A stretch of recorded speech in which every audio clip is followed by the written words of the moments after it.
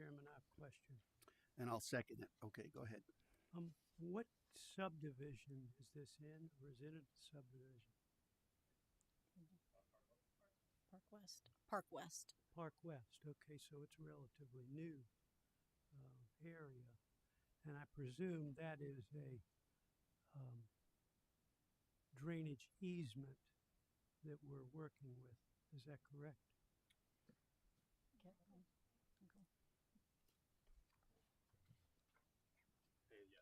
that is a. Once I give you name for the record, please. Name and title. Michael Hilton and engineering too. Okay, go ahead. Yes, there's a drainage easement there. So that's why we're doing those repairs. But yeah. And that's a drainage easement Correct. in between those two houses. Correct. Okay, great. Thank you very much. Yep. Mm-hmm. All right, so we got a motion and a second. Any further discussion? No, sir. All in favor, please say aye. Aye. All opposed? The ayes have it. Item number 5 is award of contract for the Kincaid Ben Sawyer drainage basin improvements. Yes, staff requested bids from qualified and interested bidders to implement drainage improvements in the Kincaid Ben Sawyer drainage basin in order to alleviate drainage and flooding conditions for areas within the basin.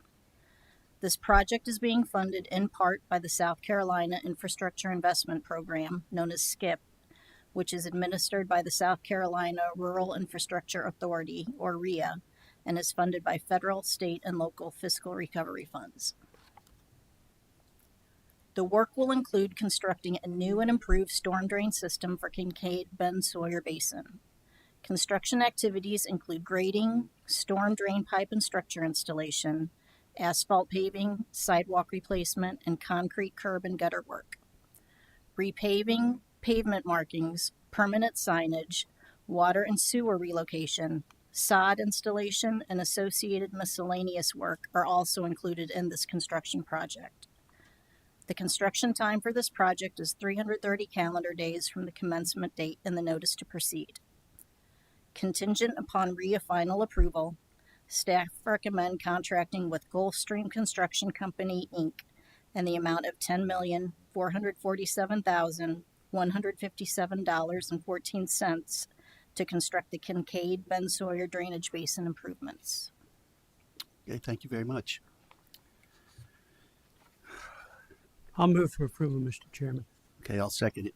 Any discussion? My only discussion is at least we got one drainage project in the area funded with federal funds, which is great. Yeah. And I know this area has been needed just as much as the other area. It really is fabulous that our staff has worked hard to get this federal funding. So thank you all very much for doing this, and just have to keep working on the other one. Yep. All right. Well, we got a motion and a second. All in favor, please say aye. Aye. Aye. All opposed? The ayes have it. Item number 6 is adjournment. Let's hope the rest of our committees are. Oh, speak of the devil and look. No, I'm just kidding. You're being recorded, Mr. Chairman. I know. I didn't say any names. But none. Good morning. Good morning. That was fast. We are.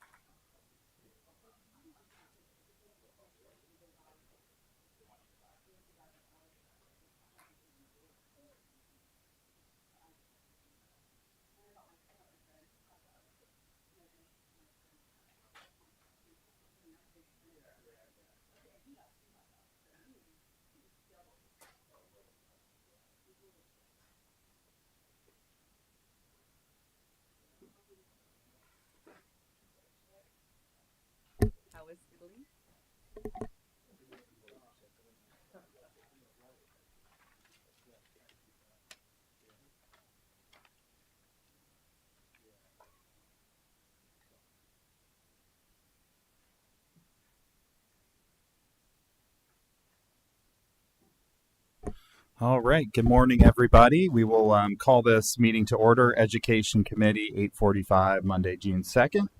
Item number 2 on the agenda is our approval of minutes from the March 3rd, 2025 meeting. Is there? Move to approve. Second. All right. All those in favor? Aye. Any opposed? No. At this point, we'll open things up for public comments. Is there anybody who'd like to speak during public comment this morning?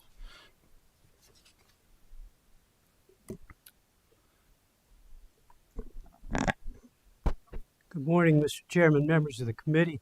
My name is Howard Chapman, and I live at 824 Natchez Circle. But before I lived at 824 Natchez Circle, I lived in a neighborhood where a good friend of mine and a very good Mount Pleasant resident, Otto German, lives on Lauda Drive. Mr. German is a very good resident of Mount Pleasant and an excellent coach, as well as a former basketball player in Moultrie High School, as well as the College of Charleston. Mr. German was instrumental in helping with the integration of schools in Mount Pleasant during a difficult time for all schools in the state of South Carolina. His willingness to switch from Lang to Moultrie made a major difference in how the integration of schools in South Carolina, but in particular Mount Pleasant, took place. He was an excellent athlete, but also a very special person. Mr. German also was a tremendous basketball player at the College of Charleston, and for many years was on their basketball staff and really the staff for the whole physical education part at the College of Charleston. So I heartily recommend the naming of Moultrie Middle School, where Mr. German was a great basketball player, but most of all, a great student and friend of a lot of the other athletes, as well as students and friends at Moultrie Middle School. Thank you, Mr. Chapman. Any more for public comments? I see Mr. Santos. Good morning. Good morning. Well, I was born and raised 2-3 blocks away from Moultrie. And as a young kid, we used to go up there and watch Moultrie play, various teams. And Otto was always a standout. And he was always a gentleman, and he always was a heck of a ball player and going on and playing down at College of Charleston. And he was always a gentleman. He was always a nice guy. He always would shake your hand and all that. So I wholeheartedly support this today. I just think it's great, and I support it. Thanks. Thank you, Mr. Santos. Anybody else for public comment this morning? All right. At this point, we'll move on to agenda item number 4, which was referenced during the public comments. Consideration of a resolution in support of efforts to name the Moultrie Middle School gym after Coach Otto German. Move to approve. Second. Let's bring up Mr. Tripp Moy for a second. He's the citizen behind this effort, and we'll hear a little bit about him, and then we'll go ahead and take our vote. Yes, my name is Tripp Moy, and I appreciate the time today. I'm a long-time Mount Pleasant resident and grew up playing a lot of basketball and sports in the town of Mount Pleasant. I had the privilege of spending a lot of my childhood at the old Moultrie gym. every basic day, especially on Saturdays, the gym was packed with basketball games. And Coach German, who grew up a few blocks away from Moultrie, just played an instrumental role in not only my life, but many of my friends who had the privilege of growing up in that gym. He instilled the discipline, the work ethic in learning the game of basketball. I was played against teams that he coached. I was fortunate to make his all-star team a few years. I later played for him at Wando when he was when he was the head coach of JV and was an assistant on varsity. And just the life lessons that he taught. As you get older in life, you try to look back and stages of life that really truly impacted you, and you try to find people to thank. And he's just one of those gentlemen, not only for myself personally, but for the many others. And those were in the 80s. I've submitted a package here that kind of gives you a bunch of his awards and his titles. But he, obviously, Councilman Chapman touched on, he grew up in the old village, went to Lang, and Moultrie was the predominantly white school. He took it upon himself, said, I want to be part of this transition. Obviously, his basketball acumen speaks for itself, but it's what he did with others. He was the second ever scholarship athlete at the College of Charleston in basketball. He was Low Country Player of the Year his senior year at Moultrie High, and went on to have a phenomenal career, as Councilman Chapman said, at College of Charleston. He ultimately ended up spending 46 years at the College of Charleston, working mostly in the compliance department, which helps student athletes transition from being an athlete into a college athlete. And was able to I started this initiative about 2 years ago. I coached youth basketball for a number of years and coached the 6th grade basketball team at Moultrie, where we won the Trident League both my son's 6th grade year and the 7th grade year. And Coach German came to both of those championship games and was there seeing his interaction with not only my players who at that time were 11, 12, and 13 years old, but several of my friends who I grew up with who played basketball for him to show up there and just see his continued interaction. He continues to make a significant impact. He continues to mentor kids. And I'll just touch base on a few of his things. He was assistant basketball coach at Porter Gal from 1986 to 89. He then left to become the assistant basketball coach at Wando High School from 1986 to 1992. He's a long time, to my knowledge, he's lived in Mount Pleasant his entire 74 years. He served on the Mount Pleasant Parks and Recreation Commission for 7 years. He served on the Mount Pleasant Election Commission for 6 years.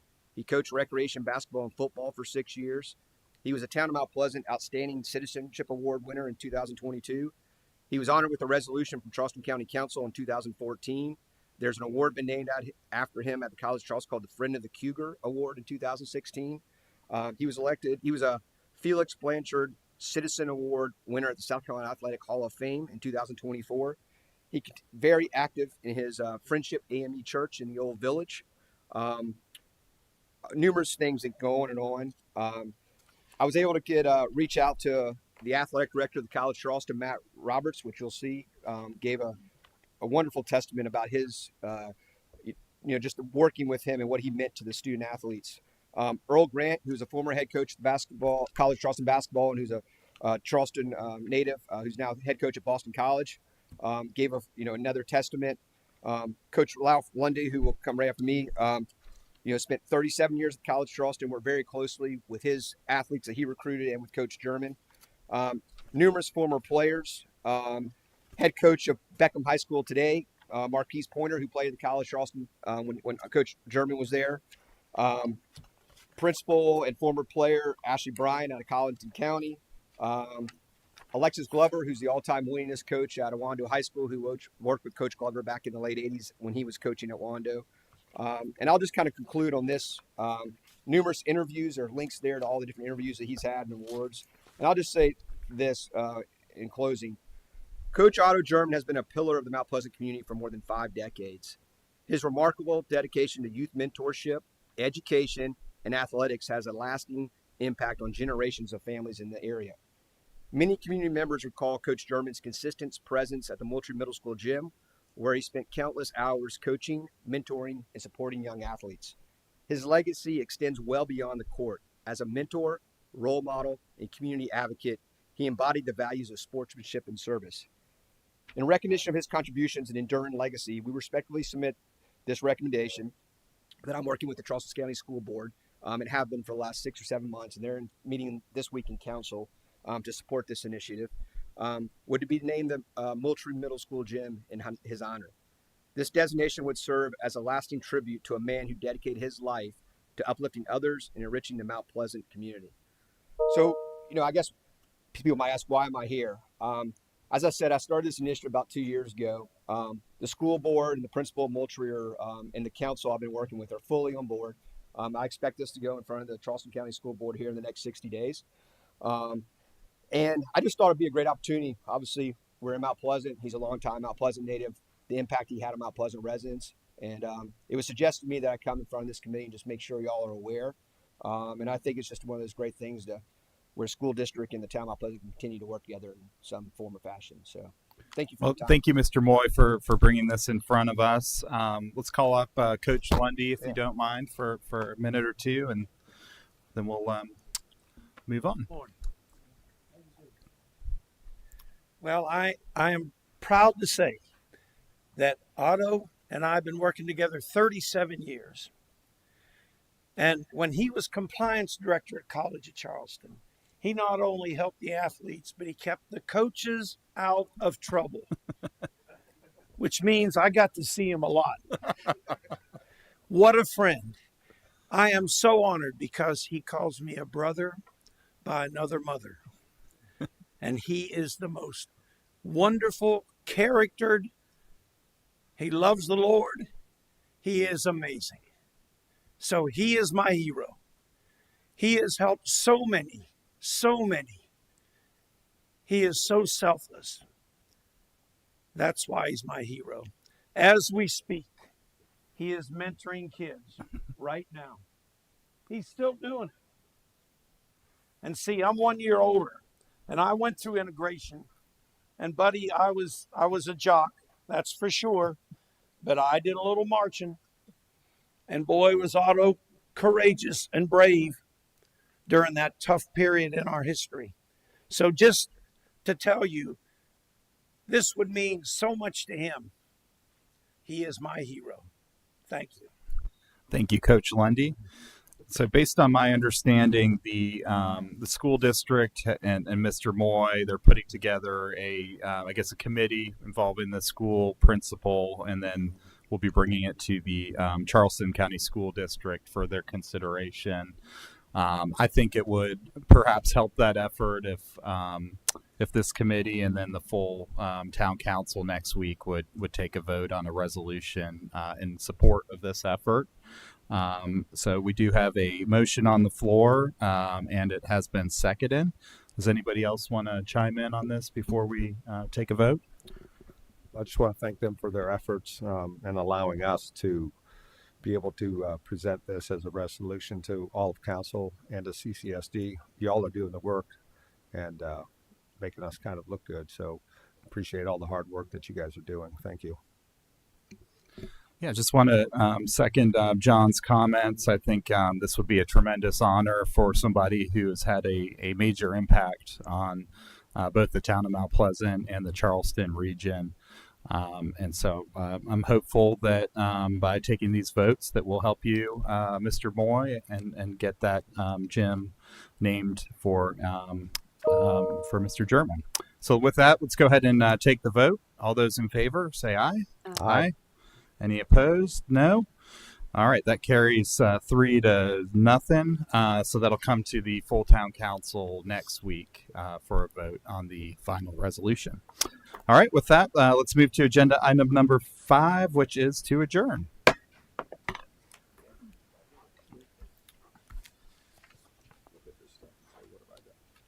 Yeah, no kidding.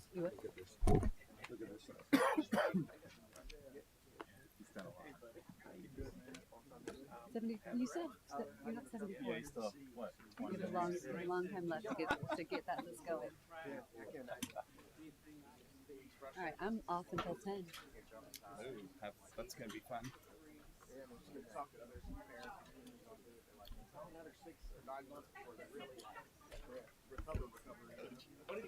He was excited. Yeah,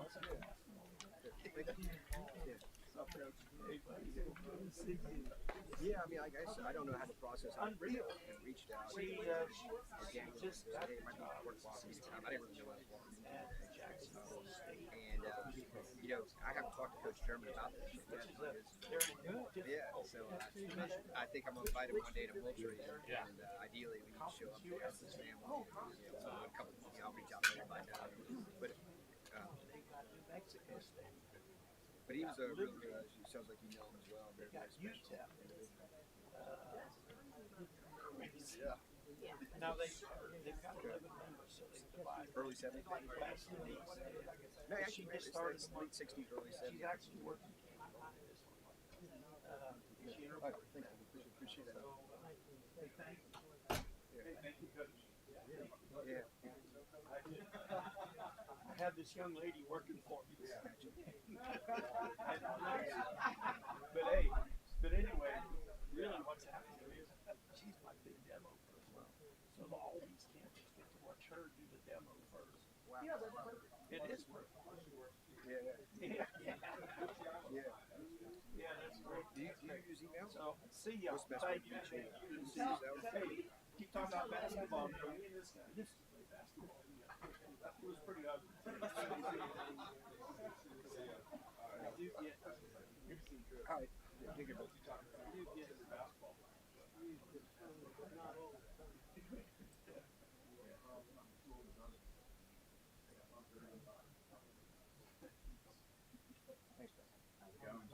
Good. How are you? Good. I kept waiting for that casual summer email to come. Like, Oh yeah, no. I just assumed it was always July, June, July, August. yeah. Well, I'll be with you next week then.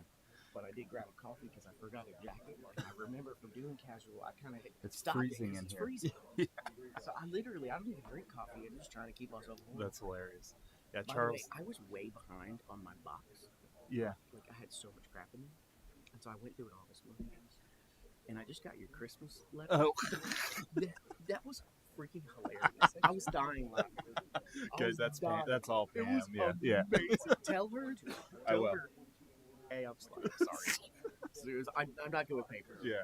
But that was freaking hilarious. All right. I'll let I her know. read every word. I was dying.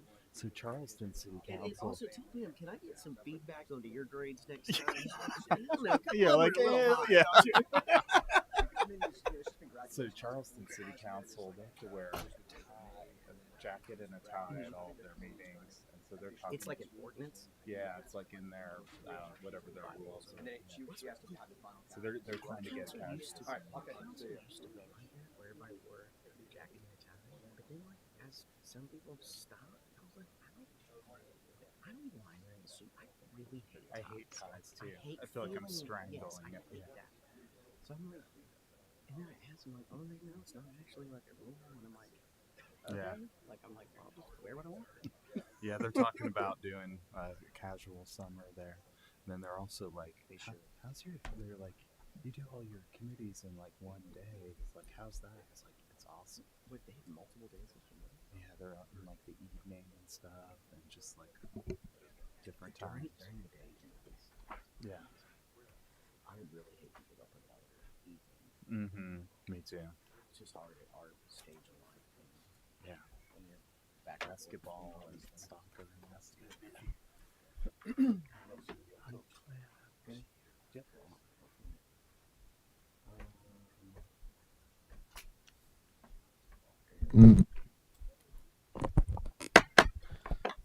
All right, we will call the June 2nd Finance Committee meeting to order. Second thing on the agenda is the approval of minutes from the March 31st, 2025 meeting. Move for approval, Mr. Chairman. Second.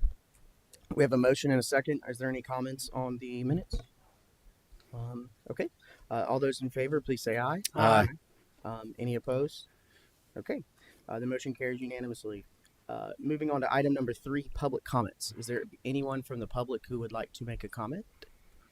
Going once, going twice. Moving on. Item number 4, continued discussion and possible action to adopt a financial transparency policy requiring all expenditures of $150 or more to be posted on the Town of Mount Pleasant website. Okay. Good morning. So, committee had asked staff to research options and costs related to a transparency policy, and three main options were determined. So, the first option is a manual report process. And this was the first option we saw when we were kind of exploring different municipalities. And this would be similar to what City of Charleston had. It would be a manual report that staff would pull on a monthly basis. It would be pulling from different sources, so it would be a manual process, zero cost, but we could produce something monthly and post it, just a PDF file, to the website. Second option would be more of an automatic report process. That would automate whatever our scope is for this, and post it on a regular basis. It could be monthly, it could be weekly, it could even be daily.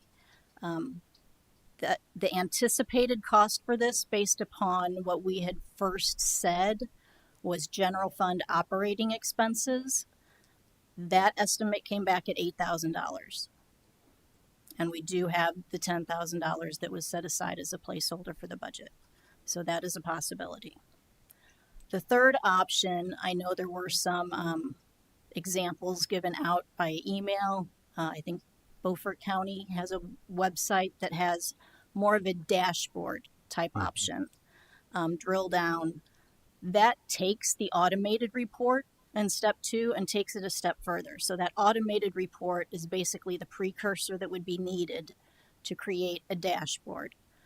Additional costs for the dashboard depend upon scope again and what tool we use. We have gotten 2 different quotes so far. There might be numerous other options to explore, but we are in an additional $8,000 to $18,000 on top of the $8,000 for the automated report. So that gives you basically the options that are out there right now. So first is to really just discuss what the transparency policy would be that you would like to see and the scope, Okay. because that's really going to determine cost. I do have one question on that first one, the manual report process. So $0 additional cost from like an outside source, but that would be That would be additional time on staff time, which does carry a cost. Right.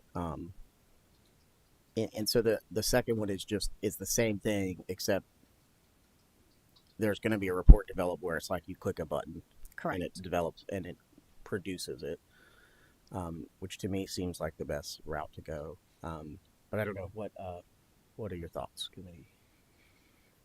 I agree with what you said just now. Okay, Mr. Chapman. Before we skip from the zero additional cost to $8,000 cost, do we have an amount of time it would take, I presume, an existing employee to put this together, and would it simply be a report that's available for anybody today, but would it be a report that would include what our budget spent for that month? Here's an example of kind of what I was able to pull from our system, just to give you an example of what it could look like. So it does not compare it to budget. It's simply line item amounts of expenses that hit every month. We could produce it in either Excel or PDF format, so people could sort it however they would like to. And again, the time factor is going to depend upon the scope. So if we stick with general fund operating expenses, it's probably a few hours a month. It's not a huge carry, but it is a lot of data to sort from different reports, get into a consistent format, and then sort it into this type of report. And we wouldn't limit any specific dollar amount. It would just be what we spend. We could. That's still part of the scope. Are we going to stick with a minimum amount? I know 150 was the original amount that was discussed. Do we want to say no limit? Do we want to say all expenses? Do we want to put a higher limit? That's up for discussion. Mr. Chairman, I would make a motion that we go with this to start with until we know what we're doing. That would be my suggestion.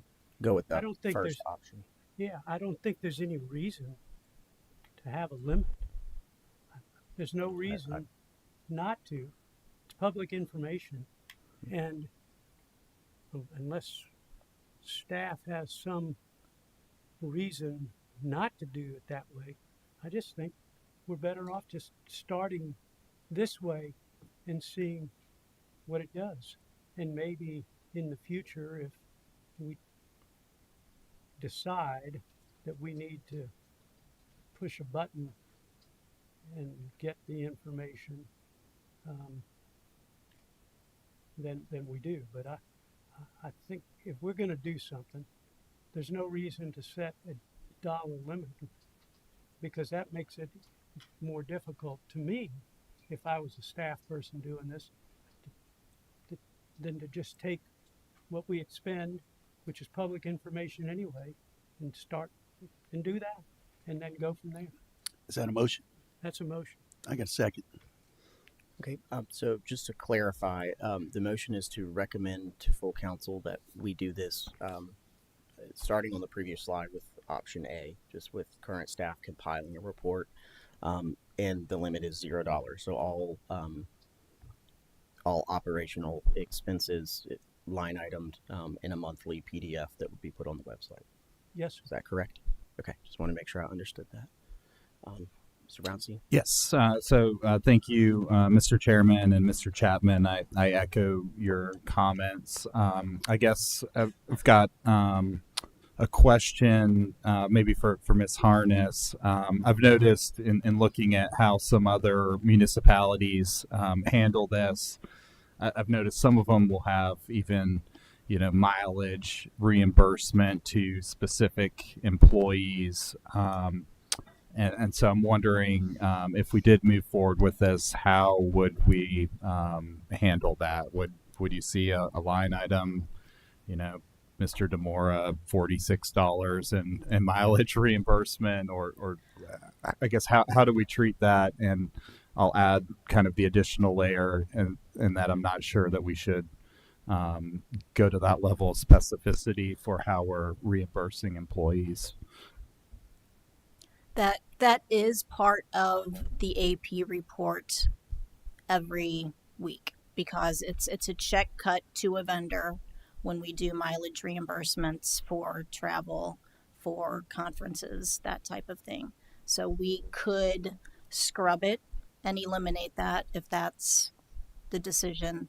But that is included, you're right, in the operational expenses for the general fund. And would there be any sort of health benefits, or would that be identifiable by employee, or is that more of just a general payment to another FSA vendor? payments. This is a basic chart of accounts. And what we're looking at right now, if you go over to the right-hand column, the objects accounts, the 6,000 level are operating expenses. All of our salary benefits are at the 5,000 level. So we would not be looking at the salary benefits level. We would only be looking at the 6,000 level operational accounts. Okay. So that would eliminate, there wouldn't be any kind of health or FSA related. Correct. And that's actually in the healthcare fund as well. So no, there would not be salary like the biweekly. We don't break it down by employee, but there would be no biweekly salary data in this report. Mm-hmm. There would only be the operating expenses. Okay. Well, I agree with what Mr. Chapman said, that maybe we should start out with the free version of this and see how taxing it is to the staff. In poking around, I will say Beaufort County and some other places have really interesting dashboards that kind of put this data in the context of the overall budget. I think that if we are going to, and I think we should embark on this level of transparency, but down the road we may want to expand it a little bit so that people can really see and learn about the town's budget, because I think I think it would be interesting information for the public to see, that the majority of their tax dollars goes for, police, fire, public services, things like that. And I think that rather than just being presented with the raw data, to give them that contextual information, I think would improve their understanding of how the town operates. But I agree with the motion on the floor, and we can get to that in a subsequent year. Okay. Yeah, some great discussion. My only thoughts with doing an automated report is I don't know how involved it is from a staff level, and then also if you have a staff person that's going through multiple reports, compiling reports, I do worry about the opportunity for errors or mistakes, which an automated report would pull it directly and not have that. But I agree with all the discussion, and I'm good with moving forward with starting with that manual report. The other thing that I actually thought about recently is I know we get a lot of FOIA requests, Mr. Pagliarini, and I don't know how many FOIA requests that we get actually deal with this type of information, but it's my understanding that if we make this publicly available, it actually eliminates those FOIA requests, because the response is that these expenses are already publicly available, essentially. Yes, sir. It depends on the request, how targeted it is. Mm-hmm. But you are correct. If it is a request for general information, we could reference the monthly publication of expenses. Okay. All right. And I also agree. I would like to keep employee names out of it. So, Mr. Chapman, would you consider in your motion that it would be all of those expenses minus the per diem and mileage reimbursements? Yes, sir, and specifically the items that Ms. Harness suggested not be included, and Mr. Brownstein suggested not be included as well, because we don't. That's not something that's necessary. Not only that, but I think the privacy for the individual employees is critical to me. All right. Is that okay for your second? Yes, sir. Mr. Santos. And Okay. Is there any other thoughts? Just going to add to what you said, Mr. Rambo, perhaps if this is something that's taking up a lot of the staff time, perhaps they could come back and let us know, and we could move to the automated option. Yes, and council still has that placeholder in the budget, even though we're not saying we're going to execute it at this moment. That placeholder is still there for 5 or 6 months down the road. And Mr. Chairman, I think it was mentioned that using this, there might be room for error for the employees. Well, I can tell you on any computer report, there's room for error That is very for true. employees as well. So Yeah. I'm not that concerned about that. Okay. Understood. Any other questions or comments before we vote? Okay. All those in favor of recommending this to council, please say aye. Aye. All those opposed? Okay. The motion carries unanimously. And that being the last thing on the agenda, we stand adjourned.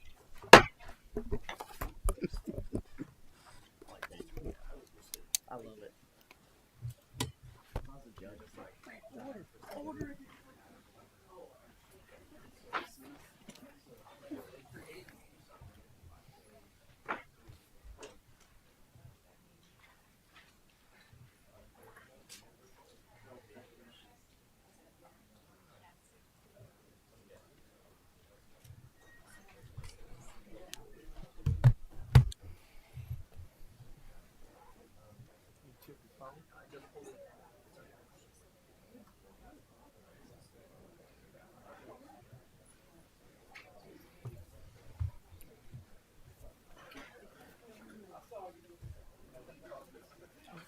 Hey, how you doing there? Pretty good.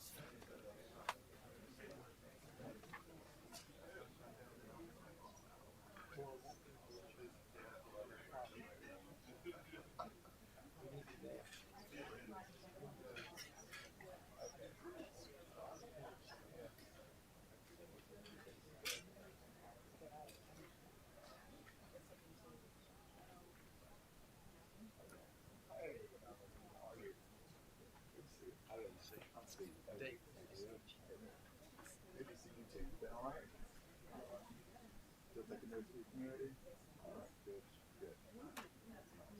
I'd always be in AC always works well in here. It sure does. It turns into a refrigerator about midday. We could hang some meat in here, man. Hang some meat in here. Guess I'm better too.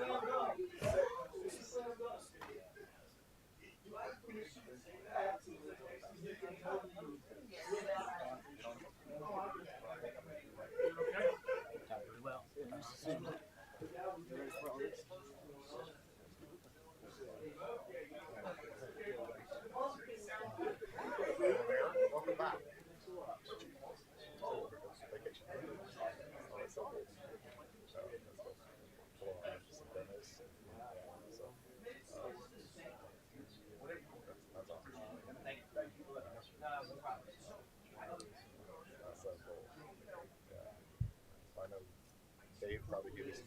He like lived. How many times has he been? I don't know how many times he's been.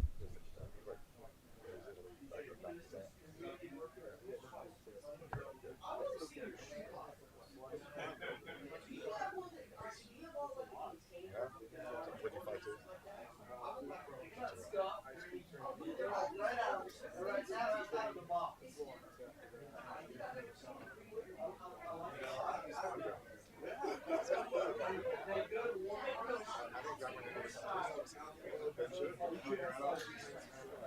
That's not saying I'm not sure.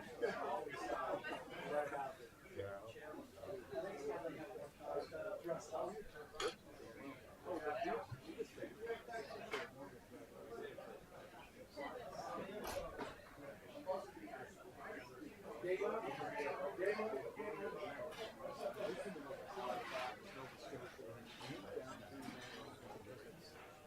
look at the curve, yeah, that's why we made the campus. We took off the DC and we started flying over Canada, coming down. It's literally very straight. I'm flying over frozen ocean. I've never seen it before. Like sheets of ice, just below us on the ocean. Cool to see. Well, we're all set for today.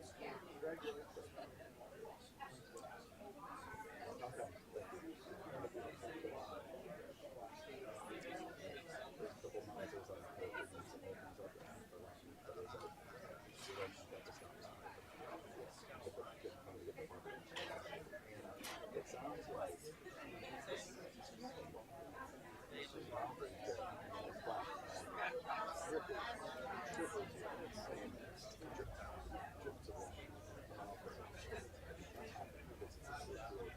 disable those nozzles and really chance the inspections. And it looks like we have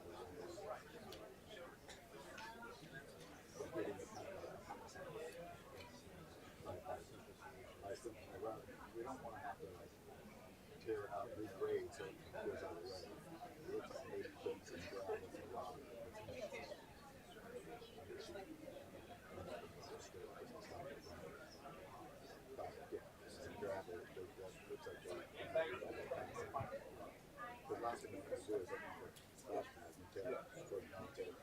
Yes, ma'am.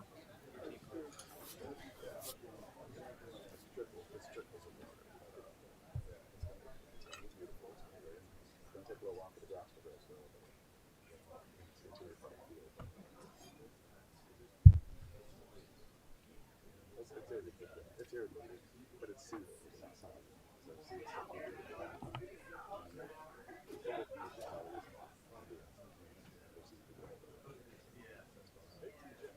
So Nice to see you. Good to see you. Y'all I'll stay here. I'll just come up to the third. Okay. The last one. I'll use the photo. Is it become quick as you go forward? Yeah. Okay. Should be good. Oh, this is cool. This is the one you can touch, you know, but in the clear it, you press down here. Okay. One.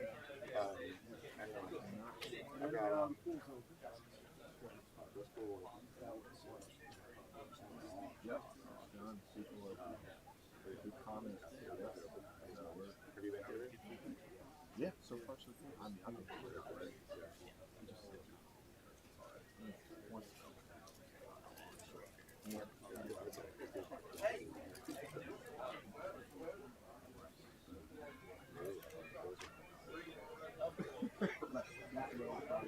today, so is the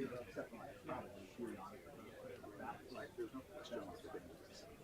This is just telling you this is what the problem is. There's not something in this. yes, people enjoy it. Yeah. Asking for permission or approval.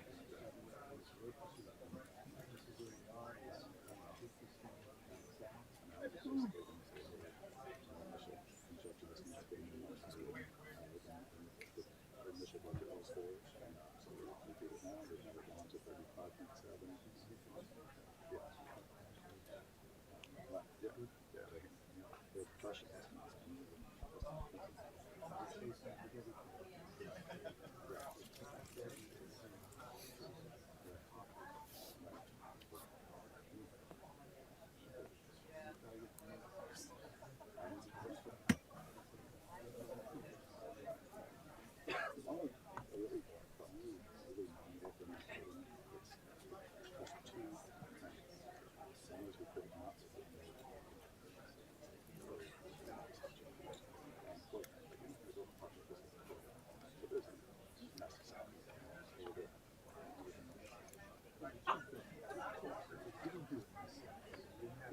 No, you're never gonna have it on. And it's a nice feature. It's going to be expensive. You know, do screen. Oh, yeah. Basically the same design. So We told them to go over and look at these screens. Like in the design, he said, go look at these screens. Go look at this design. we were open from 6 in the morning till 9 o'clock at night until I got there 364 days a year. And then I got there, we're like, we got to cancel Thanksgiving. Like, we started using holidays, so it dropped back to like 300 and shit. They use that walking track a lot. It's so nice in the summertime when it's blazing hot. People want to go walking. And the other thing I like about this one is the crossway. We didn't have it in this group. We cut off half of the middle. It was just one big circle. That's a nice so, feature. and you can kind of lean over and watch your kid play and stuff like that.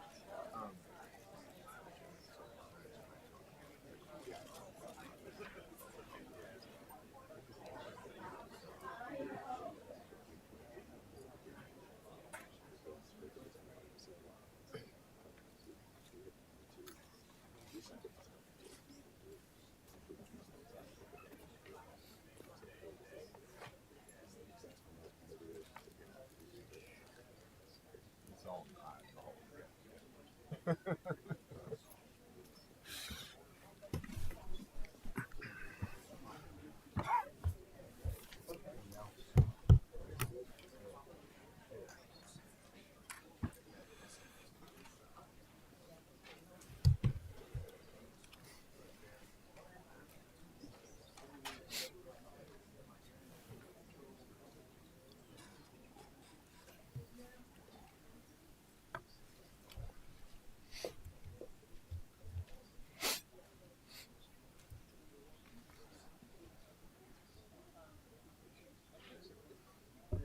We'll see. It's almost time. What's that? Where's your normal go-to spot? Usually, yeah. There's a spot up in there's a place up in North Charleston too that has a lot. In my it's called no, it's called Snipes. Yeah, I'll tell you about it. Okay, it's 9:30. Are we ready? Okay. You know what? I'm behind the times here. Alrighty, we're gonna call to order our Health Recreation Events Committee meeting for Monday, June 2nd. I think so, yeah. Next item is approval of minutes from the March 31st meeting. Move to approve. Second. All in favor? Aye. Aye. Motion passes. Item 3 is public comment. If we have anybody who'd like to comment today. Alrighty. We just need a name and address and 2.5 minutes. My name is Al Bradshaw Whittemore, and I live at 577 Annabelle Lane, and I'm also a USA Pickleball Ambassador and a certified pickleball instructor, and came to thank you for your, wow, how many people here today? Thank you for your efforts in doing pickleball courts. However, I would like to know that you need to consult someone that has played pickleball before doing it. The newest courts under the bridge, as you come down from the bridge, it looks beautiful, wonderful design. However, all that artwork makes it very difficult. You can hardly see the pickleball lines. And I have two things, a Team Reach site, which we have 3,900 members on it for pickleball, and also a Facebook page, which we have 4,400 members. And the comments have not been good at all about this. It looks wonderful, but they're going to be very hard to play on, and I'm not sure that they'll be taken advantage of. So it's sort of a waste of money doing that. And also there's been other projects that have been done before, like Marion Brown, when they first did those, they made them east-west, so the sun shines in your eyes, and they got to switch sides every time. That's being corrected in there, which is great. They're now going to face the other way and add 2 more courts. And then the Park West Outdoors, when they first put that in, they put in 8 courts, which was wonderful, except the corners and the gate entrances made it impossible to hit pickleball if you're on the gate side of those courts. So they reduced it to 4. So, you know, there's not much thought in some of this. Carolina Park Complex, now they're yellow courts. The response to that was, why can't we use different color balls? We use yellow balls. Very hard to see those. Also, if I showed up for a pickleball tournament in a yellow shirt, they would ask me to change it because it makes it hard to see the ball. Then the town hall, they requested 6 courts, which would have been great because they get a great turnout there. And unfortunately, that can't be done because they were painted. Also, the glare in there, the glare on it, it makes it very hard to see the lines. So my summary is you need to consult with some people that know pickleball so that they can play. Thank you. Thank you very much. Any other public comment? Okay, we'll move on to item 4, final review of Rifle Range Road Park construction costs and schedule. Steve's going to lead. Right there. Thank you. Hello, Good to see good you. morning, Madam Chair. Good morning. It's good to see you all again. So, as you know, referendum project passed in 2022, and it's kind of broken down here into the different areas and what was budgeted for each area: Rifle Range Road, Muggsy Curve, Tennis Center, Park West Pool renovations, which just were completed last week. Thank goodness it's open and it looks really nice over there, and green space. And that's it shows the dollar amounts that were allocated for each one of those. So of that $41.5 million for Rifle Range Road construction, we had $41.5 million. Approximately $35 million of that was reserved for construction. The rest was for soft costs, furniture, fixtures, special inspections, everything along those lines. The initial cost estimates have come in considerably higher than the $35 million. So, and quite frankly, they actually came in higher than the $35 million, which were based on initial cost estimates done by Aiken and other companies previously prior to the referendum, to give us an idea how much the project would cost. But there's been a lot of changes, as you're well aware, in the economy, tariffs, a lot of uncertainty, and price increases have dramatically increased the cost of construction. So with that, we had to kind of focus our current plan on the referendum items. And the referendum items, the budget for those is coming in at $35.7 million. Now this is subject to increase as well, given the current economic environment. But our intent is to use the interest money that has been generated on the referendum, if necessary, as a contingency to be able to fund this project, to make sure that we can fund those referendum items. So on the project, so the referendum items, as a reminder, are the gym itself, the soccer fields, the athletic fields, rectangular fields out there, the tennis and the pickleball courts.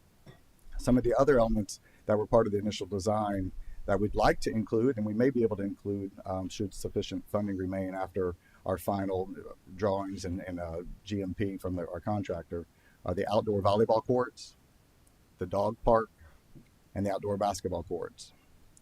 Other items that have been removed from the scope at this time are the grand lawn, the picnic pavilion, the pond pavilion, and some of the trails that are out there. We're still keeping some of the trails out there, but a few of them have been reduced from scope at this point. And the architect has been given notice to proceed on the drawings based on this information, and they're going into construction design right now, construction documents, and we can kind of go over the park right here with you. So this is the new layout of the park. There's been a few changes. I'm going to kind of point out here. The primary change that you'll see on this is there was a reduction of one full-size soccer field, going from 4 that was in the initial design to 3, and then a smaller field over there.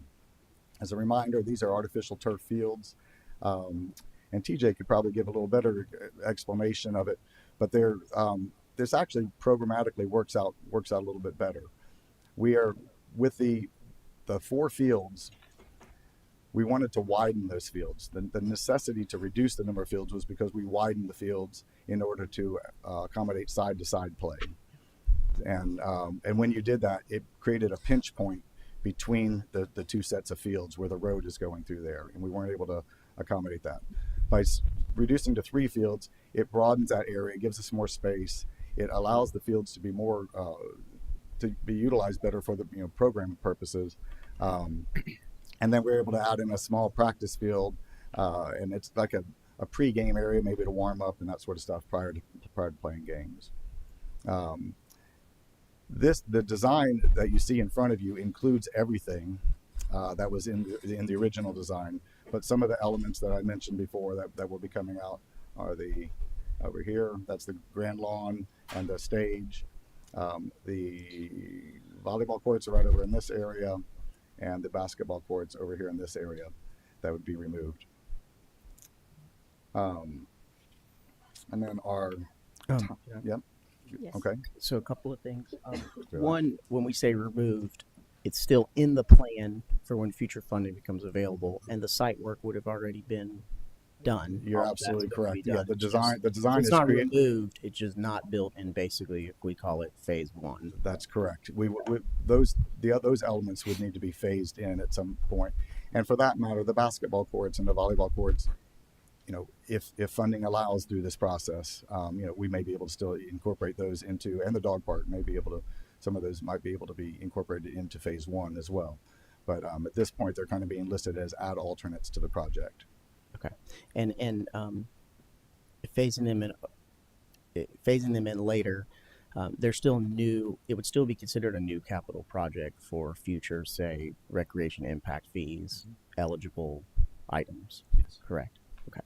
And then on the soccer field, the smaller soccer field, you said it was kind of a practice area or whatever. Would it still be built to a regulation size, at least for like a 7v7 or a 9v9, yes. something like that? Yep. Okay, so we could still. Okay. Yes, sir. So it's not just a space; it's an actual, it's a small size field that can be utilized for play. Mr. Santos. Yeah, the dog park. As you know, people love their dogs, and they're going to want to come out, and have their dogs with them. And I mean, is there any way that you can build them without, spending a lot of money on it, just so they could, bring their dogs out? Because that's going to be a big thing. People love having their dogs with them. They do, and obviously that's a very popular feature, and I expect people will be bringing their dogs to the park. We'll still have poop stations around the park, if people have their trails, but a designated dog park off leash area is what's being eliminated at this time. Yeah, I would think that. Well, or listed as an ad alternate, I should say. Huh? Or listed as an ad alternate at this time. Okay. Oh, you have to say yes. it. Thank you, Madam Chair.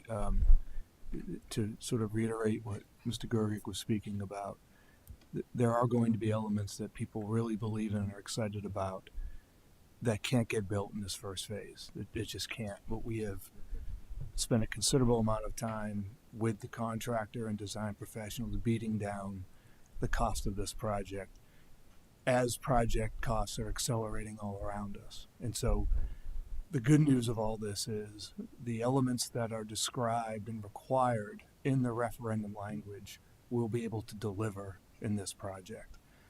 We'll be able to deliver it by reducing the amount of contingency that we have, which on a sizable project like this is important to have. That is why Steve mentioned early on in his presentation that this project, as the money sits in the bank, it's earning interest for us. We can't keep all of that interest because of federal law, but of what we can, that'll make up our contingency. We hope, and to speak specifically to something like the dog park, if we're able to get through this project smoothly, without any surprises, and the contingency remains intact, then we will come back to you with those items that are listed but we can't get built in the first phase and say, we'd like to program these back in. Which would you like? Which of the elements would you like for us to put in, if not all of them? But I would say, Gary, and we're at a point now, while these are important, we have got to get the project built. We've got to keep it on schedule. If we proceed as planned, and Steve will show this in a minute, that we will have the design done right when the permitting gets approved by other levels of government, where we can move immediately to construction. It seems a dog park, just a simple chain link fence could suffice in a big way, where they just aren't running free in the park. But the general cost for seems like a dog, cheap thing we could make happen at some that's, point. That's my whole thing. I didn't want a big Grand Luis one. Just a fence. Just a fence where they could run around in there. Very good. All right. And then, so our timeline on this is, we're in permitting right now. We've gone through design development. It's in permitting right now. The permitting was initially submitted for the wetland permitting was initially submitted in September of 2024. That was a 14 to 16 month permitting process. We are in construction CD design right now through the summer of 2025 and into the fall. And we are anticipating beginning construction of just really upon the final receipt of permits.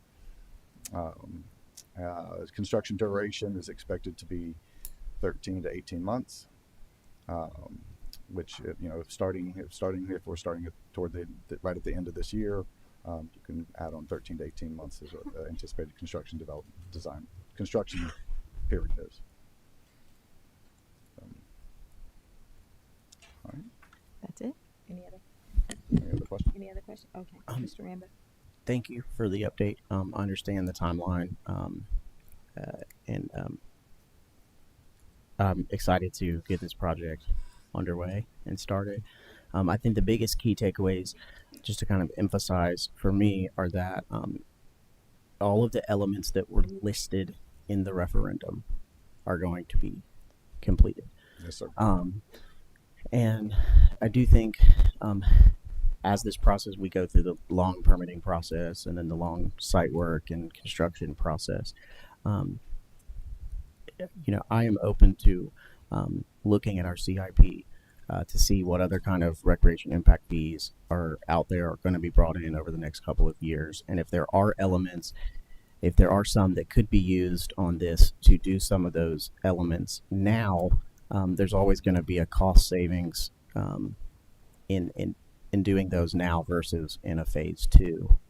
So I would love for staff to take a look at that, see what's prioritized in there, and what other kind of dollars could be used that are already earmarked for recreation that, again, there would just be a cost savings in doing some of these things now versus later. And I say now, it's going to be 2 years from now based on this timeline. So we've got time to figure some of that out, especially since all the site work is going to be completed for a final project anyway. And that's a very good point. Certainly, the not only now as far as timeline and escalation of prices, and doing it sooner rather than later is better, but also it's mobilization. Just getting the company out there and construction company on site, and mobilization is a big part of the cost for projects. So having them do it now with phase 1, there certainly would be an advantage. Well, another example is like the grand lawn, which would just be grading and grass, a natural grass, I assume. So, I mean, I can see not building a stage and that sort of thing, but what else would happen to that other than grading and plant grass? At this point in the construction, in the design for that would remain in its natural state. Natural. Okay. It would remain in its natural state. I got you. Okay. That's good. Okay. Any other questions? I do have one final Okay. question. Is the obviously the soccer fields, but are the tennis courts and pickleball courts and then potential basketball courts, are those going to be lighted as well? They are. Okay. They are. Yep. They're right down here in this area. There's tennis and pickleball courts over here in this area, and they're lit. So are the volleyball courts. Potential volleyball courts would be lit, along with the basketball courts. Okay. Okay. Nothing yet? Okay. Thank you so much. All right. Thank you very much. Sounds good. All right. Next item is our program projects update. Yeah, just want to run through real quick. You see the numbers in front of you. Our numbers are looking very good. Our youth numbers are up almost 10%, so that's always good. Our adult numbers are down slightly. That happens sometimes in the summer with people having vacations and other commitments with their kids being out of school. Our farmers market and makers mart are going very well. I've attended those pretty frequently, and I see Mr. Santos at the Makers Mart quite often, so those are going real well. We have a few upcoming events here in June and July that we're excited about as well, especially with the Sweetgrass Festival. So one thing to point out, we just kicked off our T-ball machine pitch this Saturday. We had 655 kids out there, and Mr. Santos did our ceremonial first pitch. So I want to thank you for doing that. We appreciate that. Does anybody have any questions about our programs or numbers? Okay. No. All right, I'll move on. We've got a few other projects going on as well, in addition to the referendum items. The Cario School project is going along well. Lights are being installed, water and sewers installed, and we're looking at the end of July as an estimated date of completion there. I know Ms. Hyatt is very interested in the Art Center. So LFK Architects is the design firm. We are currently waiting on them to submit their building permits, and once those are approved, they will begin the project there. And they're estimating that once construction begins, it'll take about 4 months. So as those documents or permits are submitted, I'll give you an updated timeline once that'll start the timeline. So I'll give you an update then. The Muggsy Kerr Tennis Center, we did have a smaller renovation project that just got completed with the help of LCTA and USTA that helped fund that. Courts 9 through 12 are now resurfaced and being used, so we appreciate that. That project was a very quick project. So that's in addition to the big project coming up here at Muggsy Kerr. And then, as you're all aware, this Wednesday is the ribbon cutting for Waterfront Park. So hopefully everybody can be there on Wednesday to open that beautiful facility. Any other questions or project updates? Sorry, I do have one other question. It was mentioned courts at the new Waterfront Park. So they're shared basketball and pickleball courts. Yes, sir. Obviously, at Muggsy Kerr, it's a little bit not Muggsy Kerr. At Miriam Brown, it's maybe a little bit different because there's a staffed building there. But how does that work as far as like the nets and the equipment, and how's the functionality of sharing that work? So at Miriam Brown, they're shared. The nets for pickleball and the equipment for pickleball are stored in a kind of outdoor storage facility. And then the folks that play pickleball access all that equipment themselves. They set up, they do the whole 9 yards. They usually are kind of in the morning time. I would say the pickleball usage at Miriam Brown is a lot more than the basketball usage. Obviously not knowing who's going to come out to Waterfront, what the usage will be, but it will be a similar setup. So it's first come, first serve, essentially. Basically, yes, sir. Okay.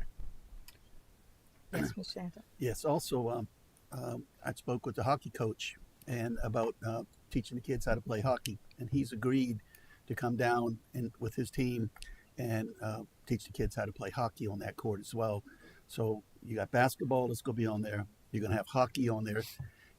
And now you're saying there's going to be pickleball on there too?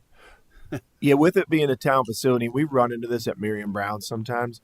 We will block off the courts for certain events. We have community events at Miriam Brown where we don't allow pickleball or basketball during those times. So we have the ability to close it off or block it off if we have a certain activity or program, especially if it's something new like hockey. Yeah. So we have that ability to do that. Good. Thank you. Mm-hmm. Okay. Anything else? I'm good. Okay. After-school pickleball at the 2 community centers. All right. I'm sorry, I couldn't hear you. The after-school pickleball for at 2 community centers is going to begin in June. Yeah, so we do have after-school pickleball. We've got some of the pickleball folks in the community that are very gracious in coming out to teach some of the kids. As you well know, pickleball probably started as a senior citizen activity, but it's not much. It's all over now. We've got kids playing from 5, 6, 7, 8-year-olds. So we're really appreciative of those folks coming out and teaching those kids pickleball at the community centers. Okay. Sounds good. All right. If there's nothing else, then we'll adjourn. Thank you, ma'am.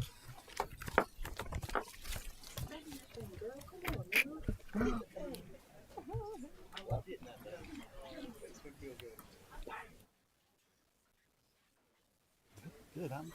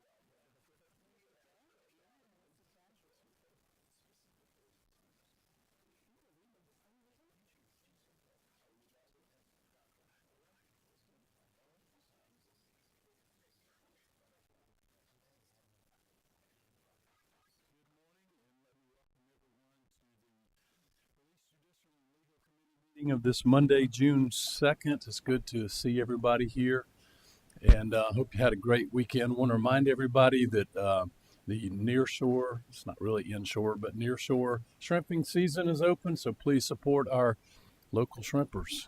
They need your help. Item number 2, approval of minutes from the May 5th, 2025 meeting. Do we Move have a for motion? approval, Mr. Chairman. Have a motion to approve? Second. And a second. Any discussion? All in favor, please say aye. Aye. All right, minutes are approved. Item 3 is public comments. If you have a public comment, please come forward, give name and address, and by ordinance, you have 2.5 minutes. If someone will run our timer. Is this where I go? Where do I go? Right there. Okay. Yes, ma'am. Thank you. Thank you for giving me the opportunity to speak today. My name is Margaret Popper. I live at 1509 Barkentine Drive in Mount Pleasant. I've provided previously written materials, but today I'd like to use my 2.5 minutes to reinforce the need for new regulations regarding the use of e-bikes, mini motorcycles, motorized skateboards, and whatever else there is. When I was young, a long time ago, my mother told me a sad story about my grandfather. He was active in county politics and in law enforcement in upstate New York. One day, as a citizen driving down a neighborhood street where cars were parallel parked on either side, a 3-year-old boy ran out in front of him from behind the parked cars and directly into his path. He couldn't stop, and the child died. My mother said my grandfather was never the same after that.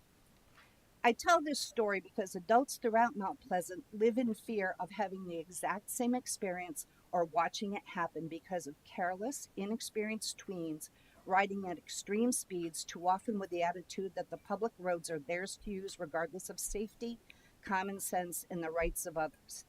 As municipal governments across the state re-examine rules to deal with these vehicles, daily there are reports on Next Door Neighbor and everywhere in the grocery store about the absolute fear adults feel every time they leave their house because of these kids.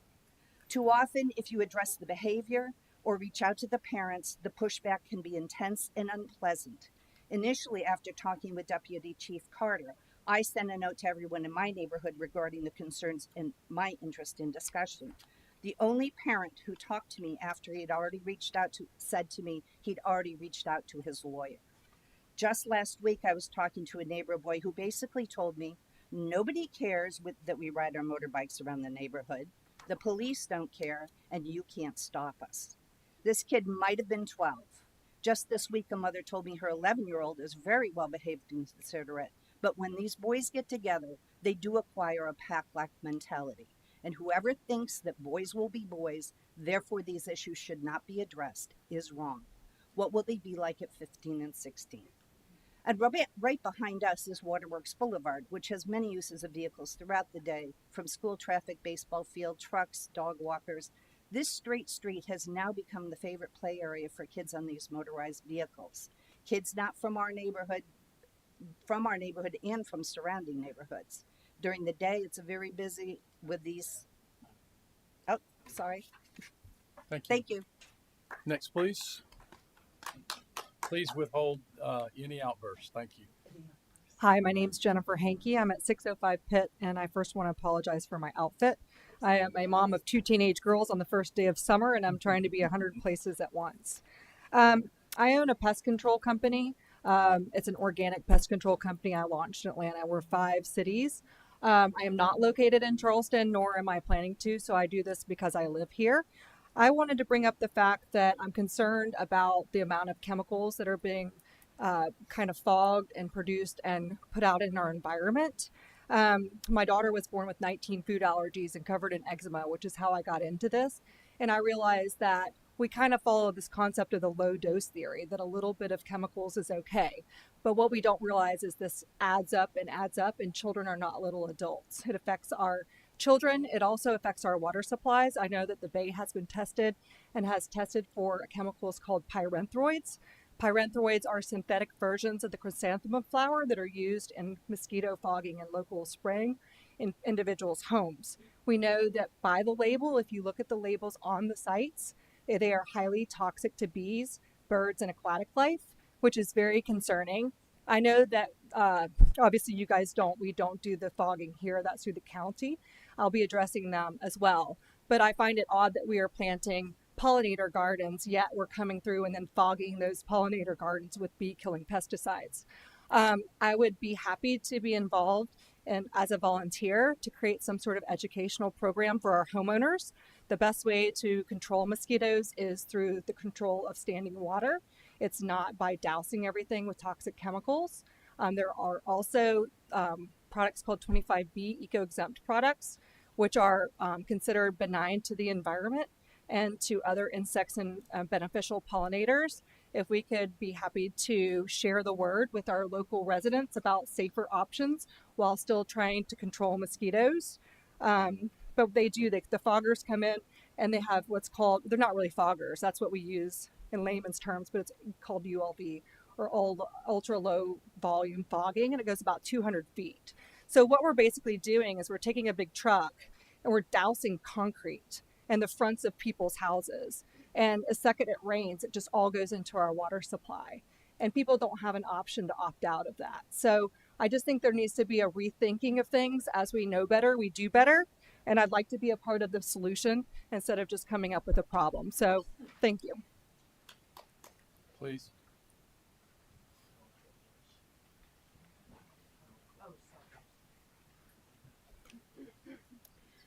Hello, my name is Kristen Bagley. I live at 1523 Capel Street in Mount Pleasant. I am a proud member of Mount Pleasant. I'm a proud member of military family and law enforcement family. Recently, there's been heated debates on various social media platforms regarding the use of e-bikes. These have gotten very aggressive and inappropriate at times, and in my efforts to advocate for my child, I have been removed from these sites. My efforts have been very appropriate. I understand the concern from e-bikes and where they come from, just like operating a car, riding a bike, and yes, an e-bike, it comes with risks. I have seen children making poor choices in our community. I've even stopped to talk to them. But just like anything else, riding an e-bike comes with a responsibility that is serious. There have been blanket statements like all children are reckless. These kids don't have the executive functioning brain development to be riding e-bikes, and expecting them to have the judgment and maturity is magical thinking. I can tell you, as a profession of over 20 years in the mental health and wellness field, I can say that certainly kids are able to practice positive judgment and maturity when riding e-bikes. And when taught the proper way to behave and understanding the consequences, many of them can make positive decisions even better than some adults. The fact that such blanket statements can be made and assumed to be correct, I think, is distorted thinking.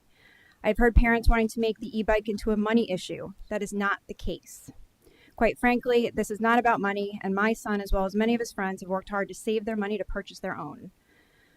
Further, we have learned that our children are being inappropriately targeted and taunted in the community. My son has been cursed at, video recorded, screamed at by passing cars, and have had hand gestures thrown up at them completely unprovoked. One report from multiple kids that a man stopped to video them while holding his middle finger up behind the camera, hoping they would subsequently do it back, then painting them as the ones being disrespectful. These are adults, although I use this term loosely. My son has called me in the community saying that he thinks he's being followed. I even witnessed a mom with kids in the car, texting while driving, going right through a pedestrian crosswalk with the lights blinking, almost hitting someone on an e-bike. They assumed the e-biker was at fault and was yelling out the window. Allowing our son to buy his own e-bike has been the absolute best decision we have ever made. We taught him and modeled for him how to act maturely and have taught him how to manage the road and his speed, and have even followed him and his friends to ensure they are making positive decisions. He uses his e-bike as a positive means of transportation to various sporting events and school. And contrary to the social media narrative that kids don't have jobs, our son even uses his bike to meet his father on the job site to work after school. This time. Thank you. Next, please.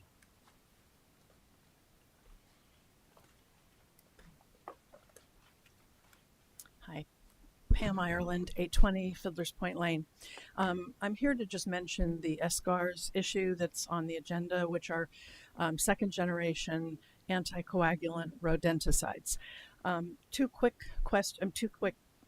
stories, I guess. One is I had to almost move out of my house for a couple weeks when I had a rat that had eaten poison get in and die in my ceiling, because when they eat the poison, they come in looking for water.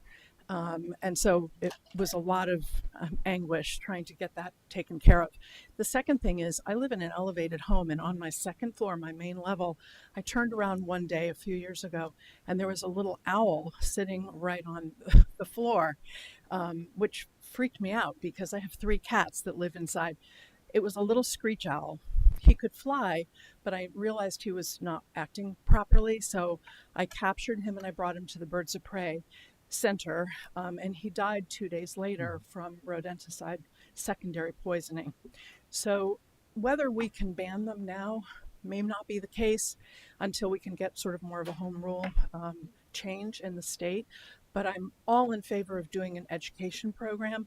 I've talked to the Birds of Prey CEO, and I'm going to go up there with a couple of council members. I know we can't have a quorum, but if we have one more space if somebody wants to come on Thursday. And also, I've talked to the wildlife biologist at the town of Kiowa. They have a pledge program where they get residents, businesses, and pest control companies to pledge not to use SGARs in Kiowa because they're trying to reestablish their bobcat population as well as their foxes, their owls, their hawks, their birds of prey generally. So I think we pride ourselves in this town of being, in favor of wildlife and natural environment. And I think this would be a fabulous addition to what we do as a town. Thanks. Next, please.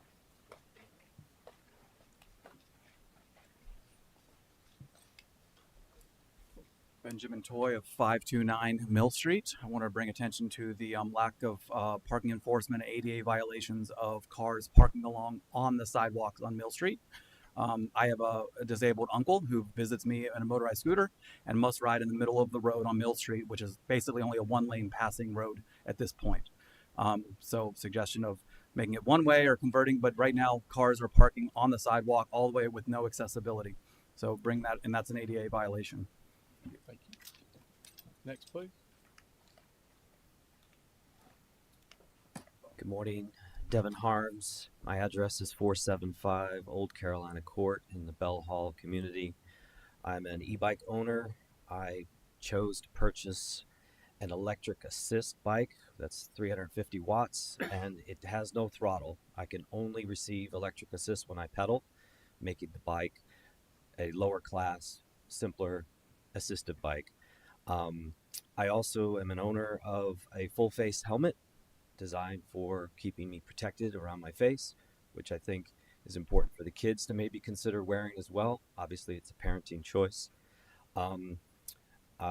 There is another class of bikes. They're called e-motos, and they have usually knobby tires on them, and they have high powered, and they have throttles. Unfortunately, I have seen some of them sort of endangering the kids or being excessive with them. I've also seen damage done to the multi-sport surfaces that we have in our parks, like the basketball courts that are also shared with the pickleball players, where the tires are wound up really fast and they end up burning through the surface of the sports area, which is a shame. I recently took note of that.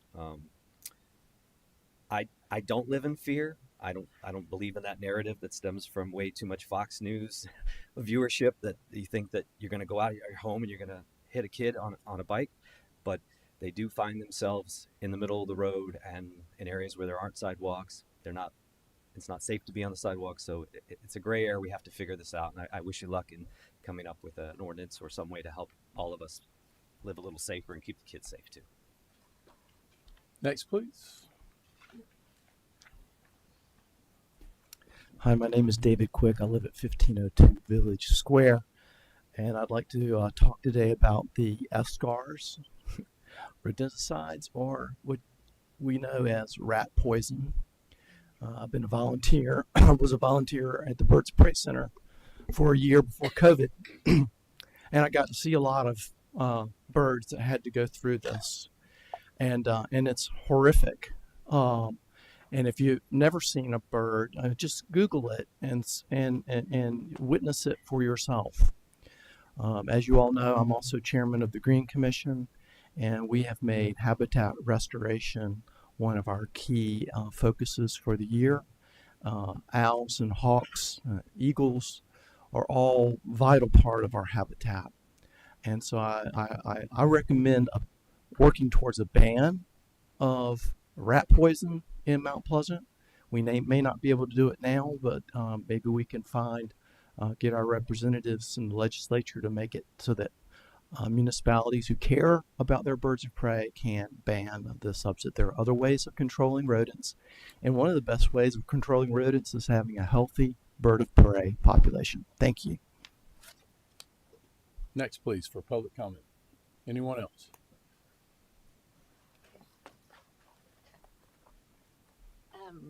My name is Sandra Connell, and I live in Dunes West, 2106 Huey Indian Court.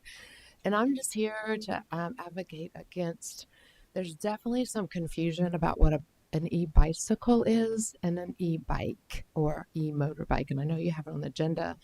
So I mean, I'm trying to take a walk with my dog and I can't because I've got these, they are dirt bikes. They are, whether they're gas propelled or electric, they're dirt bikes. I have yet to see a pedal on one. I'm not saying there aren't, but they're zooming by me. They're passing cars that are 30 miles an hour. So they're going faster than 30. They're 40. I mean, one kid was like, he couldn't have been 10 years old. He's zooming from the pool. He has nothing on but swim trunks, does have a helmet, and he's going as fast as he can. Like, it's insane. And some dogs have been run over, just people walking. People are afraid to walk and ride their bikes because of these. They're really dirt bikes. I know you guys probably know this. There's a difference. A bicycle has a pedal by definition of the state and federal. It's pedaled at some point. A dirt bike, there's already laws on the books to stop these dirt bikes. They are not allowed on public roads. They're for dirt. They're for private roads. You can go to the Francis Marion, forest and ride them there. But what I'm seeing are dirt bikes. The manufacturers sell them as dirt bikes. The description of them are dirt bikes, but there's a law against having them on public roads and sidewalks. But the worst part of that is the police are not given any tools to stop it. I did stop several boys in my neighborhood. They're cutting across golf courses, running over. I mean, they're in gangs. They're like 5 to 10. And I did stop. The only reason they stopped is because I did video them, and they videoed me back. And I walked over and tried to have a nice conversation with them. I said, hey guys, none of these have pedals. These are not bicycles.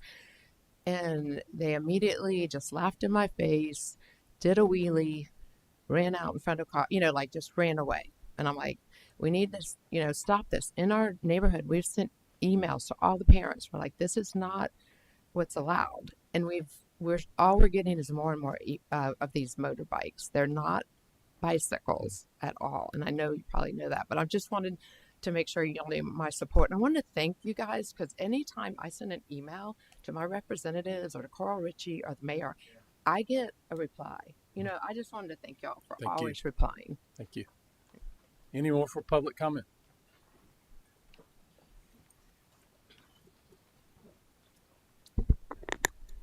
Hey, my name is Mary Hope Green. I live at 142 Rose Lane in Mount Pleasant. And I wanted to just address the issue of the basically rat poison ban. I would strongly urge y'all to consider this as soon as possible. I totally agree with the comments from the gentleman that volunteered at Birds of Prey, because there are other alternative products available. I back up to a restaurant, a bank, and they were, I believe, required by DHEC to use some kind of control.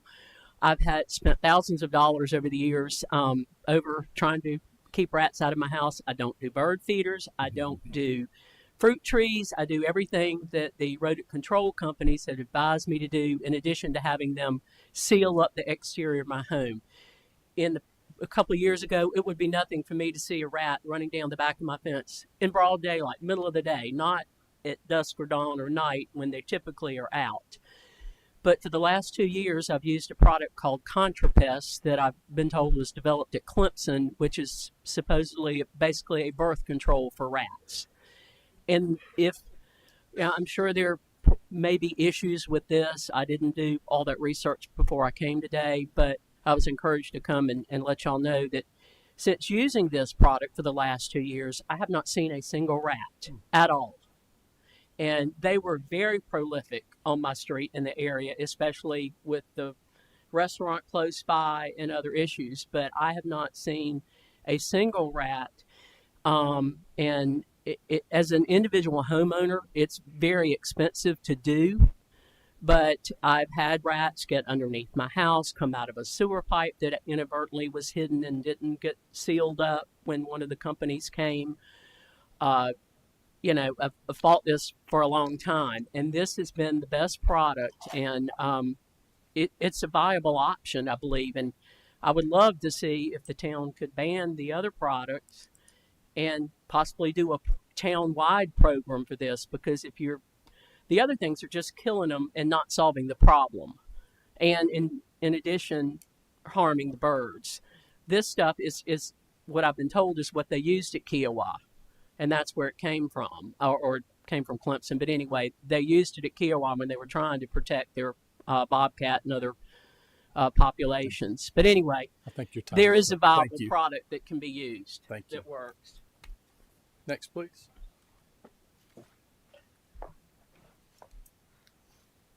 Good morning. Thank you for giving me the opportunity to speak today. My name is Christina Dunleavy, and I live at 2979 Riverwood Drive, also in Dunes West.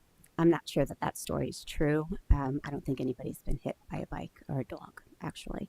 I'm also a middle school teacher here in the community. I'm here to express my strong support for e-bikes as transportation option and to ask for your continued support of these valuable tools in our town. For the past 3 years, my teenagers have relied on e-bikes to get to school and to practice for their sports teams. This choice has provided them with not only practical, reliable, and eco-friendly means of transportation, but also an opportunity to develop independence and responsibility. They are able to safely navigate their community, reducing our family's reliance on cars and contributing to a cleaner, healthier environment. Unfortunately, this positive choice has been met with criticism. Recently, I've been the target of harsh comments on social media, which is a platform for people to speak without worrying about the consequences of affecting others.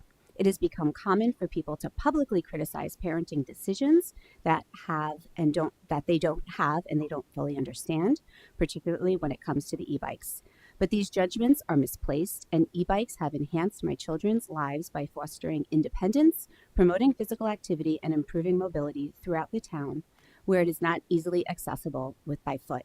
Our community is large. They have friends all over, from Dunes West to Carolina Park, Wando High School, Carrio Middle School.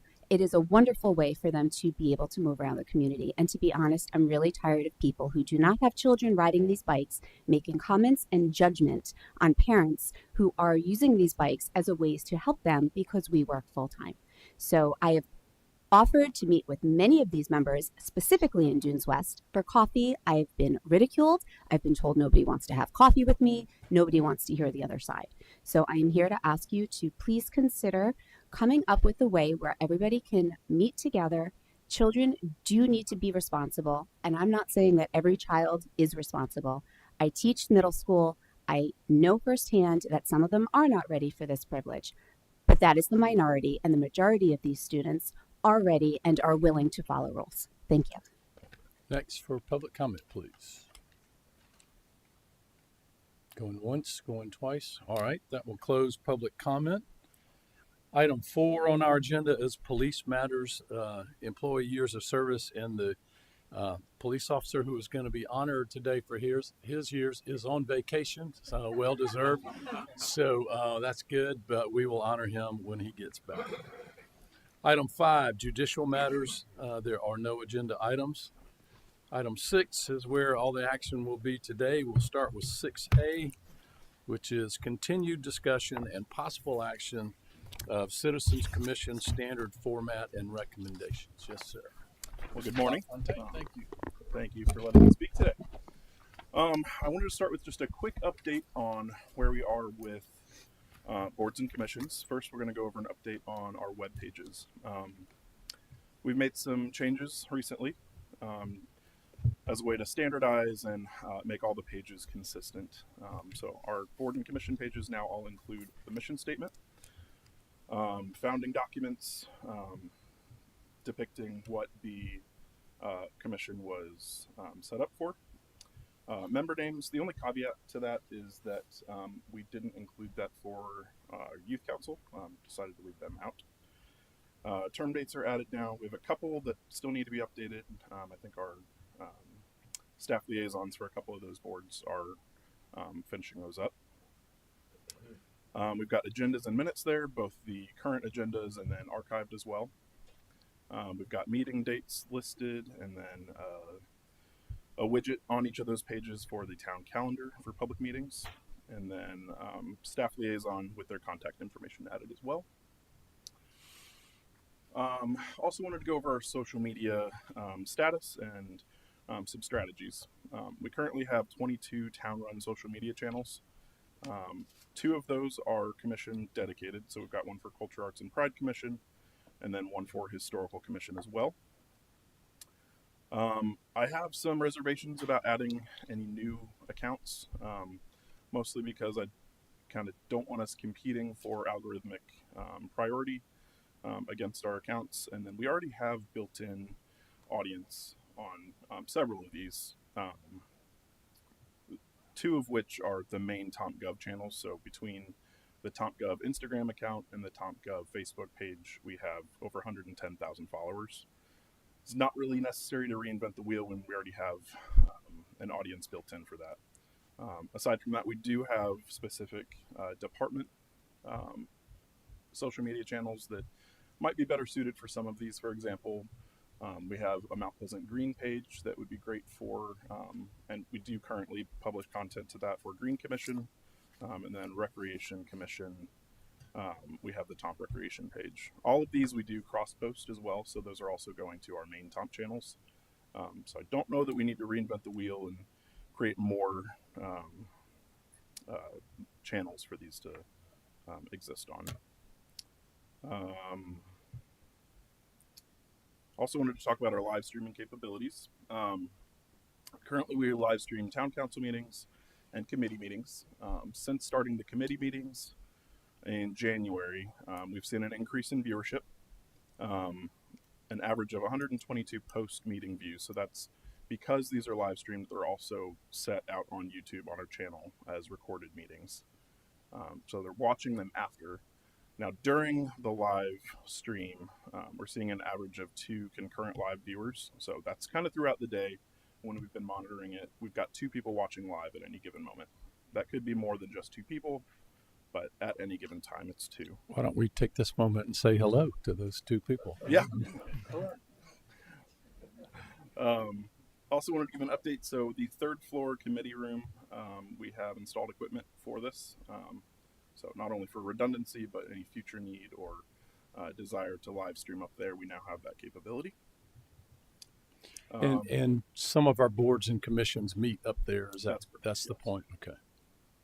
Yes, sir. And the biggest ask of this is that it does require a dedicated staff person to maintain that live stream. With over 250 public meetings last year, that is a fairly heavy lift. And while the comms team were more than capable and my guys are awesome and willing to jump in to help, that may be a pretty heavy lift for comms. So we have been cross-training other departments, namely planning. Right now they're trained in remote participation, so if someone's remotely joining the meeting, they're able to do that. It would just require some additional training for the live streaming element. And then just wanted to give an update on our new member orientation. So we're working on a video that's going to be kind of a welcome video mixed with orientation, but those topics will cover an overview of town policies and responsibilities for the commission, FOIA compliance, agenda structure, meeting protocol, and then an overview of kind of what staff can do to support and who to reach out to for their liaison support. That right now we're finalizing a script for, and then we'll produce that, but that should be ready soon. And that's what I've got for you. All right, committee members, any questions, any comments? I'll ask Mr. LaFontaine, do you need anything from us at this point to continue your good work on this? No, sir. We'll continue to support commissions as we can. All right. Yes, I have a question. Yes. If we were to increase the coverage to commissions, how many more would that be a week? I don't have a breakdown weekly. I'd say at least 2 or 3. Because you have around 6 now, right? Total existing. So yes. that it would go to 8 or 9. I'm sorry, I don't think I You have understand. about, it looks like there's about 6 a week now. Oh, yes. And so that would add 2 to 4. Is that what I'm hearing? Yes. And again, it would just require one additional staff person. Yes. I agree with you. I'd just like to learn what it would take financially or otherwise to do it. I think maybe one of the concerns would be some of those boards and commissions are after hours, so it just takes some moving people around on the schedule. Yes, ma'am. Ms. Wood. For the after hours, are you paid overtime for that, or do you just not work during the day, or just like shift hours? I think that would depend on which department or what staff member would be running it. My comms team were exempt, so it wouldn't be additional overtime hours. You just have to balance their. Yeah, I would other adjust to time. make sure that my Right. team. Yeah. I think it's very helpful for the public to have viewership of those if they can, and we can make it happen. Yeah. And previously it was audio recorded, and for boards and commission, it is currently audio recorded, but having a video recorded element seems to be what people are preferring. If it's audio recorded and you can listen to it, I guess I mean, people listen to audiobooks, right? Like we're videoing the main things. The extra, I don't know, making you all work in the evenings, late hours doesn't seem to make sense to me if it can be audio recorded. I also agree with the social media dilution. There's no reason to have infinite numbers of pages. In fact, maybe 22 seems like a lot. I think it seems like too much, actually. Like I feel like maybe that needs to be cut. A lot of those predated our current strategy. So Okay, well, I think that they should be shut down and their membership noted to shift over to whatever the next one is. I think, 22 social media accounts for the town, it's a lot. And I think if people want to post something to social media, then you have a process for submittal and a social media calendar, and those get posted. I think efficiency with this is key, and access to viewership. Like I think the algorithm doesn't favors fewer accounts, I think, and larger viewership as opposed to I think the dilution thing is real. So I think audio is fine. I don't think video ads. I don't know what video ads. I mean, I guess for a council meeting it makes sense, but for the boards and commissions, I think audio is fine and provides what people are looking for, which is to hear the meeting and know what's being said in the meeting word for word, as opposed to an abbreviated meeting minutes. And I think my recommendation to full council or just would be see which of these social media accounts can be retired, and create that chain of like where would they go, where would those posts go. And I think we will probably see better outcomes for spreading the word to our community rather than all this dilution. Yeah, we can certainly look at kind of auditing what social media channels may be able to sunset. Do we want to put this on the council agenda for next Tuesday to discuss some of these items? Yeah, I move that we recommend to full council a continued discussion of this. Okay. Of these. Second. These issues. All right. I have a motion and a second. Any discussion? All in favor, please say aye. Aye. All right. So let's make sure that goes on the full council agenda. Thank you. All right. That concludes item A. Item B, discussion regarding a ban on second generation anticoagulant rodenticides, or SGARs. Yes, sir. Yes. Good morning, Mayor, members of the committee. This matter was added to the PJL agenda for discussion. And first, we'll start with state requirements and what it is we're talking about. So rodenticides, pest control, and we've provided on these bullet points just some of the characteristics. Second generation anticoagulants, or SGARs, that's where the acronym comes from, powerful poisons, and contain the following or listed chemicals. State law regulates this field. So we've provided the state statute, and the state crop pest control has been established, and it is administered by Clemson University. So there are some bullet points in here regarding regulations and requirements. I direct your attention to the underlined portion, State Statute 46-9-110, local ordinances pertaining to the subject matter assigned by law to the State Crop Pest Control Commission, whether or not in conflict or void. And of course, that is the dreaded state preemption of the field.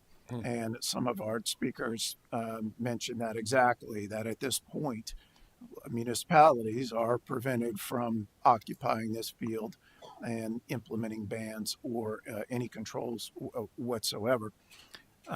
So we would, any ordinance or regulation passed by the town would be invalid. Recent developments on January 1st, the commission classified certain active ingredients in SCARs as a state restricted use pesticide for a period of no less than 1 year. And starting February 1st, products containing these ingredients can only be sold in South Carolina by licensed dealers to certified pesticide applications. So there is some regulation at the state level. There is currently a proposed bill and amendment to allow local governments to adopt an ordinance restricting within its jurisdiction the use of any pesticide product that contains the active ingredients in SCARs. The bill was referred to the Senate Committee on Agriculture and Natural Resources, but no further action was taken. So that bill remains pending. So that is the brief background on state law and municipality ability to react to that. Of course, many of the things mentioned in public comments, such as education, active education programs and the like, certainly would be permissible.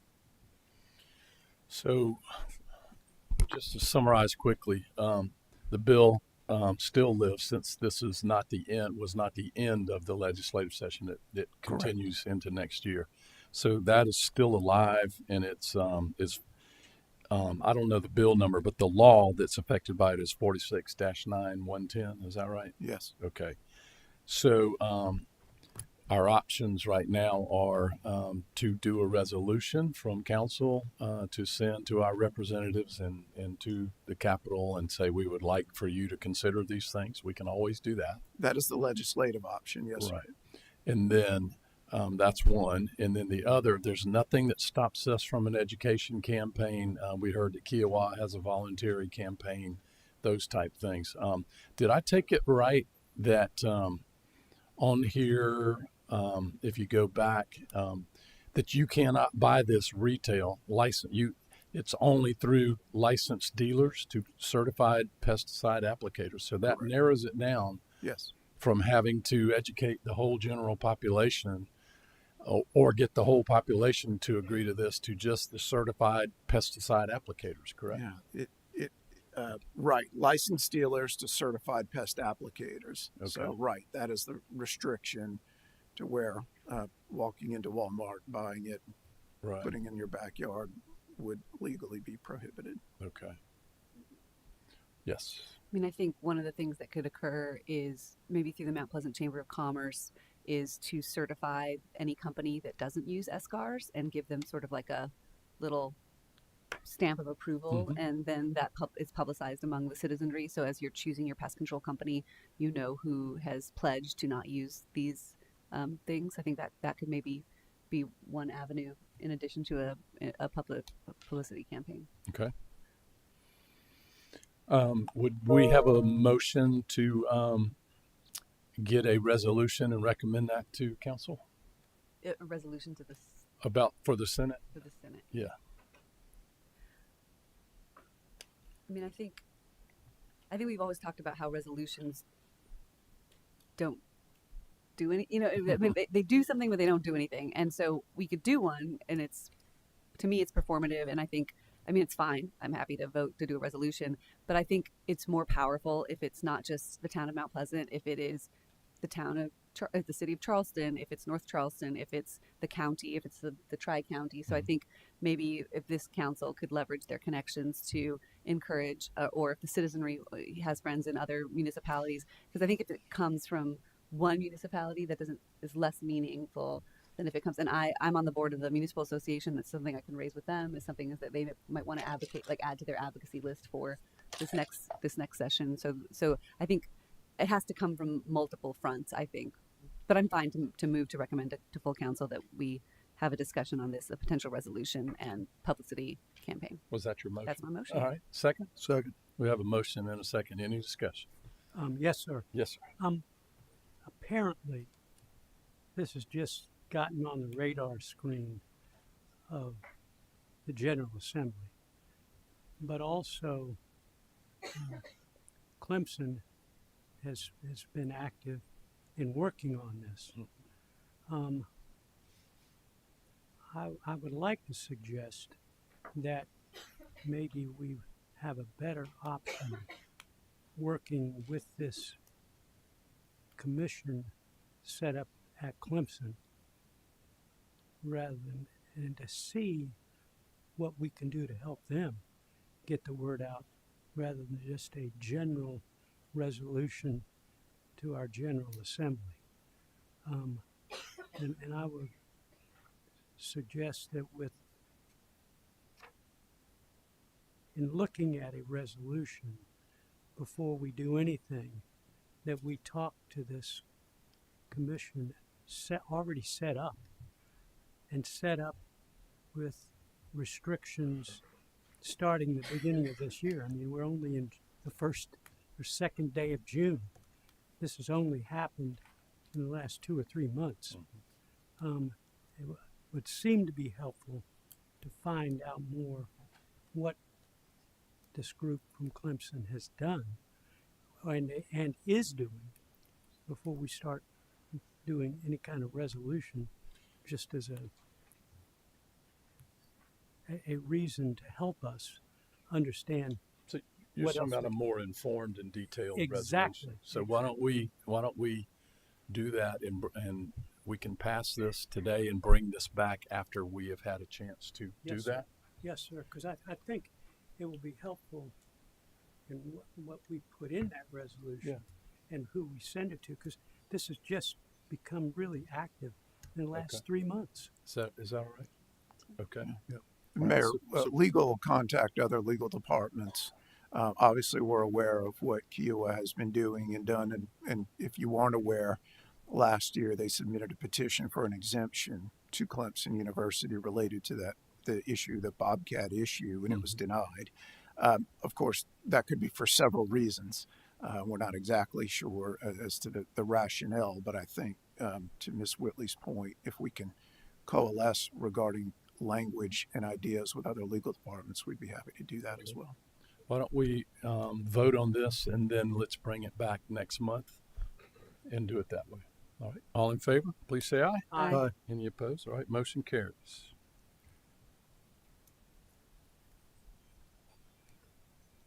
So we won't see that on the council agenda next Tuesday, but we will bring it back. Okay, also update on House Bill H3305 and Senate Bill S43 to amend the South Carolina Code of Laws entitled South Carolina Public Expression Protection Act. This is anti-SLAPP legislation. At our last committee meeting, we got an update on this. Let me see where we were. Anyway, you probably have one. I know it went to the Senate and it got a favorable recommendation from the Senate Judicial Committee. So that's where it would stand when they come back into session, right? So not until January. Correct, sir. As of our last month's PJL meeting, it was session. It was still in session. There was the possibility within the next few days that it could be voted on. However, it was not reached, and so it remains and could be readdressed in January. Okay. Well, I don't see any reason to vote on this or do anything at this point since they're not into session until January anyway. Is that correct? Okay. Yes.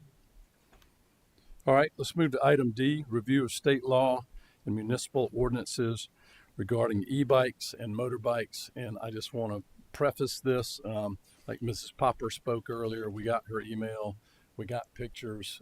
I have been inundated with people with videos and pictures, and there have been a lot of correct statements on, I won't say both sides. I think we're all on the side of safety, and we want to avoid a tragedy.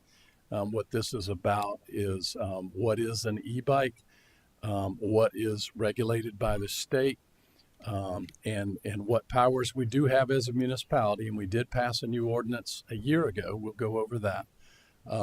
How do we enforce that? What tools can we give our law enforcement to better enforce that? The Chief Arnold and I and Representative Bustos had a fairly in-depth conversation about this and about what the state can do. And Representative Bustos is going to take a look at the state law to see what we can do. But the bottom line is we have to avoid a tragedy. I was doing trash pickup on Rifle Range Road as part of the Hamlin communities, Hamlin Plantation neighborhoods, Adopt a Highway, and two kids came by on those moto-bikes. They didn't have pedals on them, popping wheelies down Rifle Range Road, going easily 30, maybe 35 miles per hour, maybe more than that. It was not a safe situation. And I maintain that other than the ones that have the pedals on them, if these had combustion engines on them making noises that we all recommend, we would all say that's not right. But the fact that they're stealthy and they're quieter, this has sort of snuck up on everybody. And again, the e-bikes with the pedals on them don't seem to be the biggest part of the problem. The biggest part is young people who don't have a license and who have not taken any test about operating on any roads or operating at speeds and in places where it's not going to be good if they have a collision. And there have been some, we know. But first, let's look at, if you don't mind, before we do the review, or do we have the training video queued up, the safety video? Okay.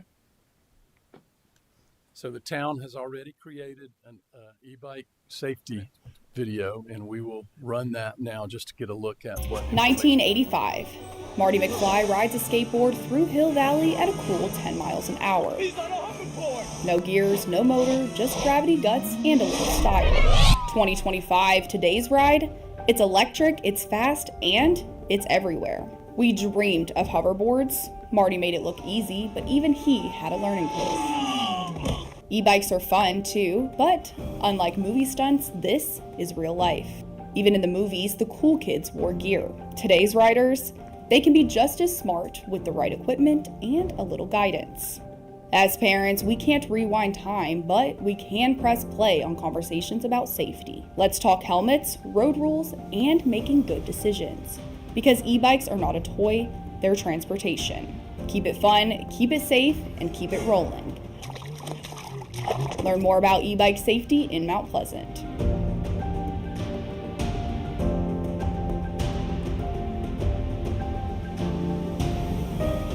Thank you.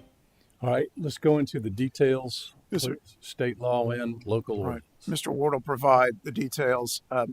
This committee and members of our public may recall that the town council enacted an ordinance in September of 2023. So that has been on the books. It is a comprehensive ordinance, as Mr. Ward will go through. We have had a year and a half, both from an enforcement and a court prosecution standpoint, as in all ordinances of this magnitude and breadth.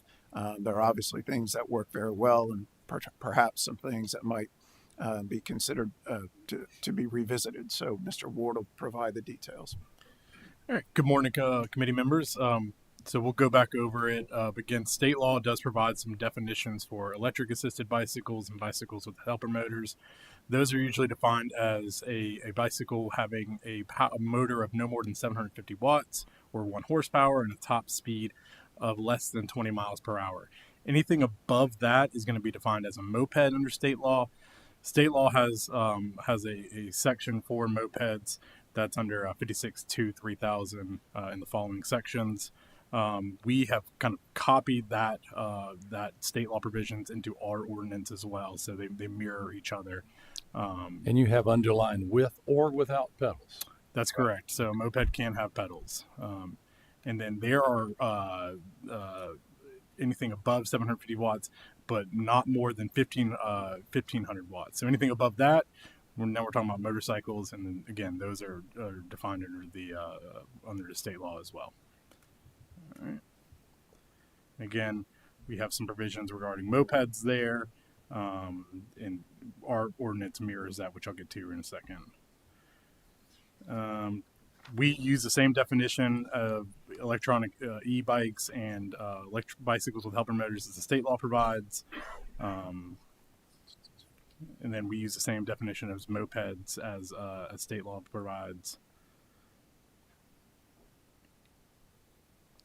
So any person operating e-bike on the roadway must do so with care and must follow all the rules that a driver of the vehicle must follow, with the exception of some of the provisions here. No person can operate any e-bike in the town in excess of 15 miles per hour, and they must do so with due care. And then they must be on a permanent, regular attached seat. They can't be riding on the handlebars, can't be riding on the back. They have to be operating it as per the manufacturer guidelines. And then, as mentioned in the video, any person under the age of 21 must wear a helmet, and they must do so in a safe manner. Must use signals. And then I guess here's the provision that has some concerns.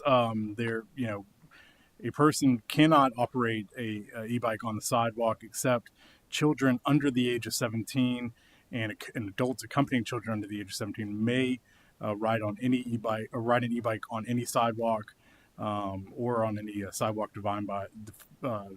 designed as a multi-use path by our engineering department. And then they can also do it on sidewalks adjacent to roadways where no bicycle path has been provided that the adjacent highway has a speed limit of 30 miles per hour or more. So that was an attempt when this was discussed last year to get e-bikes off of the roadways where we have high speed traffic and onto sidewalks for children. This also limits the speed that they can operate on sidewalks to 10 miles per hour. As you can see there, and again, can't operate it in any way to cause damage to public property, or private property, so can't ride through the grass or anything like that. So real quickly up there, D, no person shall ride or operate an e-bike, and that's any type of e-bike. Right. These are the ones under 750 watt engines. On any sidewalk or shared use path. That would include Mount Pleasant Way. That would include the path down Harry Hallman Boulevard. I'm missing some, but the path of Park West, right on the side. Yes, sir. At a speed in excess of 10 miles an hour. That's correct. Yes, sir. Okay. And I did speak with Mr. Grossman, our prosecutor, this morning. He does have some concerns with this section in that it does allow for conduct and then also criminalizes a conduct. So certainly we could have further conversations with him as to better tighten up that language from a prosecution standpoint if this committee so desires. And then again, no modifications. So I think you hear a lot about people modifying e-bikes to increase the wattage or increase the speed. Per our ordinances, you're not allowed to do that. You're supposed to operate it as the manufacturer suggests and keep the stickers on there so that police, if they do stop it, can identify what horsepower, what speeds the bike can reach as to define it as an e-bike or a moped. Okay, and maybe our police can tell us, how easy is it aftermarket to upgrade a bike from 750 watts to something that'll do 40 miles an hour?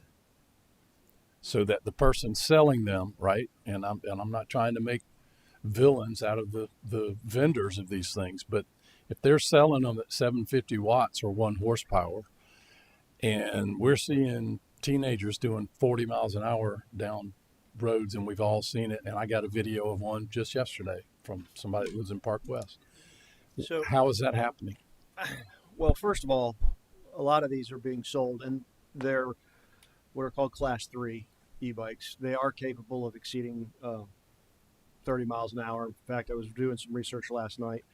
There's an e-bike being sold. It's called the Stealth B52R. It's capable of 59 miles an hour. And Say that again? There is a bike for sale. It's called the Stealth B52R. It is capable of 59 miles an hour, and it has pedals. It's an e-bike. So the range, to answer your question, I don't know how easy it is to go in and alter the engine. I would imagine it's fairly easy. You go on YouTube or any other internet channels, you can find all kinds of ways to modify things. I don't know if that's happening. I don't know if they're just buying bikes that are capable of these speeds. I think in a lot of cases, the case is they're just buying bikes capable of the speed. Wow. I was bicycling with my oldest daughter on Laurel Hill Trail. I came upon 2 e-bikes laying in the middle of the trail. Some kids were playing off in the woods. I was in normal clothes, so when they came out, I was asking them about their bikes, and they told me this one can do 30 and this one can do 38 miles an hour. I think they're just buying them that way. Mayor? Yes. Can I have this question? Chief, it says that any bike that exceeds 750 watts or 1 horsepower. First of all, how easy is it to look at a bike, an e-bike, and verify whether it has 750 watts or 100 watts or 1 horsepower? How easy is it for the officer? That's part of the problem. I don't know that it's very clearly labeled. That was my concern. Right. That was exactly my concern. So we don't talk about law enforcement techniques and things in here, but there is an issue in enforcement that makes it hard for y'all, and I will let you divulge how much you choose or not to choose. Just some background information on bikes and e-bikes. Since January 2022, so the last 3 years, we've had 86 collisions involving bicycles and or e-bikes. 63% of the time, roughly 54 of those, the bicyclist was at fault in these collisions. So one of the things that people need to understand, whether you're talking about a pedal bicycle or an e-bike, you still have to follow all the same rules of the road. So, and in terms of enforcement, it is a bit of a challenge for us. We've got several examples of failure to stop for blue lights. We go to turn blue lights on to pull these kids over on these e-bikes that are doing 35, 40 miles an hour, and they just run from us. And I, for one, am not interested in pursuing a 14-year-old or 13-year-old on an e-bike for an e-bike violation. The danger involved in that is way too high. When you say The they run from liability you, involved in that is like way too high. They take off on their bikes. Yeah, they can easily go where cars can't go, so they'll just ride in between buildings, ride through people's yards. They take off. We can't follow them in a patrol vehicle. So they won't stop for blue lights. You know, one of the parents spoke about her child being responsible and following the rules. And children like that we do stop, we can talk with them, we can advise them, we can warn them. But there's a lot of them out there that will not stop. They run. They're the same children that act out with other adults when the other adults say, please slow down, and they act inappropriately. So there is a bit of a challenge. It's not saying we can't do it. We will absolutely do it. And if we have to figure out the long way to determine who this child is and then go meet with the parent, we will. And we do when we can. It is a bit of a challenge. But we do have in-car camera of kids running from us. So just throwing ideas out there. So you have a couple of choices. You either put that camera out and say, does anybody know these people, which you're talking juveniles, right? Or if we were to resort to registration with a tag on there, you would have a screenshot of that tag, and you would know, you might not know who's riding it, but you'd know who belongs, right? Who that bike belongs to. Now, I learned through our attorney that there are, why don't you tell us about the violations and how those can affect getting a driver's license? Because that'll get people's attention. Yes, sir. And I would say 2 things, and our ordinance covers it. And it's on the screen right now. Any e-bike in excess of 20 miles per hour, which appears now to be virtually all of them, are mopeds under our law and state law. Those require registration requirements. They require all of those things. I'll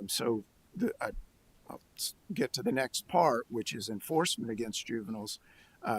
of course, anytime we have, as I mentioned earlier, legislation of this breadth and magnitude, enforcement is always the question, and we get to the courts. Obviously, there's some education required, and when you're talking about minors, it becomes an issue of whether they can be prosecuted in municipal court or whether it should be referred to the family court. As you all know, that is, and certainly our police department knows that is typically where serious, very serious offenses are, and whether there is a desire for the family court to actually prosecute these, that is a legitimate question, one that we can't control. Okay. So that is the challenge, I think, for any juvenile. However, under Title 56 of our code, simply because of the nature, the over 20 miles per hour, there can be citations. We believe that there is an appropriate mechanism in place to prosecute these. I think any refinements that we bring forward would be minor refinements. Okay, but we've got to be able to identify the person. Correct, sir. And we've got to be able to prosecute that charge. And if it was a moped, if it was a gas engine, it would be registered and it would have a tag identifying it. And again, I think the thinking, I don't know if it's us or the state, but if those had combustion engines on them, we wouldn't even be having this debate today, because everybody would know those things do more than 20 and they have to be registered. And they are required. That's what we're saying, is they are defined as mopeds. So they already are. And would be required. Okay. And then what happens to a teen who, can you impound those if somebody who doesn't have a driver's license is operating that and they're going more than 20 and it doesn't have a registration? From a legal standpoint, I would presume that they could be charged with operating without a license. Okay. Right. And then the various registration and licensing requirements. Impoundment? We could impound it. Yeah, we can impound it, but they can go pick them up. Their parent or somebody can go pick them up. Okay. So what were you saying earlier about how this could affect their ability to get a driver's license when that date comes? Right. Chief. So that's one suggestion that I've heard, is that if the state were to take a further action, say, for example, you have a 14 or 15-year-old who's riding a Class 3 e-bike and is charged with that, it could result in the preemptive suspension of their license, meaning they can't get a driver's license when they turn 16. That's something the state could do if they chose to. So I think there's ways to put more significant penalties in place to curb some of this very dangerous behavior that we're seeing out of kids. The simple fact that the technology for battery-powered bicycles and e-bikes has elevated so quickly, so fast, that these bikes are now in a category of moped or motorcycle. Right. And there's not adequate knowledge on the public. I think some parents have no idea that the bicycle, that the e-bike that they're providing their child technically is a moped. So I think this is a combination of education and enforcement. Yeah, okay. And I'll say, from the state standpoint, as you alluded to earlier, the state looking at it, of course, the definitions that were adopted by our state precede this rapid growth in this industry. Right. And those could certainly be refined to assist our law enforcement with a simpler path to prosecution. So at this point, did you have some suggested legal tweaks? Should we do that next, or do we want to go to council member questions and comments first? So what I would say on that is we do have some thoughts which we would want to bring back. Following this discussion and a determination where committee and ultimately council wish to go with what we believe are some changes in our ordinance related to sidewalks and the ability to prosecute. Okay. Again, none of those, I think, would affect the basic tools that council adopted last year, which are the backbone of this ordinance. So we'd be happy to provide those. But again, I don't know that those are going to significantly alter the enforcement ability that we have right now. Okay, Mr. Tink. Well, safety is number one, as you mentioned before. And Chief, I know for a number of months y'all been looking at all applicable solutions from other areas and the captain has been working with that as well. What have you found has been working in other areas around the state, other municipalities? We really haven't found any place that has the solution. Everybody's still dealing with this. And the second question then on incidences, it's proliferated rapidly. I'm sure you keep reports of how that's been accelerating and the calls that you get. What's the volume of calls that you've been getting over the last 2 years? So year to date in 2025, we've had 79 incident reports involving e-bikes. And how does that relate to other traffic type incidents that you have reports on? Is that a low number? Is it a high number? Well, I don't know that you can really compare. Okay. Like, I mean, just the speeding of a motor vehicle. Yep. The previous month, we wrote nearly 2,000 tickets I for got you. motor vehicle infractions of some sort. But in 5 months, 79 incident reports involving e-bikes. I was out to dinner with my wife not that long ago. We were riding through the old village, and I came upon 2 kids that had crashed their e-bikes in the middle of the street. Really nasty injuries. And a parent walked up to me and said they were riding recklessly and doing wheelies as they crossed Coleman Boulevard. So it's very rapidly becoming more and more of an issue with the safety. Well, my thought, thank you, sir. My thoughts on the penalties, and it comes from working with children at younger ages myself and other roles.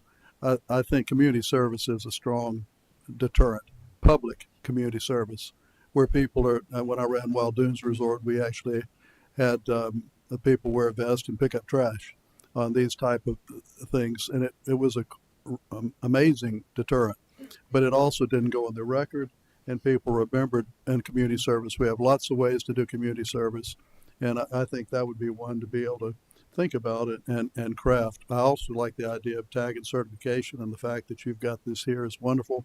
I just hate to see us go directly to payment of fine or other more punitive when we could do community service if that's applicable by a state and municipal law. Right. Ms. Whitley, did you? Yes, I think if it's a moped, you have to have a license. Is that correct? Yes, yeah, ma'am. and you have to be 15. Right. All of the requirements, licensing, registration. If you can go right, James has it up right now. So if it goes more than 20 miles an hour, right, it's considered a moped. That's right. So I think, I mean, again, this is an enforcement issue, and I think I think that there needs to be an education campaign to get parents to register. But a lot of these children that are riding these e-bikes are not 15. They're not 15. They're much younger than that. I've seen them in my neighborhood as well. They're 12. They're 10. Mm-hmm. And some of them wear helmets, some of them don't. I think there's just got to be a level of awareness to the parents that if they obtained one of these bicycles for their children that is a moped, they can't register it because the kid can't get a license for it. Right, ma'am. And I'm getting off the legal end into my editorialization of this, which is, of course, I would guarantee that most people just aren't aware of that distinction. They just order the bike on Amazon. That's right. There it is. The other question that I had, and this is just on the PSA video, I just want to flag, is there any copyright issues there?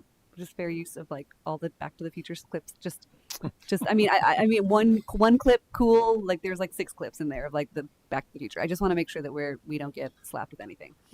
So just putting that on. We'll discuss that with Mr. LaFontaine. Thank you. Thank you. Did you have something? My only question is, where in the courts do the parents come in? The officer makes the citation. The citation is to the child. Where do the parents come in terms of that citation and in terms of what happens in court? Because the parents bought the bike for the child, right? So, juvenile statutes, 15 and up can come into municipal court. So 14 and below has to go to family court. So if a 10-year-old was riding a moped, and the one they're not allowed to, and so there's a violation. That would have to go to family court. So basically, we take the juvenile into our temporary custody. We bring the parents over. We release them to the parent. They sign for them, and they have to go through family court, and that's how that is adjudicated. If it's 15 and up, we can issue a citation to the juvenile, and they can come into our municipal court for a violation of this. Will the parent have to be with them in the municipal court? Typically, our judges do require that to hear that on it.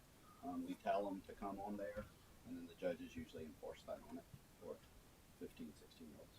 At the end of the day, most of the time, it's going to be the parent paying the fine, and the judges do want the parents there. Okay. So, you, sir. Go so what can we do?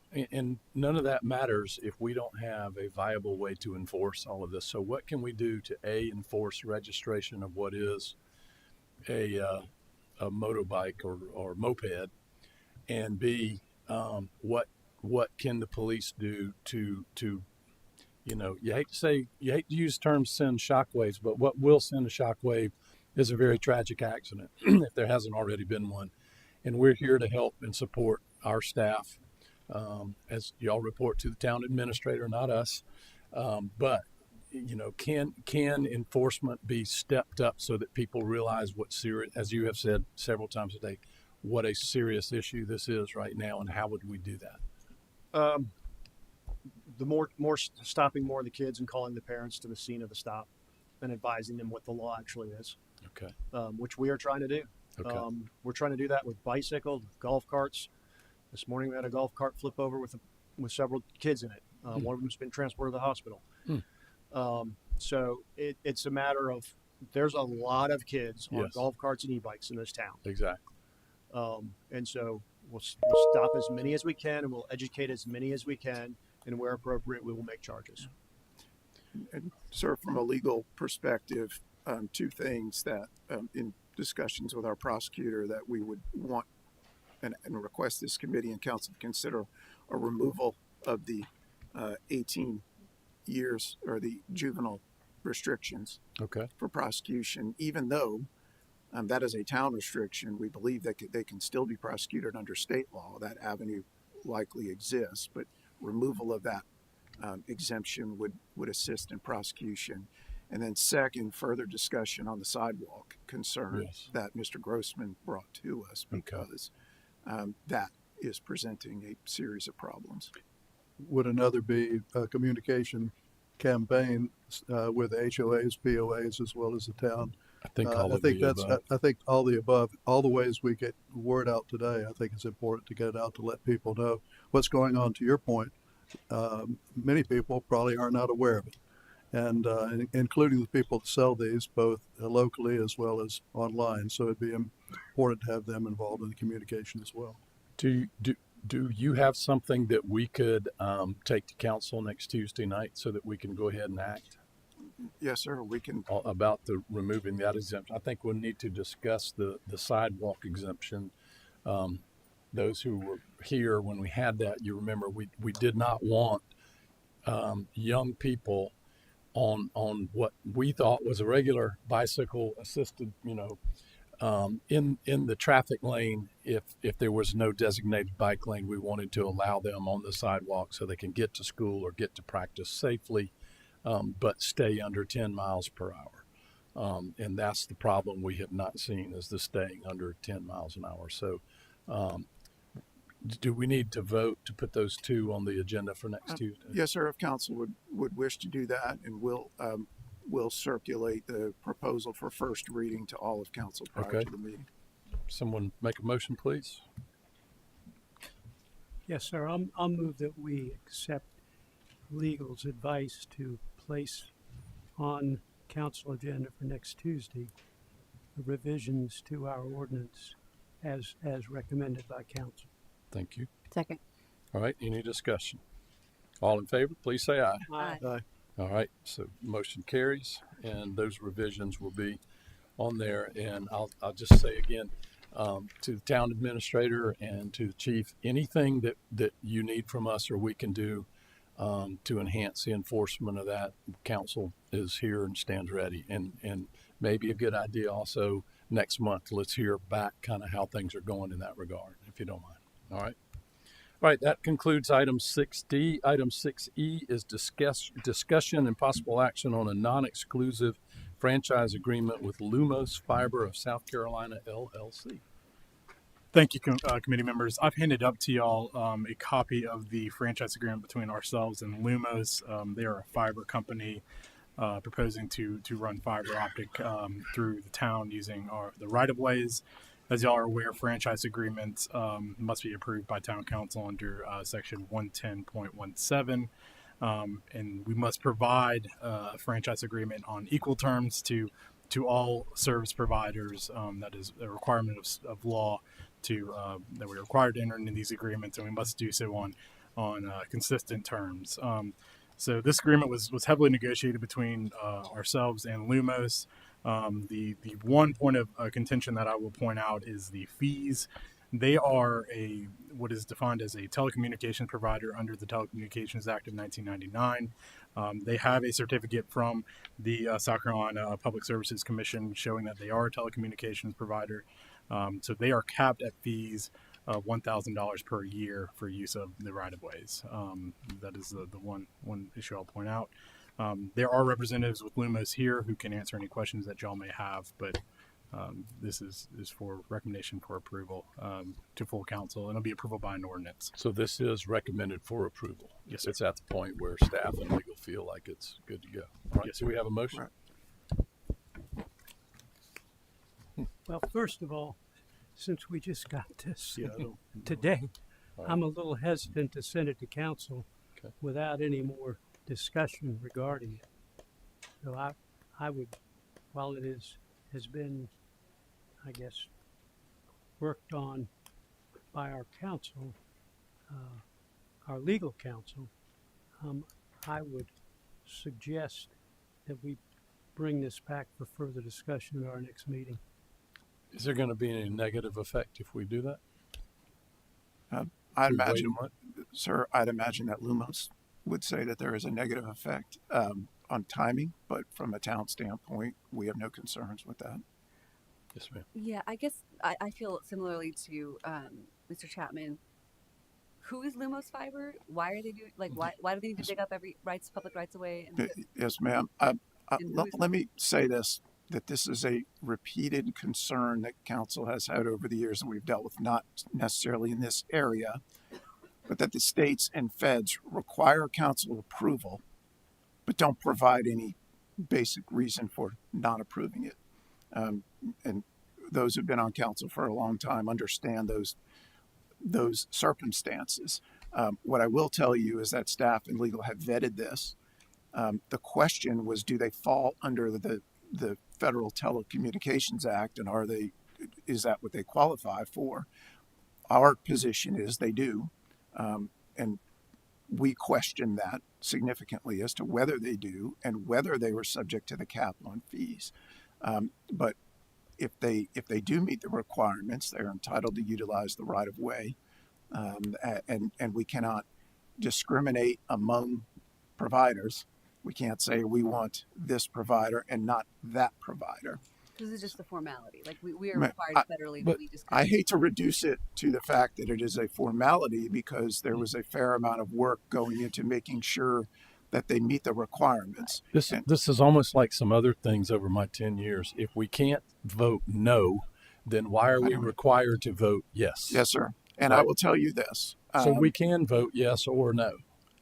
There is complete, no one can tell us and tell our council how to vote on any matter. It is required that it be approved. In theory, it should be a staff approval if there is a mandate to approve it. But that is not what the requirement is. That's just odd. You can vote, but you can only vote yes. I don't get it. Yes. I share the concern. I don't have enough information at this point, but if it is undergrounding fiber, which it appears to do, we're pretty strict about that as far as tree removal, tree use, etc. And I would want to make sure that any vendor was very well aware of what's going on as far as putting in fiber. And I'd love to have fiber in our neighborhood; it'd be great. But I don't want a disruption of trees, and also unintended consequences of any ancillary expenses that the town would incur because of what's happening, or homeowners would incur. So I need more information. Sure. And this would not exempt from any of our requirements, otherwise requirements. I will say that as well. So if they tear up pavement or anything or landscaping, they have to replace all of it and everything. Yes, ma'am. And do we have a non-exclusive franchise agreement with other fiber companies or other? How many do we have on the books? A lot. A significant number. Okay. So this is just one more yes, to the pile. ma'am. Yes, ma'am. All right. And again, I don't mean to say that this has no consequence, but they are subject to our other requirements and ordinances. Okay. This is just approval of the franchise agreement. Okay. I mean, at this point, I'll move to we send to council to approve. Is there a second? All right, motion fails due to a lack of a second. All right, so that concludes item 6E. Item 7 is to adjourn. If there's no further business, we stand adjourned. No, sir, I can't recognize you. I can't recognize you. I'm sorry. We stand adjourned.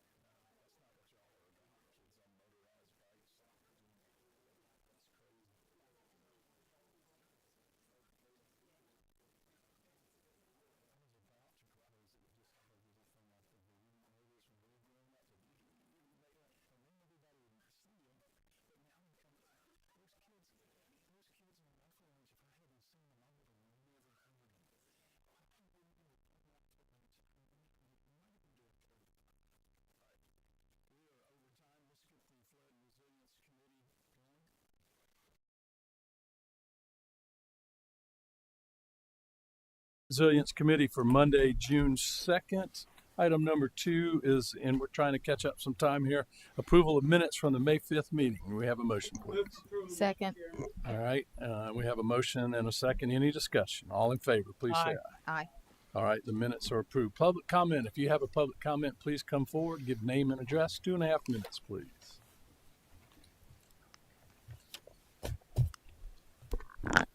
Good morning. My name is Lisa Schnipke. I live at 185 Mossy Oak Way here in Mount Pleasant. I'm part of a volunteer group called Green Neighborhoods Work. This semester we had the opportunity to partner with East Cooper Montessori School to teach a gardening and sustainability class for some of their middle school students. We planted trees, we built bluebird houses, we started seeds, we planted a pollinator garden, and we did all this leading up to getting them certified through the National Wildlife Foundation. These students came away with a desire to be good stewards of our resources. We hope that they will continue to spread this message throughout their families and their other community members. The Town Communications Department did a great job of making a video showing the installation of a pollinator garden we created there at the school grounds and planting our NWF sign to make it official. By sharing this, we hope that we can encourage others throughout the town of Mount Pleasant to get NWF certified as well. Thank you. Thank you. Anyone else for public comment?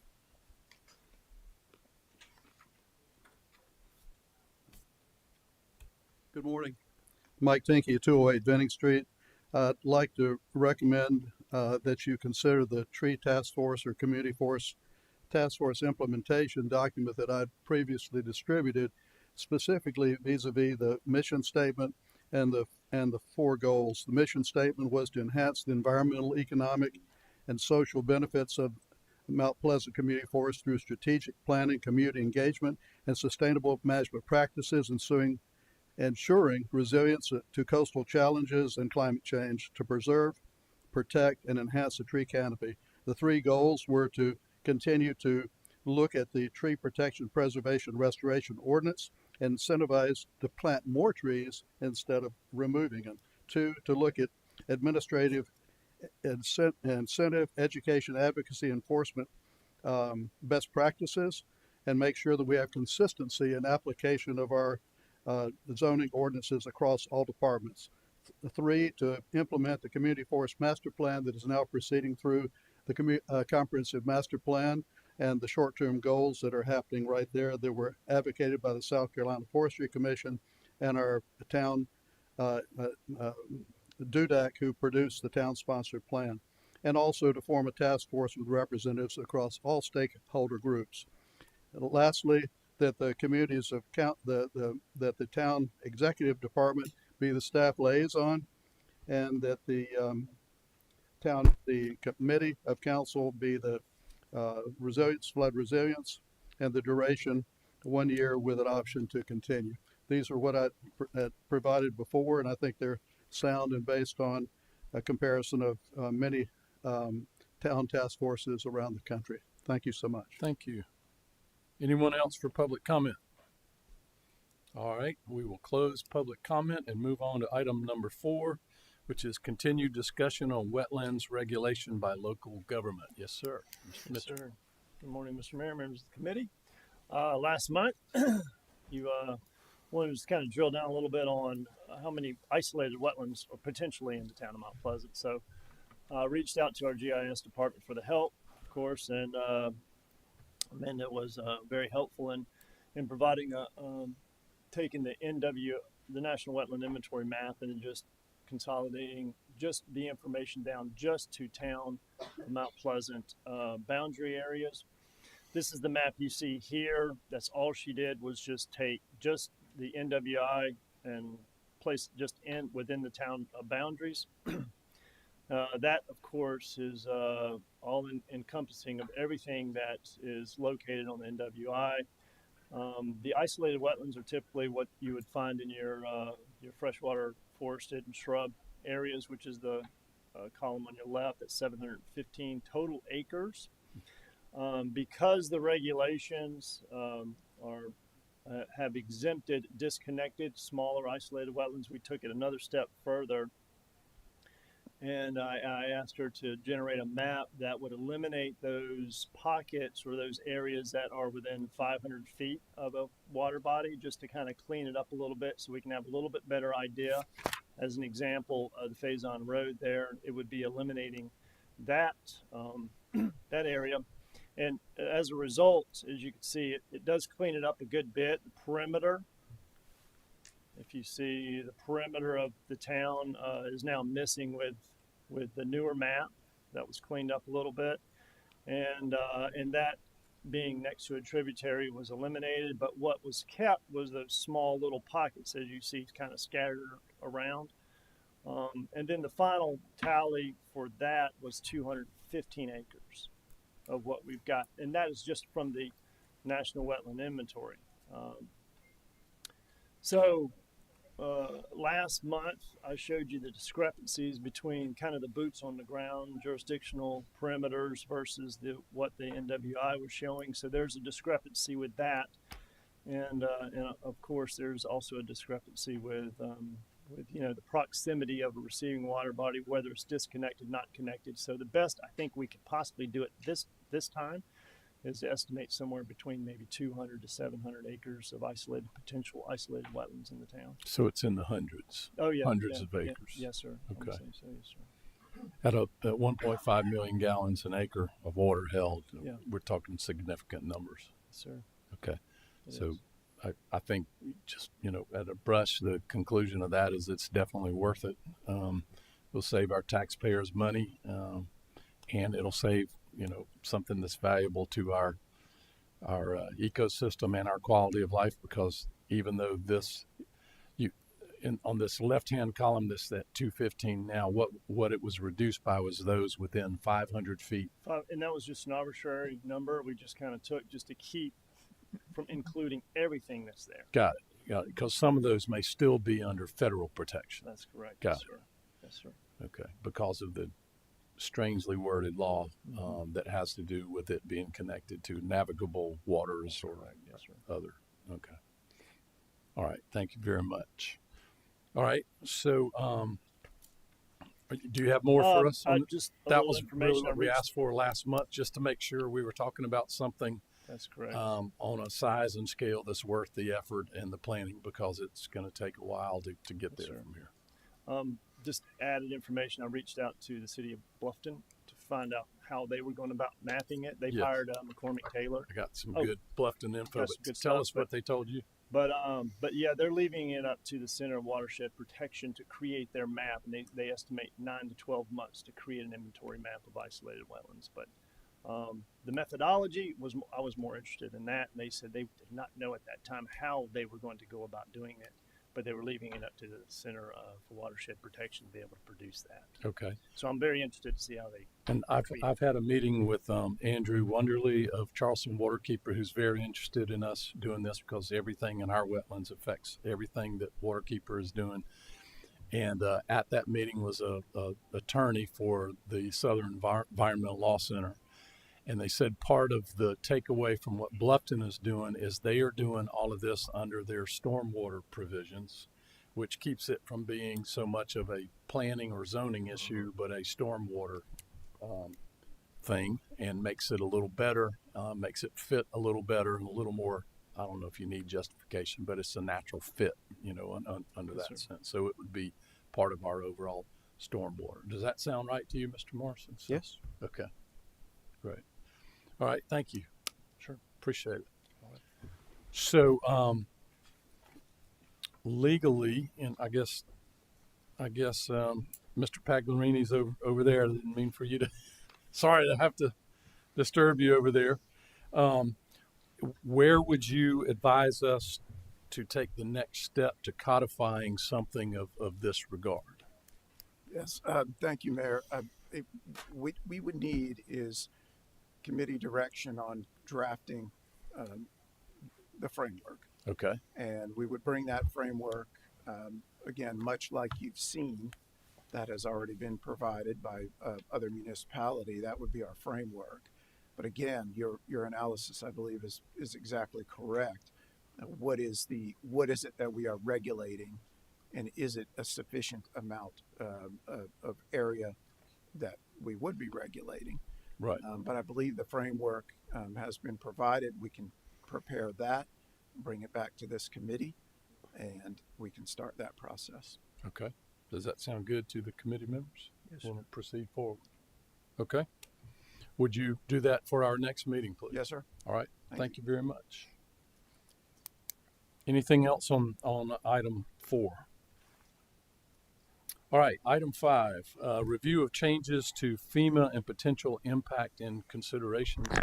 And in the sense of time and brain power, I guess maybe every single thing affecting FEMA is not on the table, but at least how it may. I'll move very quickly Thank through you. this, partly because a lot of details are still emerging, so we don't know where things are going to go. So I'll go very quickly with what we do know. The White House did actually issue an executive order in March, and it is clear that from that particular executive order that the intent is to shift some responsibilities for preparedness and recovery to the state and local levels. So I'll talk a little bit more about what we need to be doing in a slide in just a minute. There are reports that are due back to the White House in the next 90, 180, and 240 days, and from that we'll learn a lot more information about the direction of FEMA. We do know that a lot of grant funds that have been funneled through FEMA previously have been canceled. BRIC is one that we are all aware of. We can expect some additional reductions in funding for mitigation projects. A couple of the other funding programs we have not heard yet about, such as the hazard mitigation program, that is still there, still in effect, and we still have some grants out there with that, as is the LPDM. And we expect that one to stand. Another thing that has been suggested is the state disaster cost threshold could increase. Right now, we are just at about $10 million in the state of South Carolina, but that is anticipated that will increase for all of our states. Just to give you a little bit of an idea, these first 2 bullets are actually from Charleston County, something that they presented to county council by their emergency manager. If the threshold was increased up to $50 million, then 8 of our last 13 disasters in the state of South Carolina would not have met that threshold, meaning that the state and local governments are going to have to pick up more of the funds. Since 2016, the county has actually received about $30 million in disaster recovery. Now, this is public assistance. This is money that's actually going to individuals. So looking at that same time frame for just the town of Mount Pleasant, we have not had a huge event. We've had a number of events, but nothing significant, not a Hugo or a Helene or anything of that nature. We've spent about $3.8 million on FEMA events, and this is primarily for our compensation and operations, and have been reimbursed in the amount that you see, equaling about 70%, with our biggest event having occurred all the way back at the beginning, 2016, with Hurricane Matthew. What can we do right now? As we're waiting to learn more information, we are coordinating with our state and county officials, first of all, just to learn. The majority of the information will probably funnel through them. But as we begin to learn more about how this works, our coordination and reliance upon our state and local officials is going to, county officials will increase. We will be taking a look at our emergency operations plan to see if we need to make any changes there. Also take a look at our financial reserves and equipment, because we do anticipate that the federal support will become limited. Right now in our budget, we have $2 million in emergency reserves. There are a couple of other reserves account that could free up about 4.5 if we needed it. This would help if we go back to the number on the previous slide, the 2.7 or the 3.8 would help us at least sustain operations and costs for our employees. However, if there is a catastrophic event, we know that we're going to have to rely more heavily on the state.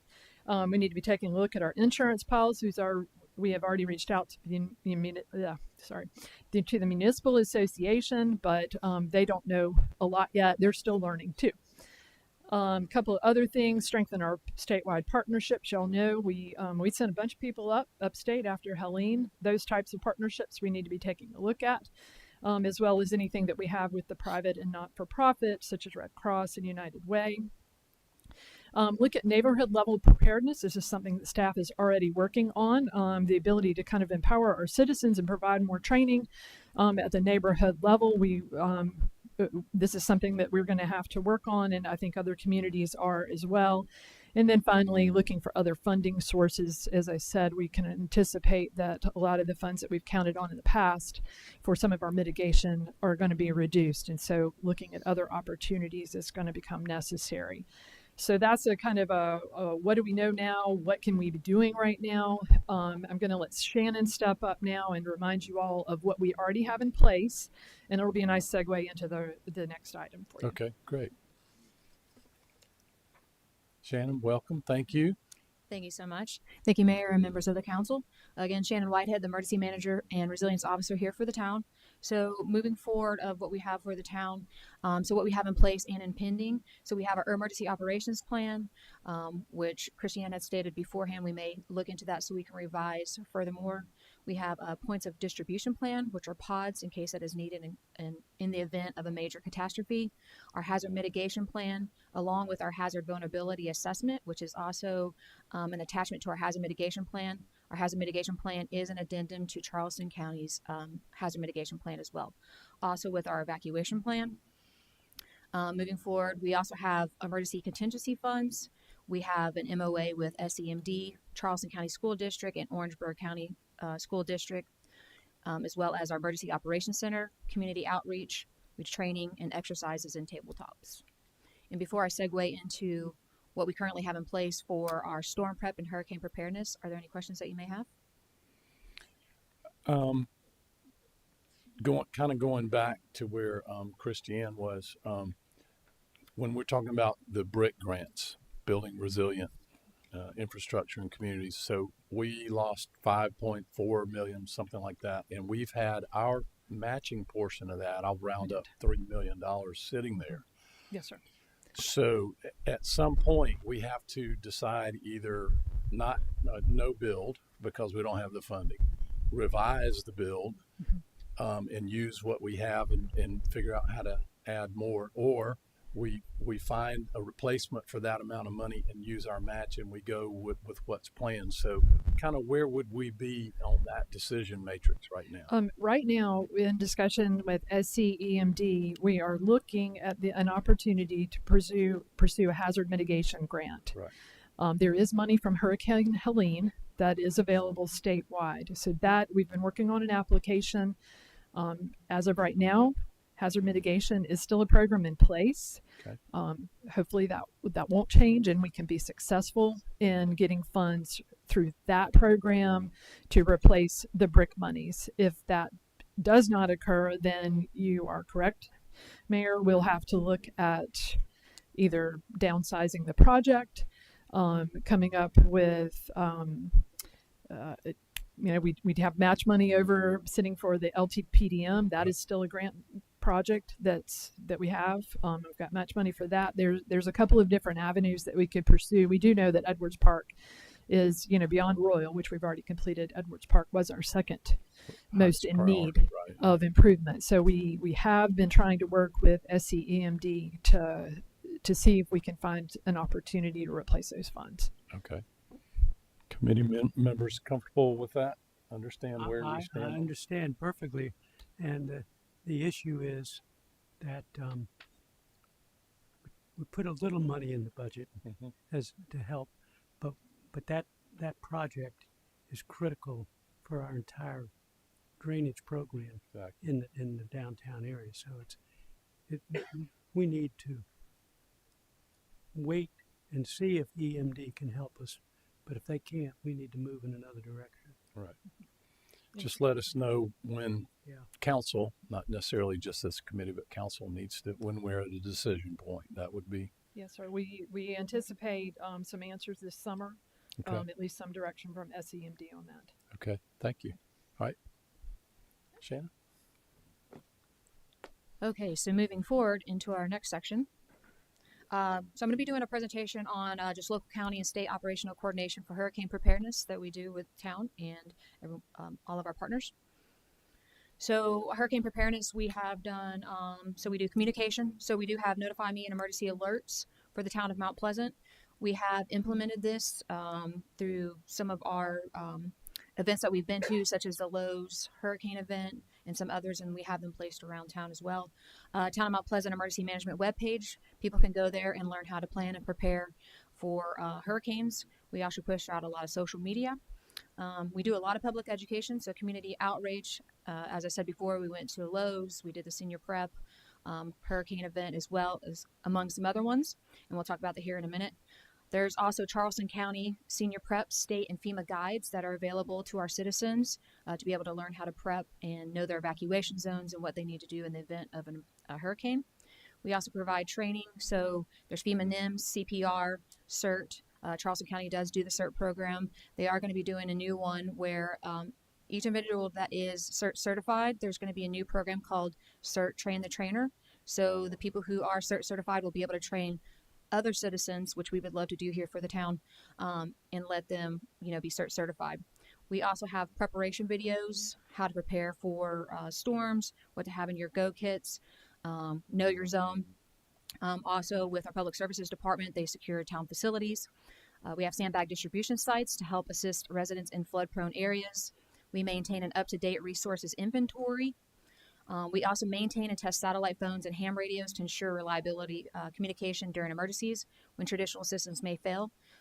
We do have our satellite phones distributed as well as our ham radio, which is in our Emergency Operations Center. So our Emergency Operations Center has many capabilities. We also do a lot of weather monitoring. This is before, during, and after. We also have our IAP Incident Management Board where we're able to look at that within our Emergency Operations Center as an event is going on, and that's through Alistar. We do a lot of Charleston County briefings, national weather briefings. These are consistent before, during, and after. There are probably about 4 or 5 meetings per day at different time frames. We also do Palmetto EOC. This is for a resource request. So if we do not have the resources here at the town, we're able to go through Palmetto EOC, which will then go to county, and then county will disseminate to the state to see if they have those resources if they do not. We also have our damage assessment teams for the recovery process. As I stated before, we have our point of distribution sites already in place aggressively last year. Our police department, fire department, as well as the planning department, Liz Boyles, aggressively we found specific sites that where we would put our pods as well as distribution. We do have MREs and pallets of water in place here for the town as well. A lot of them are at Lieben Road, and then there are some here in the town hall as well. We also foster strong collaboration with local, state government, and private sector partners to support effective response and recovery efforts. And let me add to that recent what do they call it, low country tour by the governor or whatever was. Yes, sir. Everybody from municipalities all the way up through county, state, and federal was there. Mm-hmm. And Mount Pleasant was well represented, and it was good to see that. And hear the governor say that the way we do it in the low country of South Carolina is a national model. There's so much coordination and so much, we stay in everybody stays in their lane, but we coordinate with other folks. And we've got at least 2 municipalities depending on us to get it right so that they can evacuate, and that's Sullivan's Island and the Isle of Palms. So yes, sir. It was a good meeting.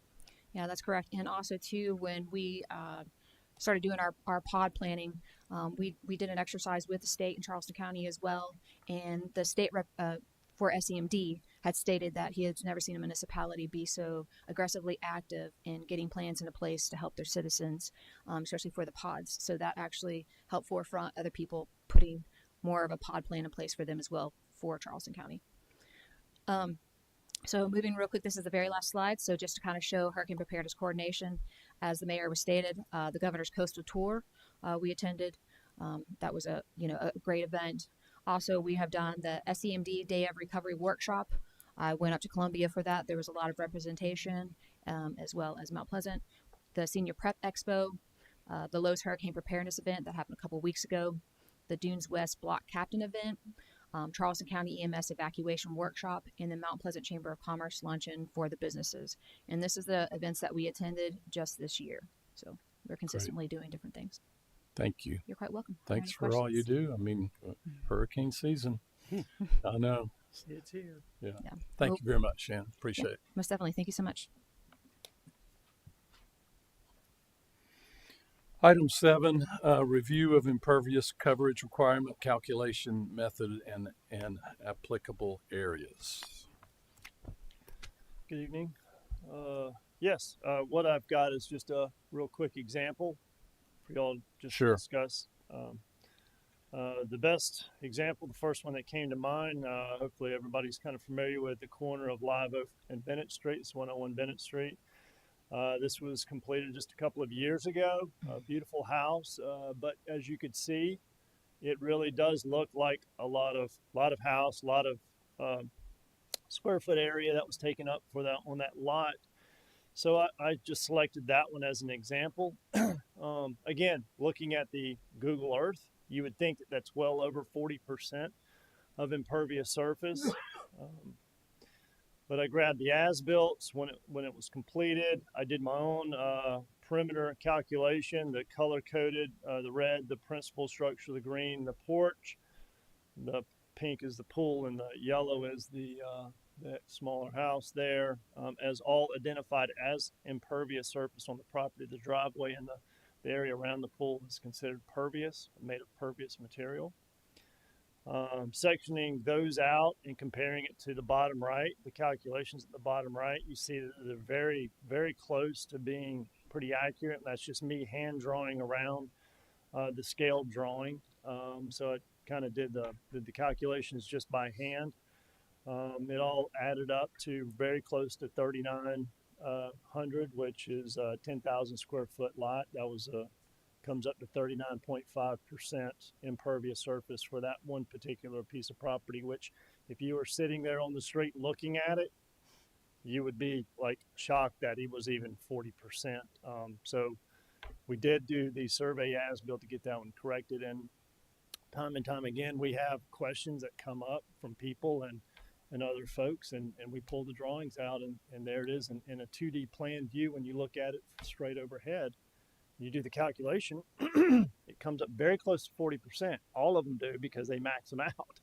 But we have a pretty strong line at being 40%. It's very easy to do the calculation. And I guess like in this case, if they used pervious concrete to the eye, you go, wow, there's a lot of impervious right there. But if it's pervious, and of course you have no way of knowing that when you're looking from the street, right? You would have to know what type of, it doesn't really look different, at least not to me. That's correct. It from the street looking at it, it looks like impervious surface, but there's a lot of pervious pavers. There's a lot of driveways that are now gravel as a result of this 40%. So when you look at the overall larger scale of Old Village Mount Pleasant, this ordinance really has been successful because it has eliminated that unnecessary impervious driveway surface, and still allowed the homeowner to build the scale of house that they would like to build. But it does limit that impervious surface. Otherwise, we would have all these houses over the past 5 years or so would have concrete driveways, and that would add up to acres of impervious surface. So and the 40% rule applies not just to the Old Village, but Old Mount Pleasant all the way to Coleman and Ben Sawyer, right? That's correct. In that. And remember, that was where the flooding was the worst, and this was a stormwater issue. It wasn't so much an aesthetic issue or whatever, but I'm not sure how we picked 40% or what we based that on. I was here for that. I just don't remember all the details. Well, I did add one slide that might be a little helpful, and I do remember the discussion, Mayor, on how we landed on the 40%. Thank you.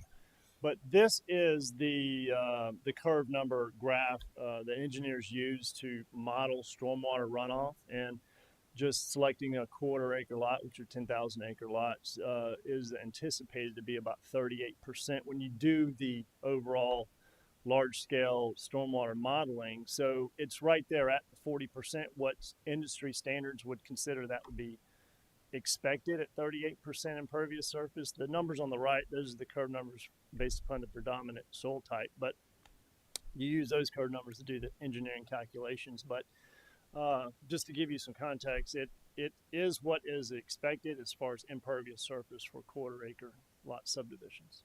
So I don't know if that helps or not, but it does give you some basis of ballparking what would be reasonable. Because one of the things we've been asked to consider before is, does it need to be different than 40%? And, you have to decide what you base that on. I mean, what would you do? Just pick a number that you like, or Right. something like that without any background. Yeah. So, okay. Any questions on this so far? Yes. I'm just looking at these other numbers, the 30, 25, 20, 12. I mean, we don't apply any of that though. I mean, we're using Right. 40%. This is just an example of what a quarter acre, what was expected the impervious surface over a district, like a neighborhood, Mm-hmm. with quarter acre residential lots. If you look at the half acre, third acre, those actual percentages go down because the lots go Bigger. higher. Right. They're bigger lots, so more area spread out. So you would typically expect smaller impervious surface percentage. But theoretically, if they could do 40% on this half acre instead of 25%, I think a lot of people are just offended by this sheer size of the homes in scale to the rest of the neighborhood. It's so out of place. So, Yeah. But on I a half agree. acre lot, they could do 40%. So then it would be tremendous, right? So we're not varying it based on lot size. That's one of the things that is on the planning committee agenda is especially if somebody does a tear down and a rebuild like we're seeing a lot of, or they keep the original, 60s brick rancher and add on to it. Should there be a limit because you've got the neighborhood character established and the other houses are 1,500, 1,700 square feet and all of a sudden I'll just throw a number out there, 4,000, 4,500, 5,000 square foot houses in the neighborhood. And stormwater issues aside, it has to do with preservation of legacy neighborhoods. And so it's just something to consider, should there be limits? Not that you can't do those things, but maybe there should be a limit on those things, just like there was on this for stormwater. And as you saw, that house looked like, if you drove by there, that one you used in your original thing, Yeah. show the front of that house again, please. Yes, sir. As you approach that, could you tell what year was that house built? It was a couple of years ago. Yeah. Couldn't Within tell 5 years. because it's consistent with the neighborhood. Right. So that's why. Well, we got 3 members of the planning committee up here right now. That's something to consider in y'all's meeting about that. But now this was just to give us a review for stormwater purposes. And if you'll go back to your chart, I'm not saying those numbers are right or wrong or need to be changed, but it's good to see what they are because somebody could come along and do, I don't know, do we have a square foot limit on the size house a single family house can be? I know some municipalities have done that, but I don't think we do we?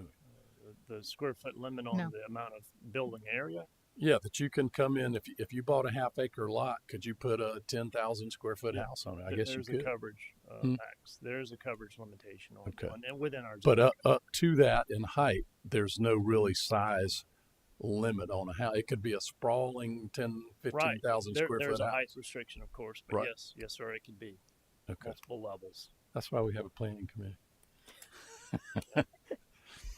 All right. Any questions on the impervious? But we think the houses being built in Old Mount Pleasant are complying with the 40%. Yes, sir. Impervious. Yeah, we get those calculations with a scale drawing, and I mean, it's an easy number to hit. So the applicant knows he can't exceed 40%. It's obvious. It's obvious calculation to do. So it's a very easy review. That's what I'm getting at. And we make them do the calculation. Okay. And it's not just the house. It's impervious surface. All impervious. Pool decks, Pool driveways, patios. Okay. Any questions on that before we move to? All right. We on 8, item 8, review and recommendation of vision statement and framework for tree task force. And I know y'all got a planning committee meeting coming up.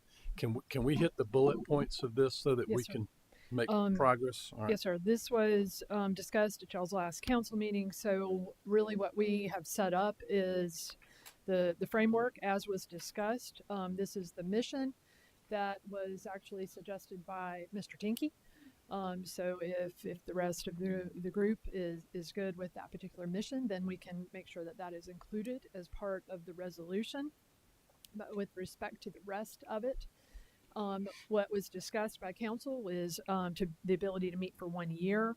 There would be a report that would be due at the end of that year, include recommendations in particular for the ordinance itself, but then there could also be other recommendations for preservation, enhancement, and management of our tree canopy and urban forest. What would also be included in the resolution is that the task force would report back to this committee. Prior to anything being submitted to town council, what was discussed is executive offices would provide the oversight in management, in other words, putting together the agendas and guiding the process. And then with respect to the membership itself, y'all discussed having 7 members. They would serve the full term. All would have to be Mount Pleasant residents. And then y'all talked about that there wouldn't necessarily be designated seats for this, but there were some representations that y'all would be interested in trying to pursue. Planning Commission member, a BOZA member, Green Commission, important to have experts and certified arborists, and then a local business community member. And I have reservations about a BOZA member since that is a quasi judicial body. I think it's like, I know it's an overstep of what I'm saying, but it's like impaneling a jury. They should be sequestered from other town issues and politics and stuff, so that they're only viewed as applying the law to those situations. And you know, if they're asked to speak at a tree task force thing and then they make a decision at a BOZA meeting, they're going to look like they came in with a jaundiced view, right? Instead of applying the law. And I just think we need to spare them that. Okay. Well, we can, whatever adjustments y'all want, we could remove that. And then obviously, as was discussed at the last council meeting, none of these would be actually required seats, but that you would desire to have a planning commission member, a green commission member, and we could just remove the BOZA member if that is what the the committee would like, and put that as part of the resolution that'll be prepared for your consideration at council. I'll move to recommend.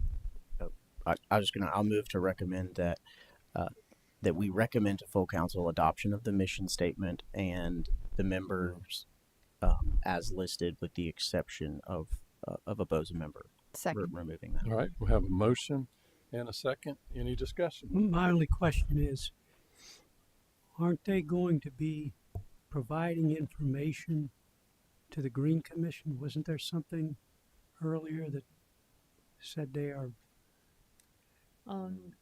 It was to report back to the flood committee, flood resilience committee, We but can- it is we can however. coordinate that. Okay. Then we can forward.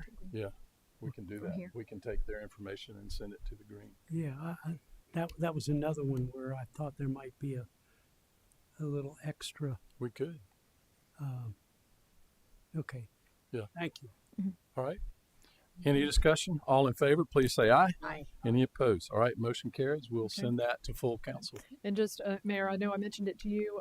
We were looking at bringing in a facilitator from the Riley Institute to help with this project as well. Okay. Okay. All right. That concludes item 8. Item 9 is adjourned. If there's nothing further, we stand adjourned.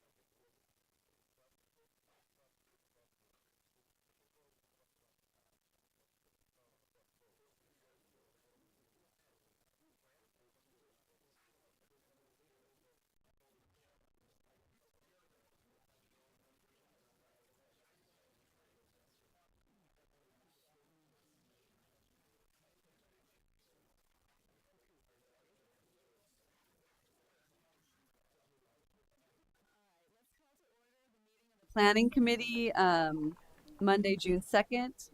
Next item on the agenda is approval of the minutes from the May 5th, 2025 meeting. Do I have a motion to approve? Approval, Madam Chairman. We have a motion and a second. Is there any discussion? All those in favor? Aye. Motion carries. Item number 3 is public comment. If you are here for public comment, please come forward. You have 2.5 minutes. Please state your name and address for the record. Thank you very much. Daniel Brownstein, 1391 Downsbury Drive. Appreciate y'all having a couple of items on the agenda, one being 7, which is talking about the heights of detached accessory structures. I think that some of the conflict that we're seeing in the legacy neighborhoods with the new builds could be mitigated by, my understanding is, an accessory structure as the code is now can be 6 feet from the side property line. I think if we made that consistent with what the setback is for a house, 10 feet, that would have a meaningful impact. And then the second item that I think would impact and kind of make it a little more cohesive in these areas.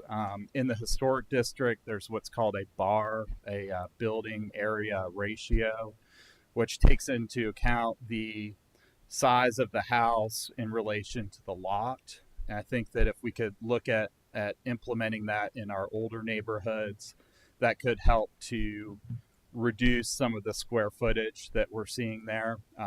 We ran just kind of a napkin calculation of one of the homes on Barbara Street that's being built now.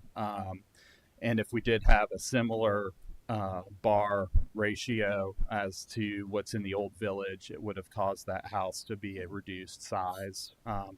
So I hope that y'all will look at both of those ideas. I think there is, utility to allowing people to put a home above a garage, whether it's an office or a frog or a bedroom. And so I think that we can reduce those conflicts by through the ratio, and then also moving them further in and away from those edges of the property lines. And then real quick, thank you for putting the historic settlement communities on the agenda. I'm hopeful that that y'all could send a matching moratorium on the major subdivisions to town council. I think that we need to act quickly before more folks are trying to subdivide the land to get away from those historic regulations. So I'm hopeful that today you guys will be able to advance that to the full council for possible action. So thank you.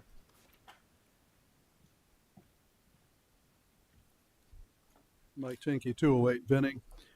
What Daniel said about the bar ratio is done in the old village.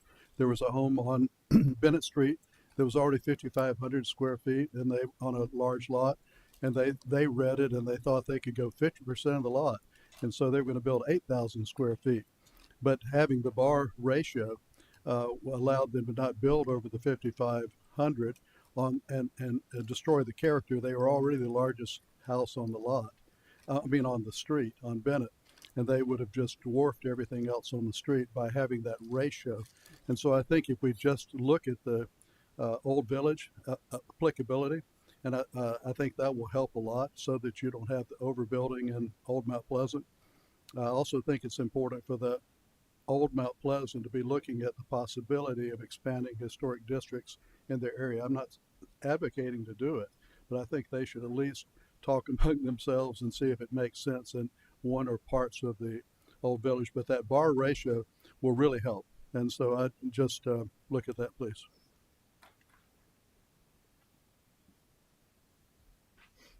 Will Haney, 316 Mallard Court. I'm speaking to item 11, request to approve a monument and memorial application.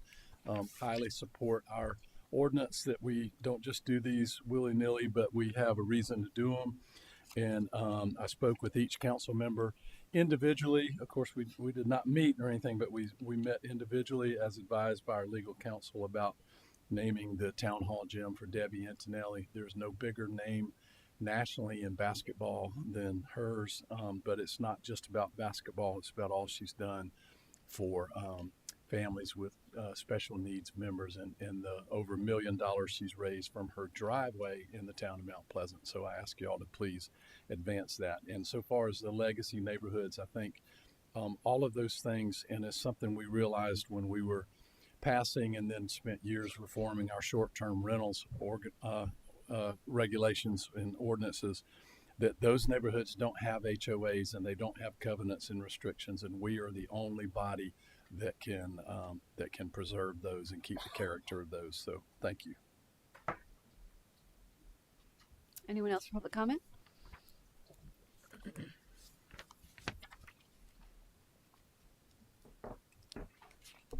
Hi, I'm James Wilson at 722 Dragoon Drive, here on behalf of Patriots Annex LLC. We have a kind of administrative item on your agenda today, which is the first annual extension of the Development Impact Assessment. As you all probably know, this is state law extension. These are development approvals are entitled to 5 annual extensions of the vested period, and so it's, even though it's a non-discretionary item, whichever body granted the approval, you go back to them. For instance, if someone has a variance, they go back to the BZA. If they've got a design approval, they go DRB. If you have a development impact assessment statement, you come back to council. So I'm very happy to answer any questions. It's not a change, it's just an extension of existing approval. Thank you very much.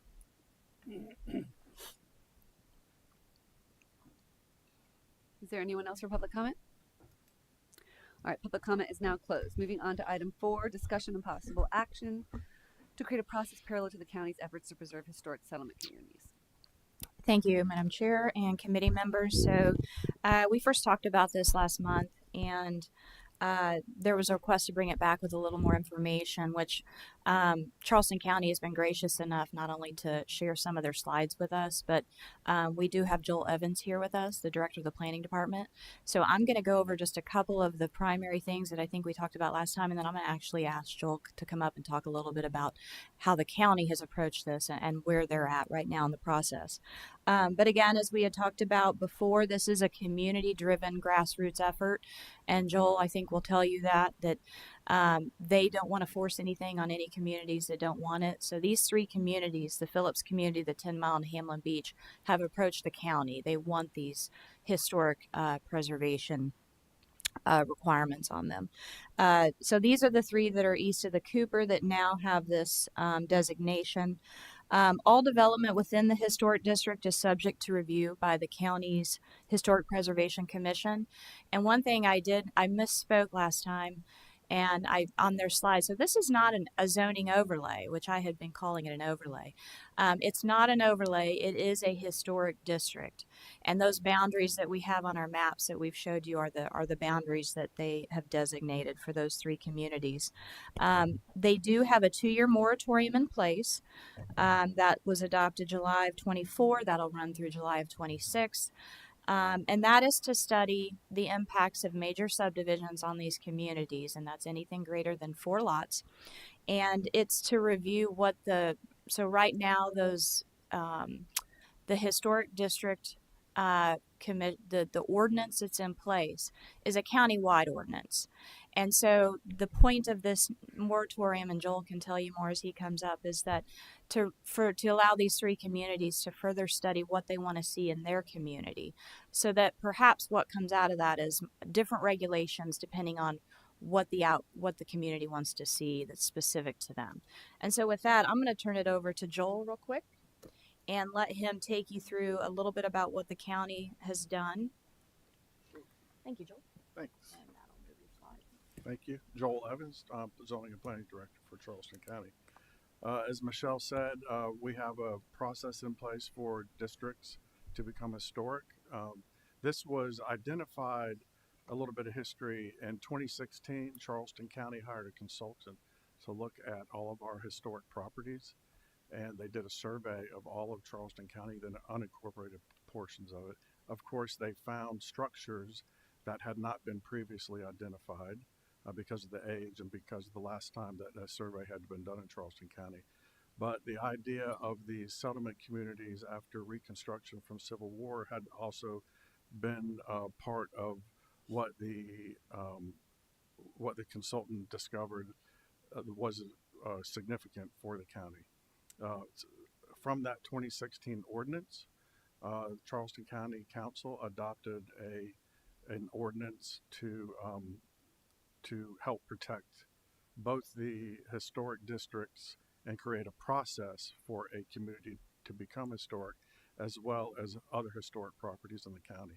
But regarding historic district designation, there's a pre-application process required, and the community will determine the district boundary. So we will provide a map and give it to the community leaders, and they identify what they think is their historic boundaries for the district. And then we will facilitate getting a list of the registered voters. The process for becoming a historic district is it requires a minimum of 51% of the registered voters of whatever boundary that they identify as being historic in their application. Staff will review and provide comments from there, and then we'll present the application at the Historic Preservation Commission for their recommendation, and it moves to County Council for the adoption. So as far as a historic property or a historic district, the Historic Preservation Commission is a recommendation body, and County Council has the final say-so and authority when it gets designated. As far as applications, once something is designated historic, the Historic Preservation Commission has the final decision for what gets built on that property. But as far as creating that district, that's County Council. One thing that we want to be sure that everyone knows, this is not zoning. These historic districts have their own zoning districts existing, and it is not part of our zoning and land development regulations ordinance. This is a standalone county code. It does not regulate change or change items such as density, land use, and lot size. If a community wants that, there are other processes that are appropriate, such as overlay zoning districts, area character analysis, etc. It establishes the Historic Preservation Commission, and there are 9 members. Each one is appointed by a county council member. The final decision makers on certificates of historic appropriateness, that was what I was discussing for actual construction on the property, that resides with that HPC. It creates a process for designations for historic properties. I talked about that. And it outlines how many proposed changes to historic properties and districts are regulated. What the commission considers is general design, character and appropriateness of design, height and scale, arrangement. I'm sure you all are familiar with this from your other historic district here in Old Village.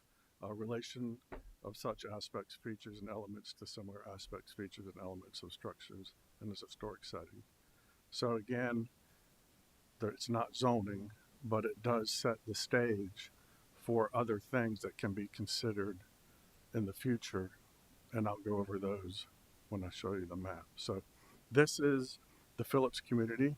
This was designated historic, I believe, and it was our first historic district to be designated. This is also on the National Register of Historic Places. That's what makes Phillips a little bit different than the other 2. The Phillips community is working on a community plan to address the historic nature of that community.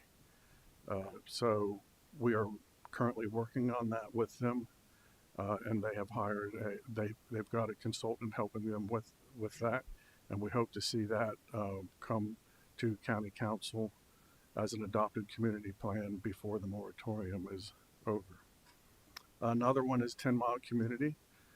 This community is actually was south of 17 or east of 17. That was until last year zoned R4. County Council requested that get zoned to S3, similar to our other historic settlement communities in East Cooper and elsewhere in the county.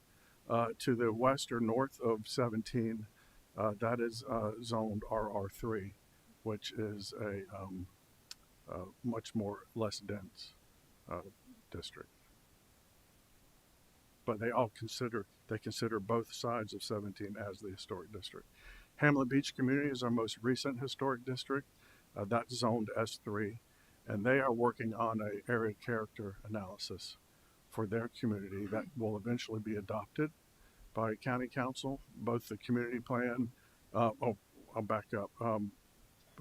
10 Mile is working very hard on, and staff is helping them on a overlay district. What 10 Mile wants to do in their preservation is much more zoning related. They want to impact lot sizes, maximum footprint of buildings. They actually want to look at some of the uses, some of the zoning inside the district, changing, or I'll say bringing back some of the non-residential aspects of 10 Mile that had historically existed there.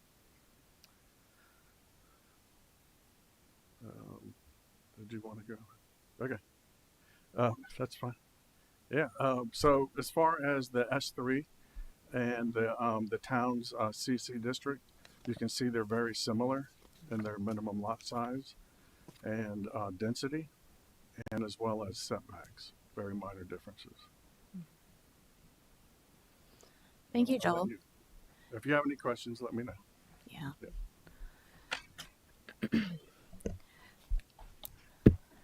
All right.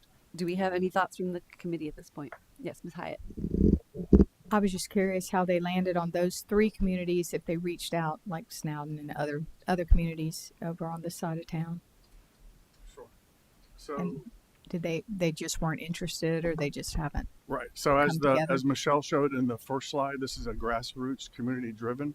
It's available to anybody. So it depends on how organized that community is. They come to us, we facilitate the process for them to become a historic district.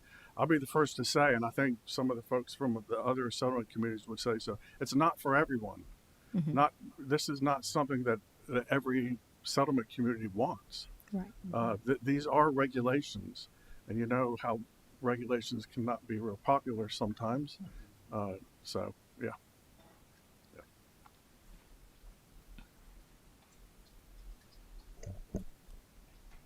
Does anyone else have any thoughts?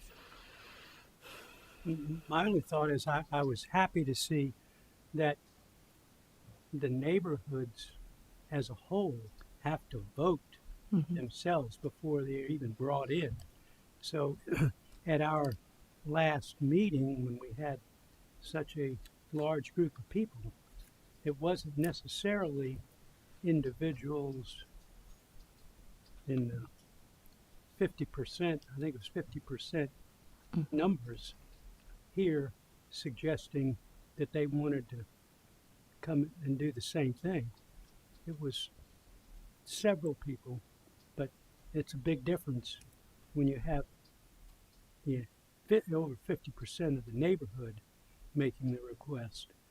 So it's not something we should be looking at lightly, because we don't want to force anybody to have a historic district designation, or force them to have additional requirements to do anything with their property that they don't want to do, and especially if they're not currently in the town.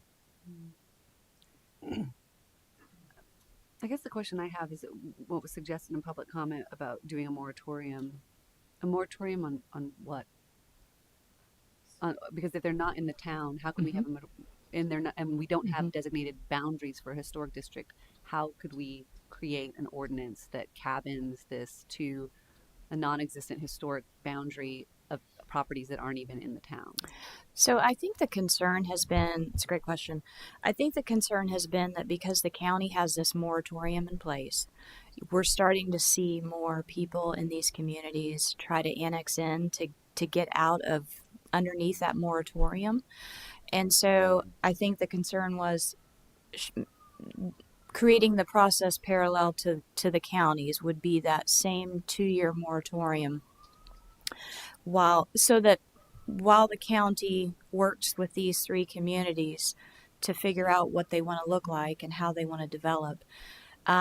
People couldn't get around that by coming into the town and then developing, say, a 20 lot in the middle of one of these communities that's working on either an overlay or an area character appraisal assessment or something like that. So I think the moratorium was about shutting down that loophole, if I understood it correctly. I totally understand that. I just don't understand how it could be possibly structured when those properties aren't in the town and we have no boundaries for a historic district beyond. Do you know what I'm saying, Ms. Hyde? Do you have? Well, since the boundaries are defined, and usually the first question they have to ask is to annex. So then we vote to annex them. So then they're annexed. So then I feel like if we had a moratorium that matched the county, then they wouldn't be able to move forward till the expiration of that moratorium. We usually vote first to annex them. That makes them part of the town. So we would put the moratorium on county properties in these three historic districts. If they annex, then they become Mr. Pagliarini, is that something that could be structured legally? a part of, a situation in, a defined area.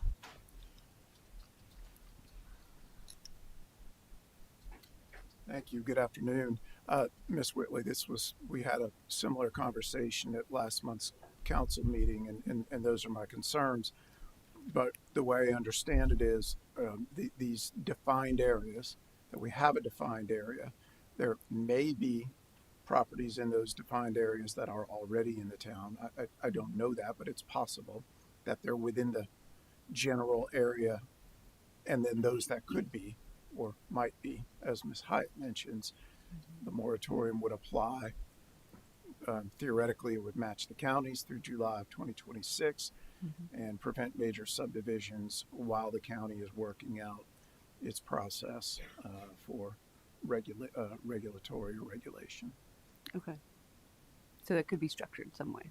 Yes, ma'am. I mean, at this point, I don't believe we'd have the time and whether the inclination to go through our own study. I mean, obviously, we can look at what properties in these areas are already in the town, but moving forward for any, just by way of example, item number 5, there are deferred items from last month related to annexation. Would those areas be in these defined communities and therefore subject to a moratorium moving forward? I see. Okay. Do I have any other thoughts from council or any motions?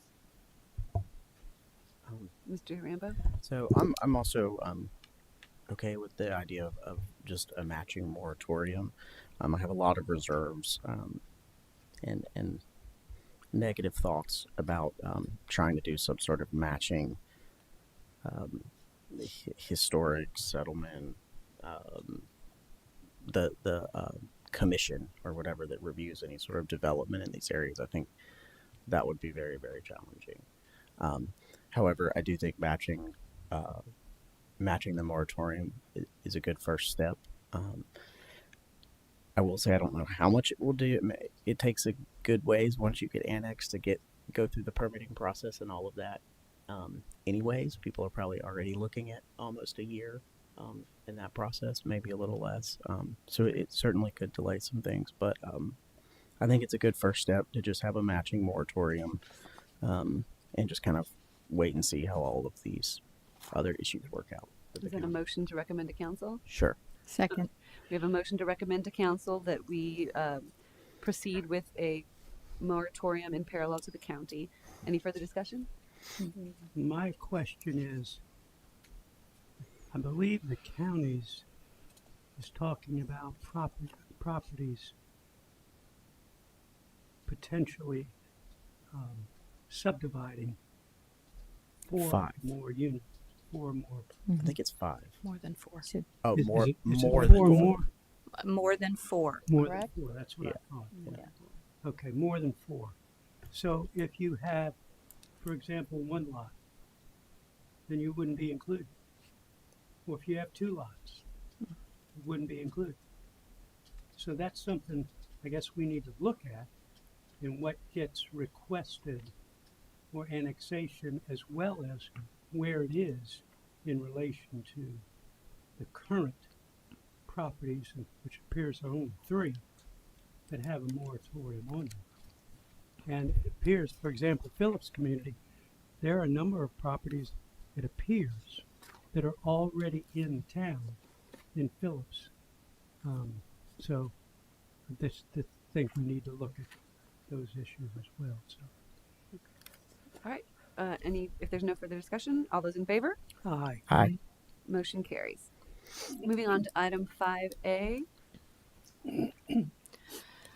So this is one of the deferred items from last month. It is a request to annex and zone CC, a just under 1 acre tract of land on Boston Grill Road. I know Mr. Stone presented this last month. It was deferred. How many times can we can defer it for 6 months? Is that correct? Yeah, I think So, 6 months. Because if we're going to move forward with that's the correct. moratorium, Yep. then I feel like both A and B should be deferred. And then also my question on that, would the moratorium potentially then, it's going to go to council on Tuesday, but that, I don't know, that would be first reading or that would be a, I don't know. How long would that process be? Because then would it also then have to go to the planning commission and then back? So we're looking at a few months. For a Am I wrong? moratorium, I'm not sure that would go to the planning commission. No. Oh, moratorium doesn't have to go to planning commission. Right. So we could potentially have a moratorium in place after the council meeting Tuesday, or be 2 readings. Okay, so we would be looking at July. Okay. And are You can defer for, I think it's 6 months from when this first came to you from the planning commission. but if these are also first readings, They would be. they would match, the timeline would match up to approve them at first reading in June and then approve them at second reading in July if the moratorium gets approved June and July as well. Okay. So I just hate to defer stuff if it doesn't have to be. All right. So do we have a motion? I move to approve the annexation 5A. 5A. Second. We have a motion to approve annexation 5A and a second. Any discussion? All those in favor? Aye. Aye. All right. Moving on to 5B, another annexation. So this one's a little bit larger. This is in the 10-mile community off Highway 17. It's situated next to Move to Tupelo. approve. Second. Motion to approve in a second. Any discussion? All Yes, those in- ma'am. Yeah. On discussion, and my discussion is going to be including both A and B, because A, for example, is not wanting to subdivide for more than 4 acre, more than 4 units. It's a single unit. Yeah, but they can petition to subdivide, right? This one's 12 acres. But it's The 5 second one. parcels. Yeah. No, he's talking about the first No, one. I'm talking about the first one. Oh. The second one is not included, and it's surrounded by, and in a district, and it's surrounded by Tupelo, a subdivision of the town, and it's across Highway 17 from where the other areas are. So I see no reason that we wouldn't want to have approved both of these, but we're already going forward with the first reading. So, I'm voting for that. But I wanted to point that out in this discussion.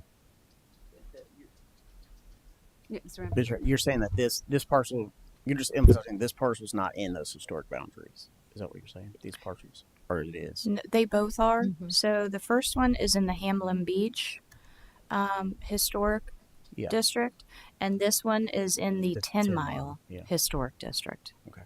But it's because A is not more than 4 acres.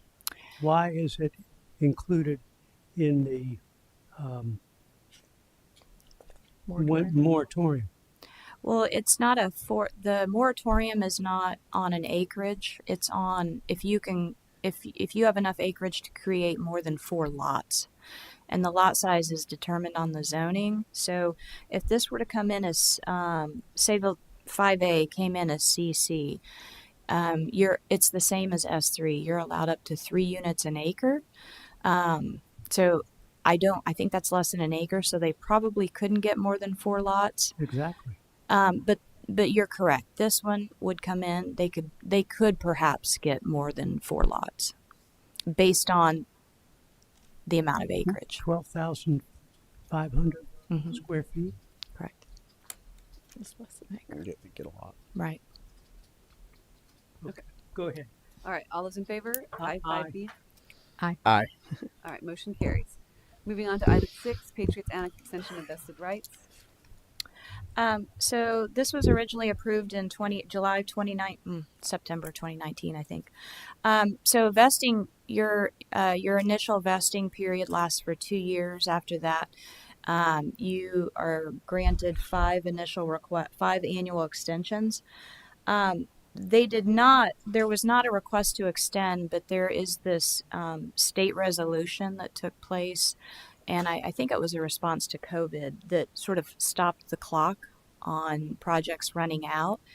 And it's my understanding that that's what allows them to ask for this vesting. And if you have any legal questions, I know Mr. Pagliarini can answer that. But this is one of those requests to extend the vesting on this development impact assessment, which was approved by town council, and it would extend it for 1 year.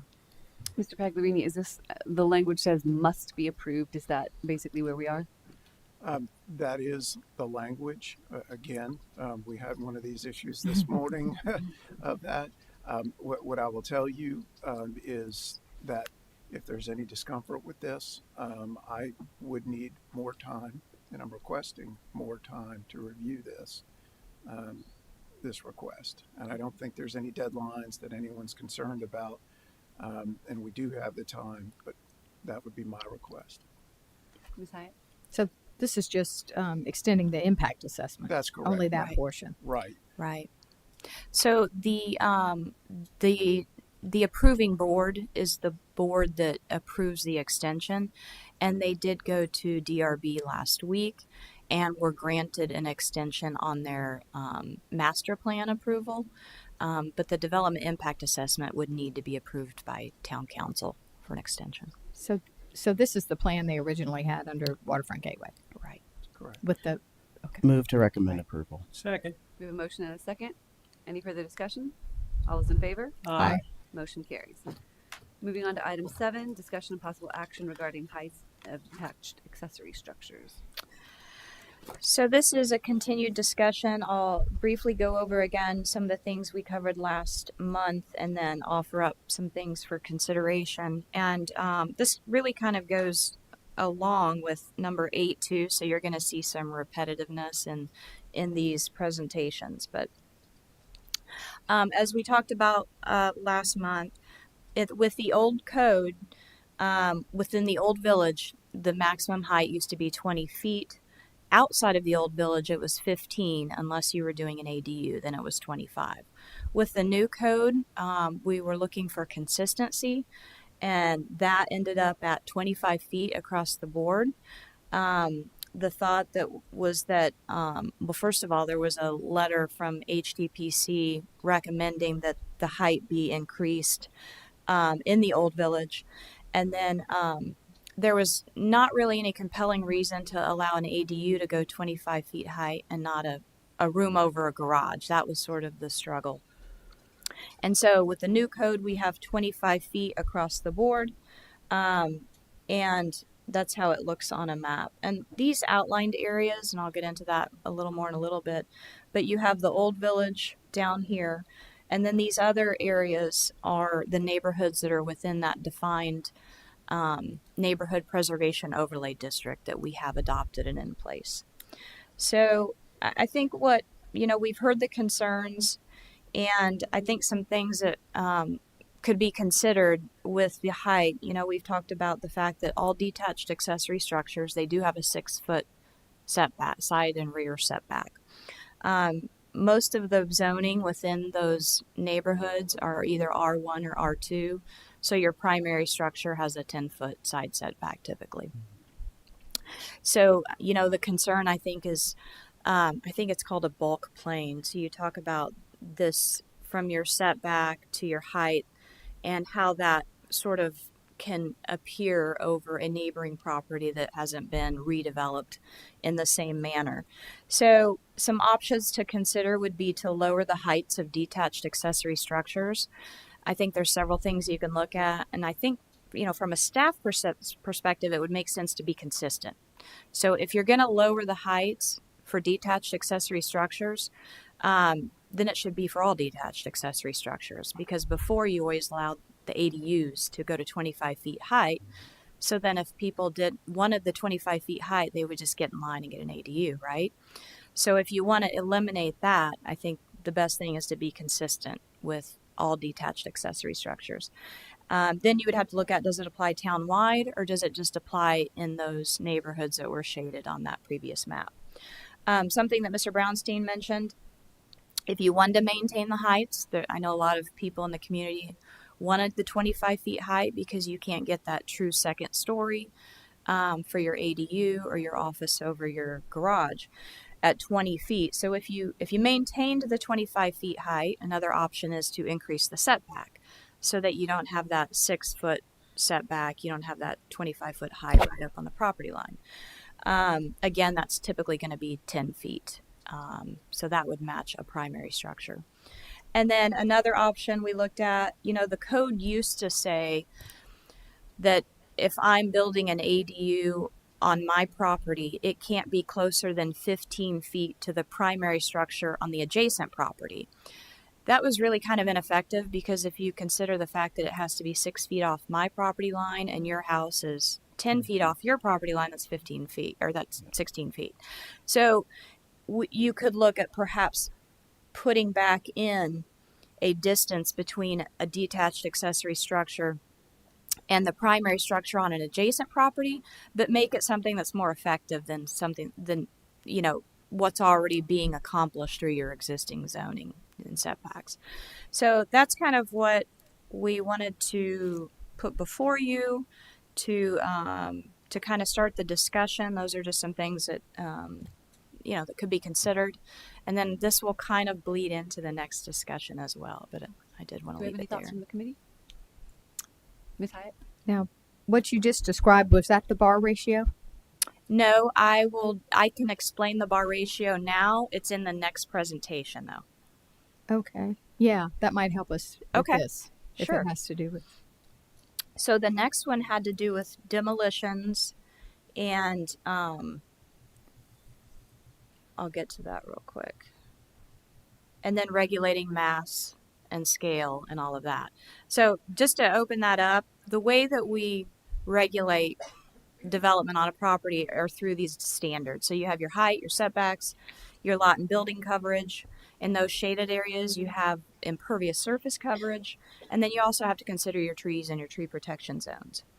So the BAR is what is currently used in Old Village Historic District.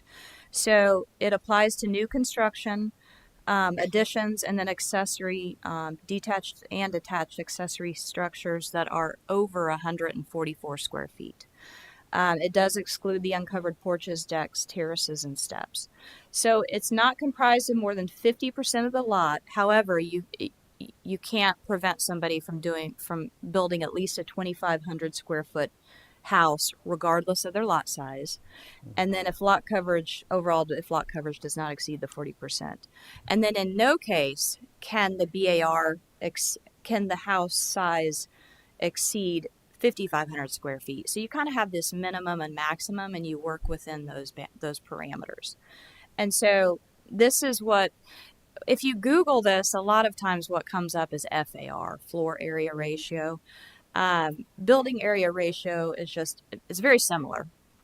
But basically, this is what all in the Old Village counts towards your BAR. And then we just kind of took an example of a 10,000 square foot lot. You have your first floor area, your second floor, and then the attic space. The building floor, so you add all that up, your building floor area is 4,000 square feet.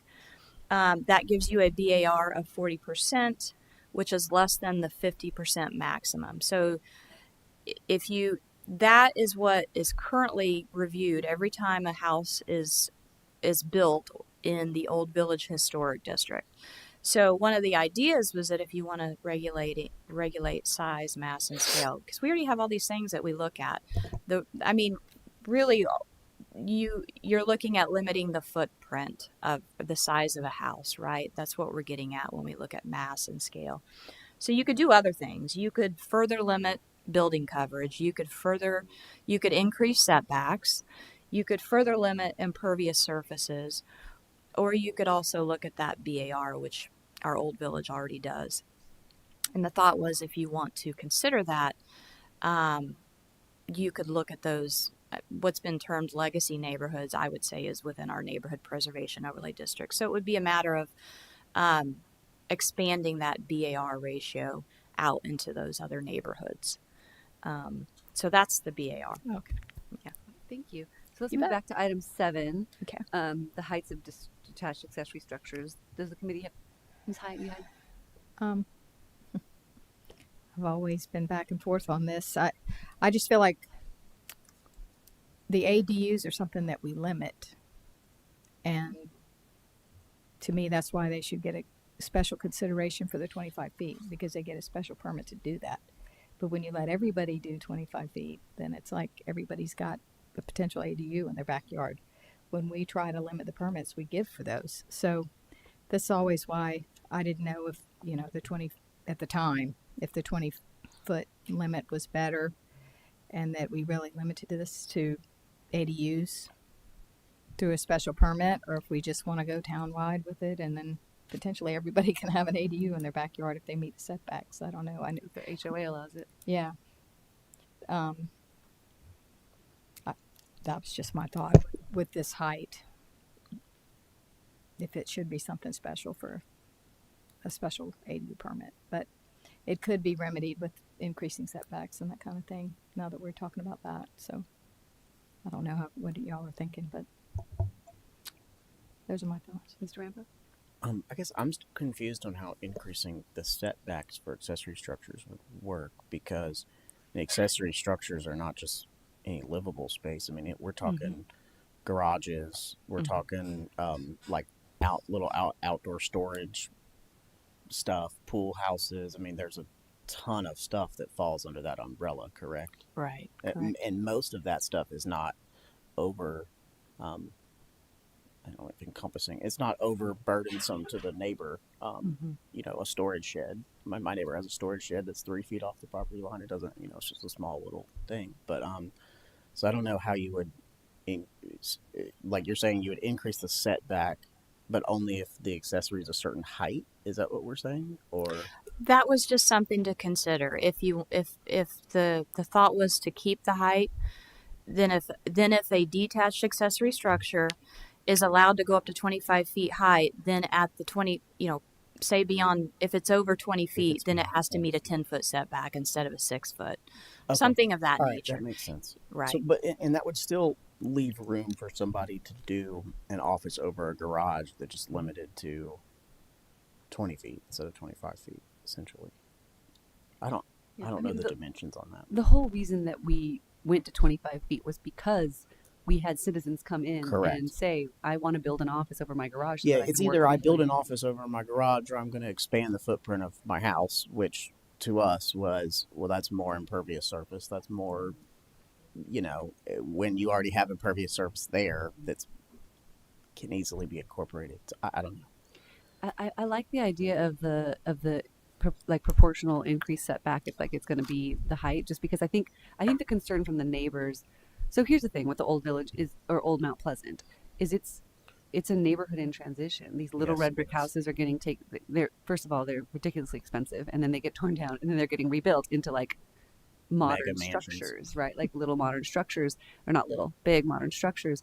And that is the right of the homeowner. That is the right of the person who owns that land to do that within the confines of our ordinances as a town.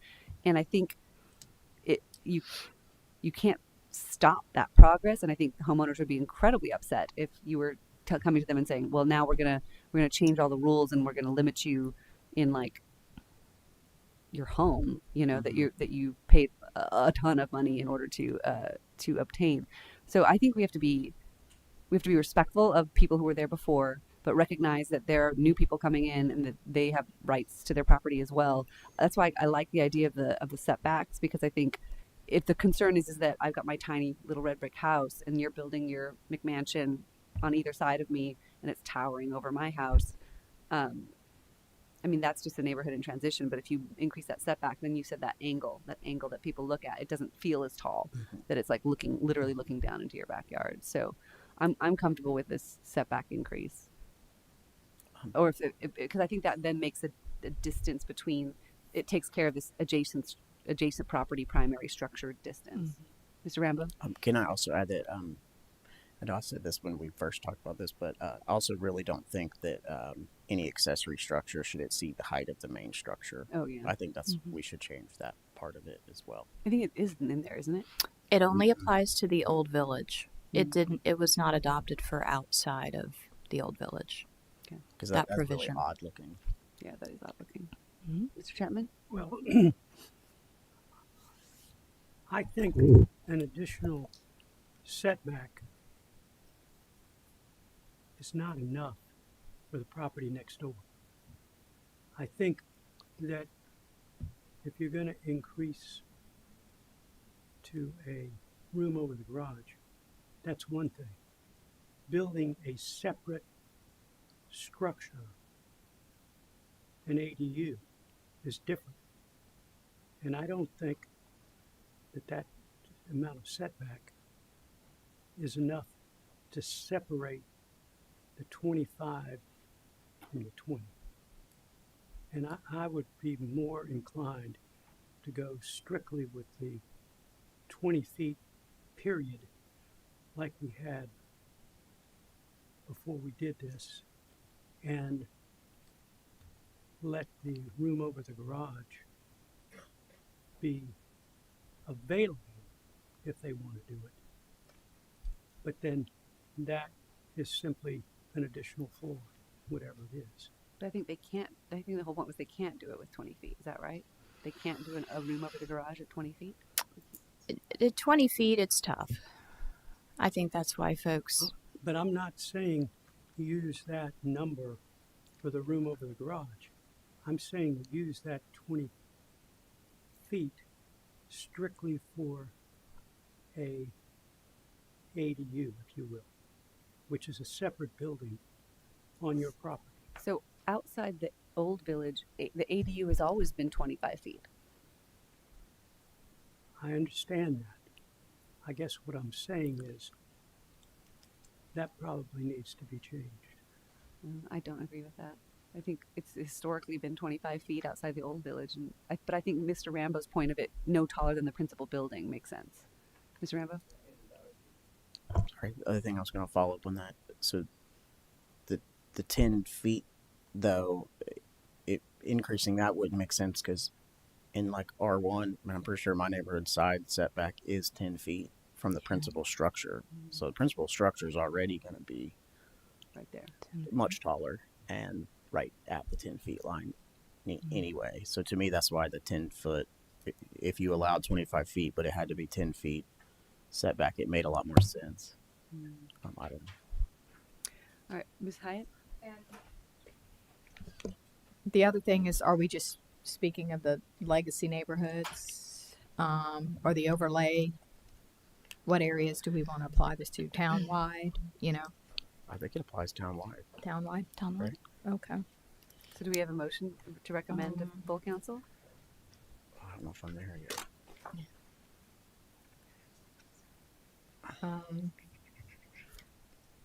Ms. Hyatt? Now, in the past, people had offices over their garage, more like a frog. And the issue was you wouldn't have like side windows. I've got a room over my den that it's more like a frog. But it only has half walls. And that room is 24 by 16 and it's plenty big enough to be an office. But Is it attached? It's attached. Yeah, so if we're talking about something that's attached, it can go the height of your house. Right. So I think this all would be for detached. Right. Right. Which my point is just it's efficient. Right. Getting that extra 5 feet means you could sneak and turn something into an ADU that you're not permitted to do. Whereas if it's at 20, it's less practical because you have those kind of half walls on the sides, which is what people wanted, that head height on the sides. And then that's what turns it in. It doesn't make it not functional at 20 feet. It just makes it not an apartment. It makes it an office or a bedroom, basically, because you kind of have, mine is flat at the top and then it slants at the sides. And the window is at the back, but it's too low to have windows on the sides. That's what you get with 20 feet. Whereas if you go 25, then you can raise the walls up and have windows all the way around, and it's a full walk around room. So it's something that can be converted to an apartment, basically a studio or anything, if you've got 25 feet. So I think that in the beginning is why we had 20 feet before, and that an ADU that's specially permitted is 25 feet, because then it can truly be a full headroom walk around type apartment. So it's, you know, it's not that it's not functional to do 20 feet is my point. So that's the only consideration. If we really want to keep ADUs to be a very special I think the consideration, the thought that I have is that we literally just changed this Yes. in May, True. like 2 months ago, you know, or 3 months. It literally just changed this to the 25 feet. And for Hesitantly. us, yeah, but it passed, and this is what we did. And I think one of the things we need to provide to our citizenry is certainty in what they can do with their properties. And so if we whipsaw this back into something completely different, there's going to be like a 4-month window of people who file their permit, you know what I mean, who've got their permits and are going to have something that's completely different than or something that's more in line with what was there before. I don't know. I'm interested to see what motion comes from this committee. Mr. Rambo. I have a motion. You do? Okay. I would like to make a motion to send this discussion to the Planning Commission at their next meeting to get their feedback and thoughts on the issue. Second. All right, we have a motion and a second to send this to Planning Commission. All those in favor? Or any discussion? You're welcome. Any discussion? No. All those in favor? Aye. All right, motion carries. We're sending this to Planning Commission. Moving on to item number 8. Okay, review, discussion, and action regarding regulations for demolitions and rebuilds, major additions in older neighborhoods. So demolitions, outside of the old village, you're required to get a permit through our Building and Inspections Division. This is reviewed by our single family site plan reviewers. They look at silt fences up, access, tree protection zones are protected, those sorts of things. Within the old village, it's the same, except in addition to that demo permit, you have to get HDPC to issue you a COA. So that's sort of the demo process. I did speak to Sullivan's Island and talked about some things that they have done. They're different with, as far as, of course, they only have about 1,000 single family residents as opposed to our 30,000. But all of their residential lots, all of their residential improvements go to a board, and through that board, they ended up limiting how much additional square footage they would allow for additions and things like that. So Sullivan's Island was kind of the model for what they look at. And they also, it was interesting, they did a survey, and really the only way you can protect a structure from a demolition is if it's designated as historic. So even in the Old Village Historic District, if it's not historic, there are things that HDPC can look at, but truly preventing somebody from demoing their property or demoing their residence, you would have to conduct a survey and designate those structures as historic. Now, I'll get into it here in a little bit. You can provide incentives for people to not demo their ranch house, but that, as far as preventing it, it's very difficult. So I just wanted to give some numbers. We went back from January of 2023 to current, and I wanted to just kind of show what those look like. So you have 8 demolitions within the last 2.5 years in the Old Village. You have 45 in the Old Mount Pleasant area. Bayview had 16. I'd point out that 12 of that was the Queens Court duplex, so that number is going to look a little off. 9 in the Groves, 3 in East Cooper Estates, and then 2 in Shemwood. So I wanted to kind of just show where we're seeing the demos throughout that neighborhood preservation overlay district area. Again, that was over the last 2.5 years. Mm-hmm. So those are what your demos look like. The next part of this is regulating size, mass, and scale of your new builds and your additions. So during that same time period, we went back January of 2023 to current. And looking at a spreadsheet, we don't have a definition for a major addition. So I just started looking at all the additions and like how much they cost and what they consisted of. And through that process, it kind of came to be that anything considered a major addition was over $100,000. And so I kind of came up with my own definition. So a major addition is anything within those areas that's over 100,000. And then we also looked at how many new builds and rebuilds again in that same area. So in the Old Village, during that 2.5-year period, there were 10 new builds and 65 major additions. In the Old Mount Pleasant, there were 44 new builds and 30 major additions. Bayview, you can see that the duplexes haven't been built yet. Otherwise, that number would have been bigger for new builds. The Groves, 6 new builds, 13 major, 21 additions for Cooper Estates. And then there is Shimwood. And just for some context, we also looked at just the total number of single-family lots in these areas. And I wasn't able to get it on my presentation, but the Old Village, so you had 10 new builds, and the Old Village consists of about 435 residential lots. Old Mount Pleasant, where you had 44 new builds, that consists of a little over 1,550 residential lots. So that kind of puts it in perspective of the size. And so, of course, you're going to have a lot more new builds because you have a lot more houses within that area. So that's kind of what it looked like for major additions and new builds and rebuilds. So again, the developable area is determined by all of these things. Most of the lots within that defined area are either R1 or R2. So you have your standard setbacks, front, side, rear. You have your maximum height. Also within that area, we have that 40% impervious surface. And then we do have the tree protection zones, which are, as you know, larger now, and those have to be considered during the development process. So just some things to consider. Demolitions, as I said, unless it's conducted through a survey and it's designated as historic, it's pretty difficult to prevent a demolition.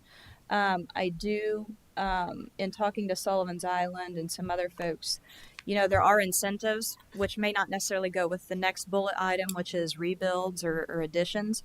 One of those incentives could be giving somebody, if they want to maintain their existing ranch and they want to do it an addition instead of a complete tear down, perhaps you give them additional square footage, or you give them, you have to provide an incentive for somebody to keep their ranch. But something else we've seen in this area is that people typically, if they buy a lot, they're going to be more likely to tear that existing house down if they know they can get 2 lots out of it.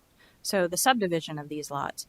So another idea would be to eliminate the ability to subdivide properties within those neighborhoods.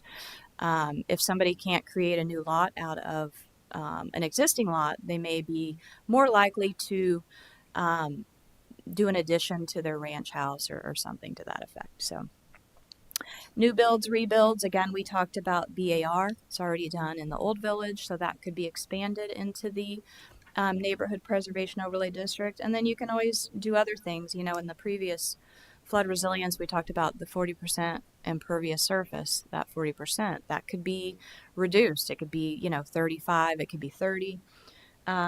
We could increase lot coverage, decrease lot coverage, or you could further limit through setbacks and height. So those are just some things to consider when you're talking about size and mass and scale of new development in some of these neighborhoods. And I'm happy to answer any questions, and I'll go back to the maps here. So, any thoughts from the committee? Ms. Hyatt?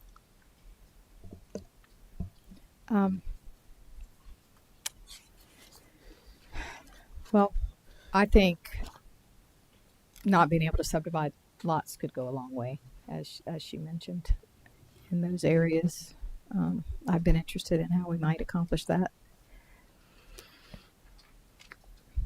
I think that'd be a start. But I'd almost be willing to do every single thing she listed. So I might be the wrong person to talk to about it. I don't know. I'm all in favor of all of it to preserve these communities. Anyone else? It's a really hard issue. I've lived in Mount Pleasant my whole life, but I've lived in the Groves now for 15 years, and we first moved into the Groves. They were almost all one-story brick ranch homes, and the Groves, there has, to my knowledge, since I've been there has not been any subdivisions, because I think everything was already with the lot sizes and all of that. And I mean, I would venture to say 80 to 85% of them have either been torn down or had completely major. You said 100,000, I'd say, $500,000 plus, very large additions. I never want to say something is too late, but you're almost to the point now where all you would be doing is devaluing the property of somebody that's lived there for a really, really long time. The 20% of people that haven't done that when everybody else has.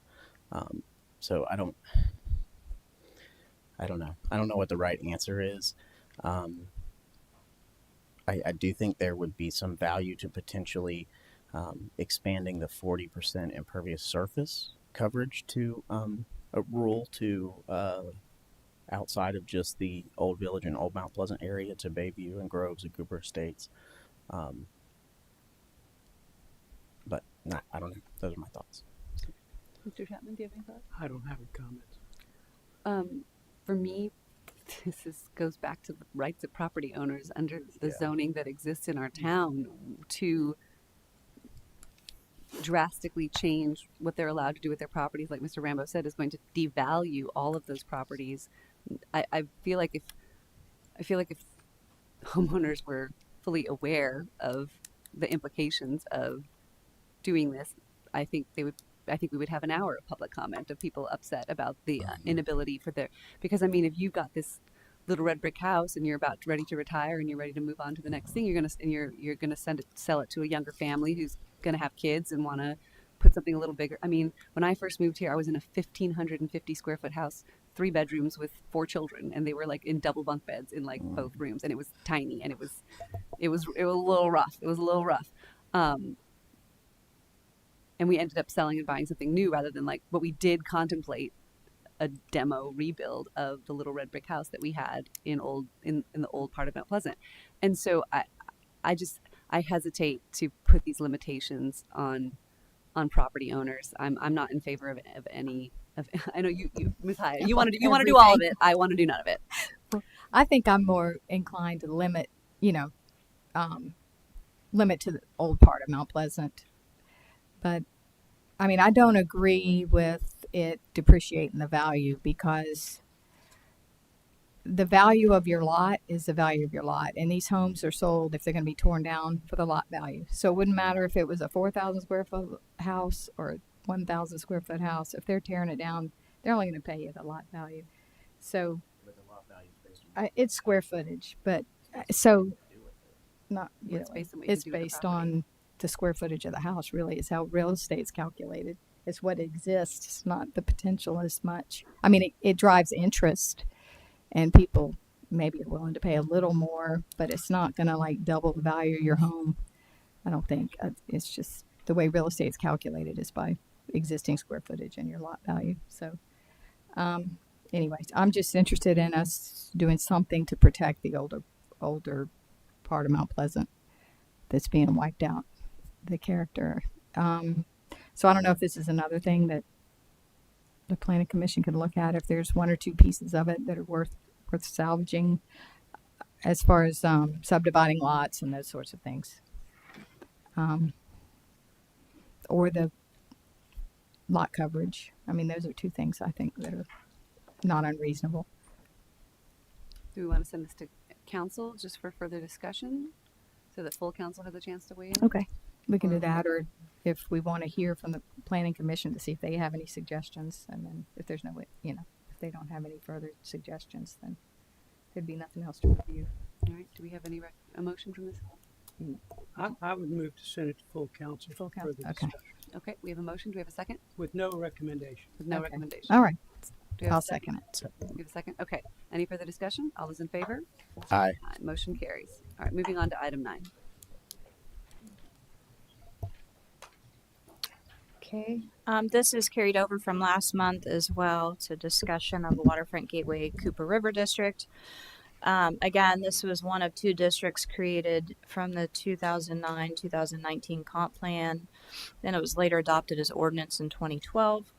Our new code does eliminate the Wando River Waterfront Gateway District, but we do still have the one on Patriots Point, as that's the only active development that has this zoning. And then it is maintained in the draft update to the comprehensive plan.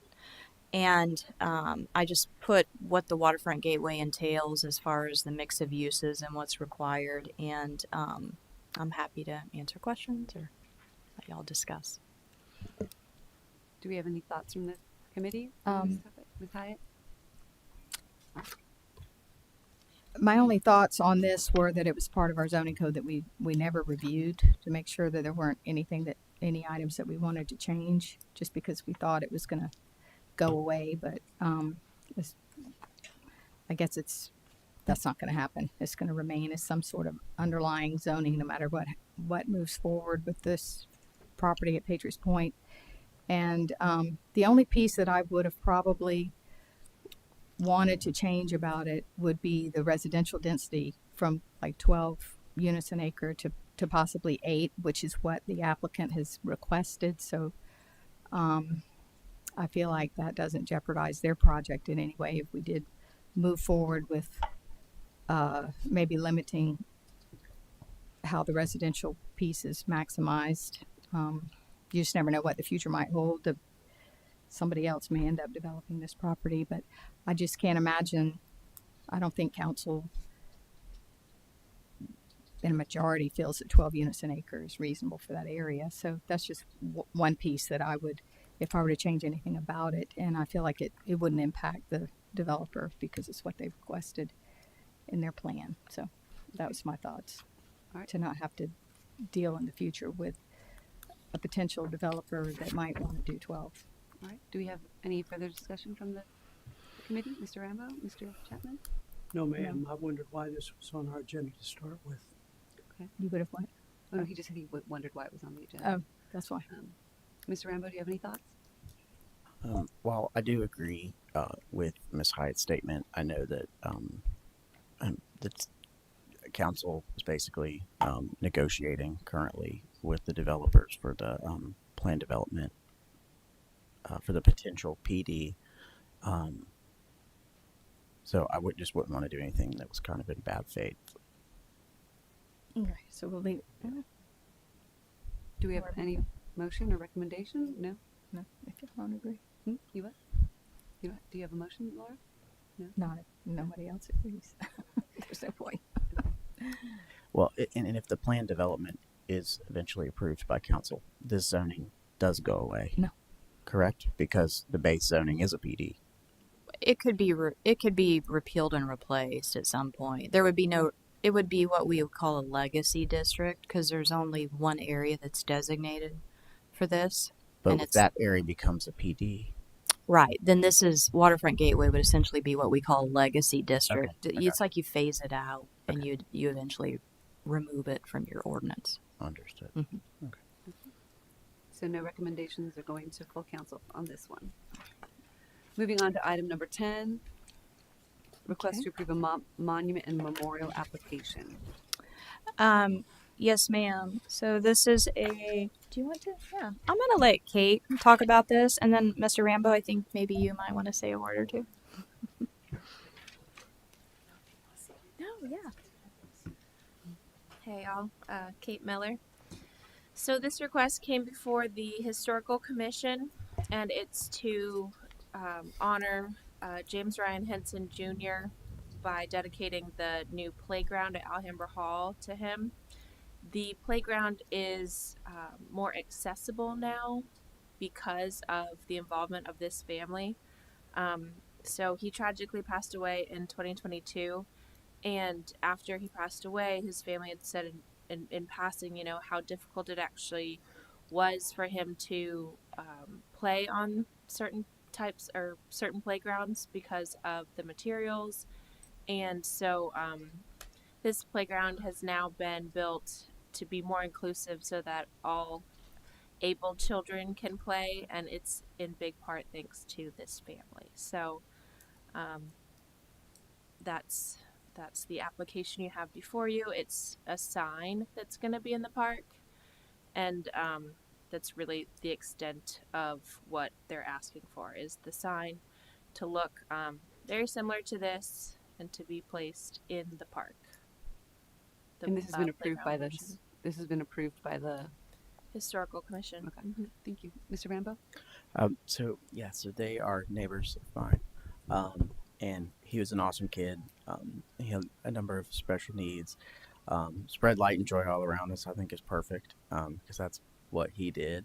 But it was an issue that even before he passed, that the family was that I was able to learn of from the family. I didn't realize how tough it was for any sort of wheelchair-bound kids at the vast majority of our parks, and so they were heavily involved with the redevelopment of the park and the ideas and the inclusivity of it. And so I think it's perfect. All right. Do I have a motion? I move to recommend approval. Do I have a second? I'll second it, and I'd like to make a comment that I'm very glad to hear that it went to this commission to give us some direction. So thank you, Kate. All right. We have a motion and a second. Any further discussion? All those in favor? Aye. Aye. Moving on to item number 11, a request from Mayor Move Haney. for approval, Madam. Second. A motion and a second. I guess I'm confused why this has come before since it was already approved and literally is been publicly announced. I think it was publicly announced but not approved. Right. Yeah. So just to follow the same protocol, we wanted to bring it before and make it more official. The ordinance does say that if at a council meeting it's discussed and approved, then you know it's fine to move forward. But just in the spirit of following the same guidelines as everybody else, it was brought before y'all. Gotcha. Okay. Any further discussion? All those in favor? Aye. Motion carries. Moving on to item 12, 5-year comprehensive plan update. So I don't have an update on the actual plan portion because we finished that, but just as an update on what's happening next, we've completed the draft and that is available online. If you go to the website, we've got a lot of good links of presentation that you can listen to, and we're going to have some public meetings too. So starting June 9th, that's going to be at the Wando Library. The 12th is going to be here, and then the 16th at Mount Pleasant Waterworks, and then it's going to go for its actual recommendation on the 18th at Planning Commission.